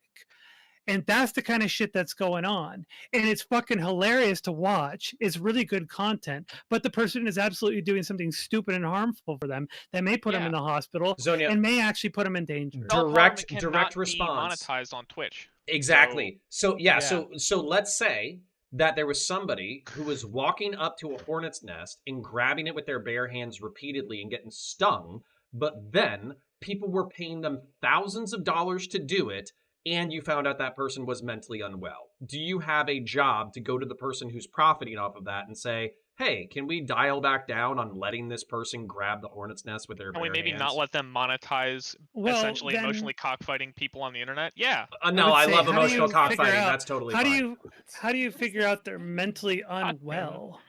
How do you figure out if they're mentally... Because I've seen a whole lot of faking. We're talking about I've people seen doing some self-harm guys for that profit. are If they faking. are hospitalized, if they are hospitalized for remember- risk of suicide, that guarantees that you have to go by that. Even if you don't believe them, you have to. Okay, so I want to. Erudite has a question. No, she Nick's wants to been get caught desperate up. to get in, so it's fine. So I want to change the tense and POV of this Oh. conversation really quickly. So we've been talking about it a lot from the perspective of, okay, well, if the aggrieved, if the person, the victim or whatever, is in this position, suicidal, mentally in the mental hospital or whatever the fuck, what do we have to do to them? How about, why don't we just switch the tense to like be in the destiny seat, right? So it's like, when are you allowed to defend yourself and go out of your way and attack and also try to discredit the story or the narrative of the people attacking you, right? Because the Up answer un- has to be at some point, right? Even if up until they start trying to commit suicide. Wait, up until they commit suicide? No, up until they're like talking about that kind of shit. Yeah. Yeah, but so okay, what if you have a person that's dogging you, right? They're on your fucking tail always. And then like, not saying anyone has done this, right? But what if this is the case? And then as soon as you come at them, it's like, oh God, I'm gonna kill myself. It's like, okay. That's actually what some people have said tonight. Whether or I know, not they're I know. serious about that, you should just blacklist Well, them hold on. and them as a topic. Yes. So what? Exactly. But what if they just keep? What? So Yes. your answer here essentially is infantilize them, right? Tell them it doesn't matter what you want or how you want to engage with Yes. me. I'm Correct. deciding for you, and Yes. I know better than you. Right? So Correct. You that's- We should do tell- this that's- all You the should tell time. people. You should Hold tell on, people hold that on. threats of suicide will be taken seriously, and you will treat them as if they are serious. Yes, you should do that. Okay, For the Yeah, love of so- God. Did okay, she okay, come okay, back okay. on his stream after Hold on. So- after this whole thing? Okay, sorry. So Mhm. point one, right? I don't want to speak for people. I know that there are people that have been involved in in these sorts of situations that maintain past, present, and in future will say that's not what they want and that it's not fair. And now you just have a whole Don't care. nother list of problems on your hands, right? An Because you're alcoholic, doing- Nick, but so that's part Mhm. one. Hold on. And Uh-huh. part two though is like, so I'm telling you guys, if you're saying essentially, if I'm gonna kill myself is invincible plot armor, the world you want to live in is retarded. There Okay, has to be a that- point okay, where you there's- can where you can question people's weaponization of suicidality and mental health. I'm not Okay. saying that we can do that for any of the people in question. I'm not saying that at all. But there Okay. has to be a standard by I- which it can be done. No, yes. When you Okay, say hold you're on. gonna No, kill no, yourself, you God lose damn it, rights. Smith. Connor, All right, please look at go. the fucking screen. Jesus. All right. You don't. So, number should. one, we do this all the time. We treat people infantilized all the time. When there's an alcoholic who keeps walking into your bar and shitting their pants and puking all over themselves, you say, hey, you can't drink here anymore. Good luck with your alcoholism. I hope you get help. I And agree then with you. two- Hey, okay, can and I then just- two, it's not invincible plot armor because what you do is you essentially blacklist that person from engaging in content that's very clearly bad for them. So if you here- want to talk to if you want to talk to the alcoholic that is going to shit their fucking pants every single time that they come into the bar and you want to keep feeding them drinks, you fucking go ahead. But I am asking people who see somebody who's drinking alcohol to the point that they're shitting their pants and blacking out and cheating on their significant others and all that kind of shit to say, hey, this is very clearly bad for you. I'm not going to enable you to engage in this behavior. So Stop. here's the hold on. trouble is that lab Erudite's going to lose her shit. Go ahead. Can I just outline why this is super disanalogous? In the case of somebody drinking out and getting black-faced constantly, it's disanalogous to what black-faced. Blackface. Fucking Alright. Justin Trudeau, he just keeps blackfacing. Fine, Trudeau's on my mind, okay? All right. When we're talking about somebody like getting blacked out that's a much more clear thing that's going on because there's very clear behavioral cues of them blacking out, their slurred speech, their uncoordination, their passing out. In the case of somebody wanting to come on stream and rough and tumble, that's not actually as clear like where specifically the line is as when I say when I cut you off. I also want you guys to think about how your narrative would be framed if say none of this had happened. Instead what had happened is Destiny did what you guys said, and when he started being like, I think Lav's becoming mentally ill. He messaged her and he's like, hey, Lav, I really care about you. And because I care about you, you can't come on my stream anymore because it's too mentally bad Nice. for you. Imagine what you motherfuckers would be saying about him instead. What you guys would be What would I saying be is he's saying instead? infantilizing- Would not, This maybe is what not I've been you, suggesting Connor. the whole time. Yeah, Drazar, what would happen is I'm Mr. sexist. Girl and Lav would weaponize that in a different way, and they would drum up a whole bunch of energy about how he's infantilizing them, how he's taking away rights because they think that they're mentally ill. How you can't be vulnerable. Mr. It how would This be you is can't better be cold. vulnerable having them with hated Destiny by This is because cold. he'll Guys, use this is suicidality cold. against you. Mr. Girl, Imagine. This is cold. Nobody's 100% entitled what to Erudite's nobody's saying. 100% entitled what nobody's Erudite's entitled saying, they would to Destiny's attention. This They is would Guys, definitely cold. say 100% what Erudite is saying. They would definitely say that, oh, you can't Who? be sensitive around Destiny. You Leftists? can't So- be sensitive around Yeah. Destiny. 'Cause I've heard Leftists? it before. I've heard them say that before. Who? Leftists? So Who gives I a Who in fuck what here leftists actually think? follows Lav's Twitter? I have to know. Do all of you Mr. follow Girl her? and Lab, yeah, I do actually. Have you seen how Yeah. she consistently posts very controversial things and just Yeah. reads through all of her replies Yeah. on all of it? Does it not seem like social media self-harm? Like, does that not seem like a pattern? Really, That Destiny, who is a fucking StarCraft savant, a fucking genius in Twitch poll, couldn't piece that together a little bit? Not even at all? so I really Again- I go ahead, Stardust. Again, Erudite just brought it up.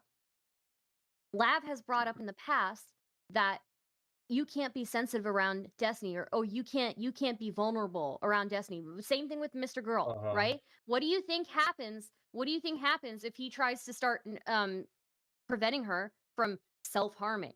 She, everybody in the audience agrees. Okay. Like, So what? Everybody yeah. in I- BGG said, if- please stop if talking. Mr. Girl is God, saying that- God. Okay, hold on. Admit- I really don't think, okay, that Lav is this far, as you guys are saying, right? That she is the. I don't. Yeah. I genuinely, literally, and analogously, I don't either. Don't think that Lav is the drunk going into the bar, pissing and shitting themselves, and cheating on their spouse or whatever. I think that was the analog. I really don't think that that's the case. She's somewhere between that and completely normal and healthy, right? She really, I think her situation is much more complicated. Mr. Okay. Girl, I think, hold on. Mr. Girl, I think, is and has been the exact analog of that. And when Destiny started to incrementally cut him off from the community, when Destiny banned him from the subreddit, he said, you're disallowing me to defend myself. I need to have access to this place.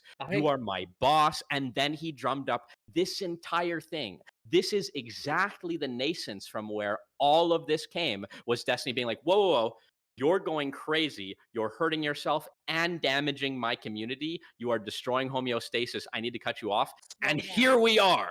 Okay, I want to make something very clear. Let me respond to that. That Yeah, Destiny Smith is gonna did not do what you're describing. He did not. He banned Mr. Girl from his Reddit, but he did not ban him from his stream, and he certainly did not covering his content. So what we're the measure that would be taken to make that actually analogous would be say, you cannot come on my stream. I'm not going to cover your content. We are not collaborating anymore. Period. That would be the punitive. analogy. That would be crazy. That would be Okay. Oh my God. Really important. I need to respond that directly. Okay. So that would be punitive. That would be a punitive measure. Mr. Girl wasn't being harmed by Mr. Girl stream. is not entitled to Destiny's platform. Nobody you're is. insane right now. Okay, This so is No, actually you're what- coping. Hold on. So listen, the thing- listen. Okay, go ahead, Nick, because you're The going to thing- explain it. Are you going to say the same thing I will? The thing that was harming Mr. Girl and the thing that was causing disunity or breaking the homeostasis in Was the Destiny's subreddit in the community community, was yeah. the subreddit specifically, which is why Forethought banned him. I have to clarify this before anybody else talks, okay?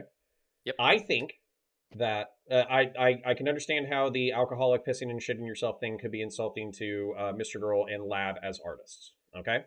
Lav is an excellent singer, great vocalist, did her pop star stuff, et cetera, et cetera. I'm sure she can be a phenomenal artist in a lot of ways.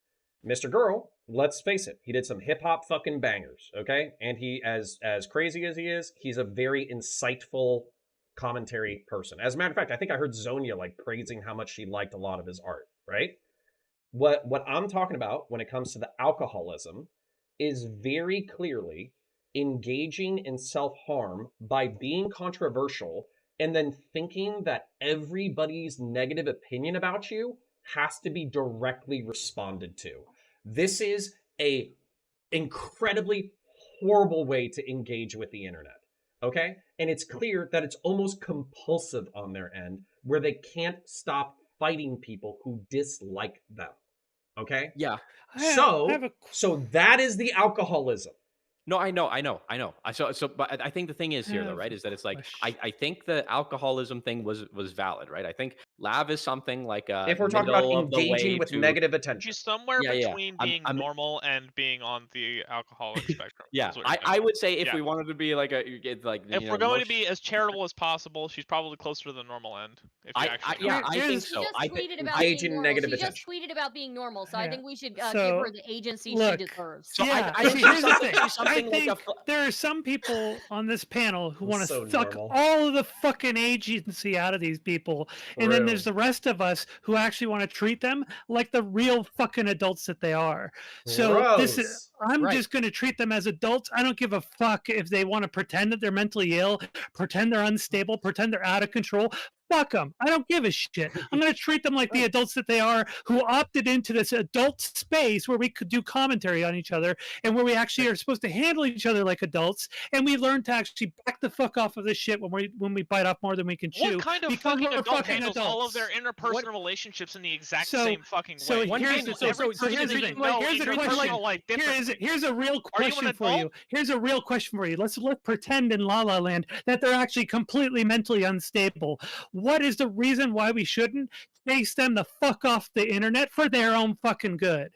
Really? So treat them like adults. You can Yes, give them really. Answer you that can- one for me. you Let's can go give- into you that can- one. I'll answer that let's one. let's go into actually answering what you said. Give them adult boundaries. So just cutting them off, that is an adult boundary. Nobody is entitled. If so, say I'm a big fucking I have a big platform. So you say you want to commit suicide because of how I treated you.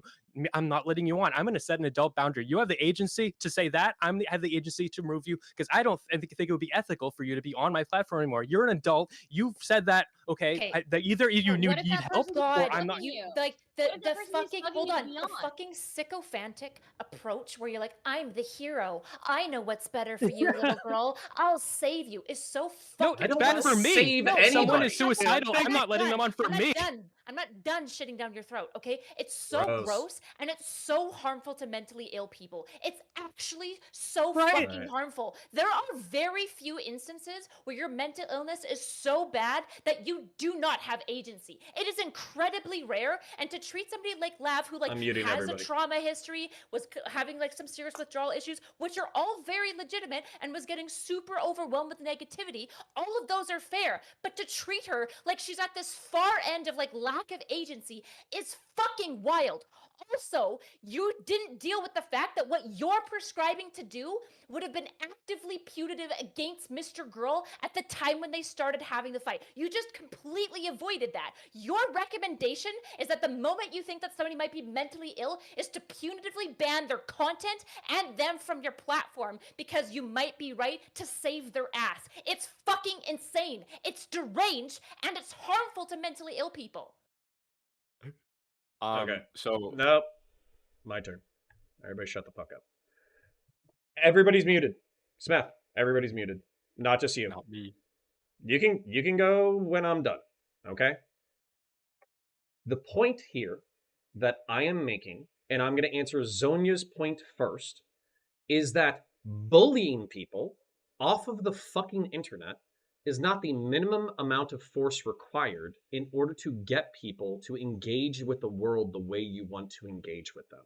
So, for instance, if I wanted to have calm, productive, healthy political debates with Lav, I am perfectly happy to do that. As a matter of fact, if she wants to do that, she's more than welcome to come on the platform. We can talk about all her random fucking turf bullshit. We can talk about how I'm pandering to the transes because I still believe in gender and all that kind of bullshit. And we can talk about whatever fucking schizo shit she wants to talk about. I will happily talk about that with her. However, if she starts, let's say she goes into my Discord and she starts negatively engaging with my community repeatedly to the point that she's basically getting bullied in 6v1s, and then I see her continually negatively engaging with that, I'm going to cut her off like a fucking alcoholic because it's very clear that she's addicted to negative attention. And on top of that, I'm not being paternalistic because I want to save the girl. I don't give a fuck about Lav. I'm married. I have friends. I don't give a fuck about her specifically. What I give a fuck about is the audience who would see me milking someone when they're very clearly in distress, and I would be participating in a negative behavior, something that perhaps is accepted in the world of Twitch and YouTube politics, but I think is actually kind of fucking evil, is to see somebody who's in mental distress and just to be like, yeah, fuck it. They called me a few bad names, so I'm going to go fucking scorched earth on their ass. Fuck that. Okay? Fuck that. And finally, I do have a paternalistic attitude when it comes to other people. I basically think that all you motherfuckers in this Discord and all you motherfuckers listening to this place should have to earn the right to vote. You should probably have an IQ of above 110 or 120 in order to fucking vote. And on top of that, you should do 2 years of public service, retail, or restaurant work before you have the right to vote. And that's to protect the public from all the stupid schizo-autist fucking assholes that we pollute this space with. So guess what? I'm not trying to save the girl. I don't have a white knight complex. I have a people's complex where I want society to actually be kind of a tolerable space to be in. And frankly, I do get a little bit of like schadenfreude, a little bit of vicarious enjoyment by watching pieces of shit circle the drain. But when I know them, it is partially my moral responsibility to say, hey, you are sinking your life down into the fucking toilet. And if you don't want to die of an overdose or suicide, you probably need to change the way that you interact with the world. Now, I'm going to unmute. And by the way, that's exactly what I would fucking tell to these people's faces. I'm going to unmute Smeth because he seemed like he had a very passionate response that he was frustrated that he couldn't deliver. And then I'm going to unmute everybody else. So fuck women. Don't white knight them. Voting restrictions on fucking everybody. Matt, you are unmuted. I think it is much healthier for yourself and for others, not as a parental thing, but for everybody, to set boundaries rather than go on the aggressive. Like in almost every single fucking case you can ever think of. Everybody's unmuted. You can fight.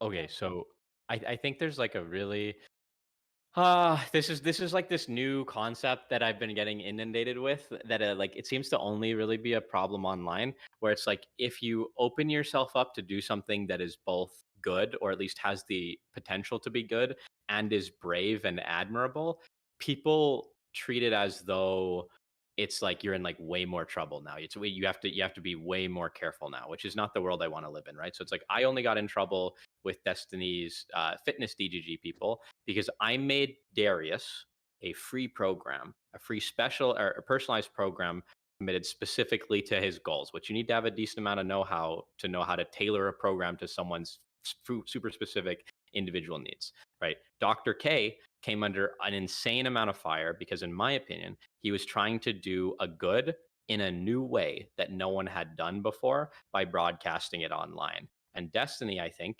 for all of his faults and everything that you want to hit him for, this doesn't speak to that. He brings on small content creators, platforms them, gives them a chance to really burgeon in the space to his own detriment, because now he's opened up to all these attacks about how he interacts with you and the power differential. And he creates this whole space that people kind of blame him and thank him for. And it's like anytime, it's like no good deed goes unpunished. It's like you have a new higher standard whenever you try to be good. It's like the fucking, it's like, is it just the case that China's social credit system is the necessary ending point of trying to do good, to being a good Samaritan? It's like you have to pay for it now if anything goes wrong. I think that's fucked. And I think anybody advocating for that world, like, you're a fucking retard. I'm not saying anyone is doing that, but that's kind of where it feels like this conversation is going in. I'm literally just asking people to not bully mentally ill people when they're clearly having a bad time. Bob is asking for minimal force. That's crazy. I don't know. Some of this feels like an extension of the platforming argument, and I just don't. I'm not really. It feels like a part 2 of platforming, only in reverse. Does anybody else feel like that? Yeah, in a way, I think the platforming argument was always stupid and cringe, and a lot of the fucking responsible rhetoric shit too. Honestly, that's I think the thing Destiny was most wrong about ever in the past was the responsible platforming and the rhetoric shit, like optics. I saw optics and it's all fucking stupid, man. So while we want to hold these high standards for ourselves, I still can't I can't understand why I would go to somebody else and lecture them about their platforming of another person, whether that's like for the audience's benefit or for that person's benefit. I just don't. I have a higher standard for myself, but it's not my place to be going to other people and telling them you're a fucking lib. You're a fucking lib. Live and let live. I don't care if society sucks. I don't care if everything's bad. As long as I'm doing okay, the world's good. Fucking lib. Yeah. Hey, like, So also, fuck Judge Logic. Here's the thing. Like, I love Judge Logic. it seems like we're like Fuck in you. general, I would say, yeah, don't bully the mentally ill. But then there are people who want to just suck the agency out of people and apply the label of mentally ill, or even to themselves, as a defense mechanism or as a shield from criticism. And I think that's some bullshit. Like, I think that's some total bullshit. And I see people doing that with Lav, and I see Lav doing that with Lav. I see a lot of people doing it with Max. Max has yet to do it to himself, though. I call bullshit on that. I'm sorry. Fuck your shield. I don't give a shit. I'm going to make that shield as inconvenient for you as possible so that you don't feel confident in using it as a defense against the retarded shit that you say in the kind of ways in which that you go after people. My perspective is that how is setting a boundary? Smith, shut the fuck up. How is setting a boundary the same Smith, as please taking away someone's agency? Shut the fuck up. How is setting a boundary the same as taking away agency? Saying that they're mentally ill and unstable and that they're out of control drunks and shit, yeah, that's just basically taking all the agency away from them. That they're Fuck that. incapable of engaging. Oh, yeah, that is. But setting a do boundary this. though. We'll do this. Guess what? Guess Draco? what? Drazar likes 40K, and as far as I know, the rest of you don't even fucking play it or know shit about it. So Drazar, you get to speak. Everybody else is muted. Go ahead. Hell yeah. So with this whole like threatening suicide thing or claiming to be suicidal thing, if they do that to begin with, would it not be just intelligent to just disengage with them entirely just off of that?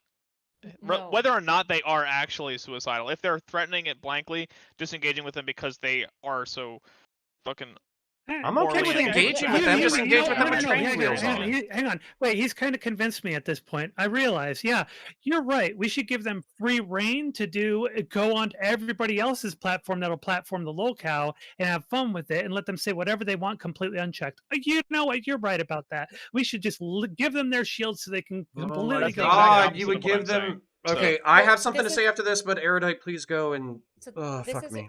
Yeah, so this is getting back to what like Nick and I were talking about like when somebody like threatens mental health, if the situation had all been reversed and you then like clamp down on them in a way where they're not allowed on your platform and you won't cover any of their content and you won't talk about them, people will see that you're being punitive towards people who are suicidal. That's how people are going to see it, and that will be a whole other optic nightmare. In fact, the fact that Destiny just encouraged his friend to be like, hey, maybe chill on the Reddit, just take a couple of days, it's not a big deal, led to where we are now is case in point to this. So like I understand what you're saying. The issue is like it's a really nice idea, Drazar. Like, I think if that would work, that would be the best resolution. The problem that I've noticed, particularly in this space, is that anything that works in normie land with normal human beings doesn't work here, right? Because there's so many, like, as you said, Praetorian level autistic students, right? And so, and so the issue is that, like, I agree with what you're saying. I agree with Mess saying, like, wouldn't boundaries help clear up the situation? Sure, but the issue With normal people, Mr. yes. Girl is when you give him a boundary, he gets really mad about it and he like loops on it. For example, the main reason him and I had issues in the first place is I gave him a boundary, which was, hey, when we're talking about Dr. K, can you not try to talk about my personal professional life? It's not really up for conversation. And he looped on that forever and then refused to engage with me ever after Punitively. that. Or at least so it seemed. Okay. Literally the so- only good time I've ever seen So- Mr. Girl have a conversation with anybody is with Connor. Anyway, Connor, you want to say something? Yes. Or- So okay, I'm getting tired. But I still have 200 people in my chat, so I will raid one of y'all if any of you are staying up.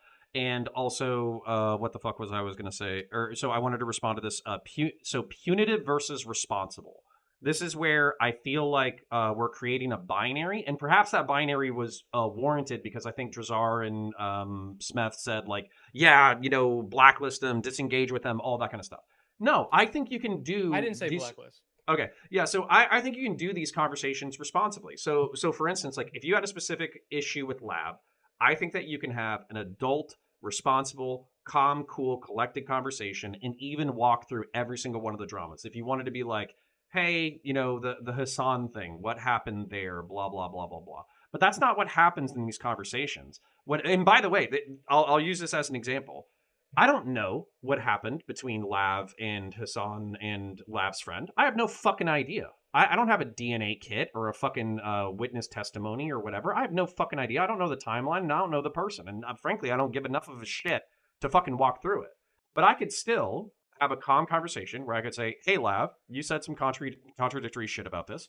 Walk me through it from your perspective as best you fucking can, et cetera, and then give contentious feedback that doesn't feel like a personal attack, but feels like either seeking clarification or giving context based off of available information where you're not attacking them personally. I have these conversations all the time, and I get that they're not metrically attractive, but if somebody is threatening suicide or self-harm or something like that, I think it's responsible to do so. So you can have conversations with training wheels on them for people who are very clearly having a fucking bad time.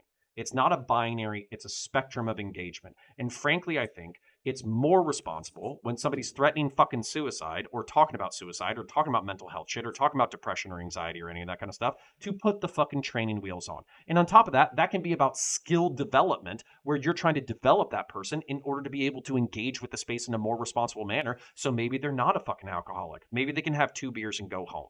So anyways, before we fucking go, I don't really give a shit if anybody wants to respond to me. I have 200 people in my fucking chat. Do you guys want to shout yourselves out? I don't want them. All right. Follow big dick Nick over here. He's fucking based. He uses the F slur in progressive discords. He's fucking awesome. Drazar is my 40K friend who we did a base conversation one-on-one recently. He's great. Smeth is an up-and-comer. He fucking kicks ass, takes names from perspectives that nobody likes, which is great. Erudite is incredibly intelligent and kind of a bitch, but that's what we love about her. And then Prime Kai is the host of the Reverie Roundtable. You need to support him. He is a beautiful man and an excellent human being and hosts some of the best knife-fighting fucking discourse on Twitch politics. So if you love a good rhetorical knife fight, go ahead and follow him. Not good for your mental health. Not good for your mental health at all, but it is great content. Zonia is an excellent shit-talking commentary fucking streamer who does great reviews. When I can't watch Chud Logic, I watch Zonia. And then Stardust is the excellent variable. She's in every single fucking thing that you can find. So basically, if you want some drama and some commentary and some politics, blah, blah, blah. I just shouted all of you out. I love you parasocially. I hope you have beautiful nights. I'm going to go talk to chat and raid one of y'all. So have a beautiful night. Bye for now. All right. Bye. Thanks for Good hosting, Connor. night.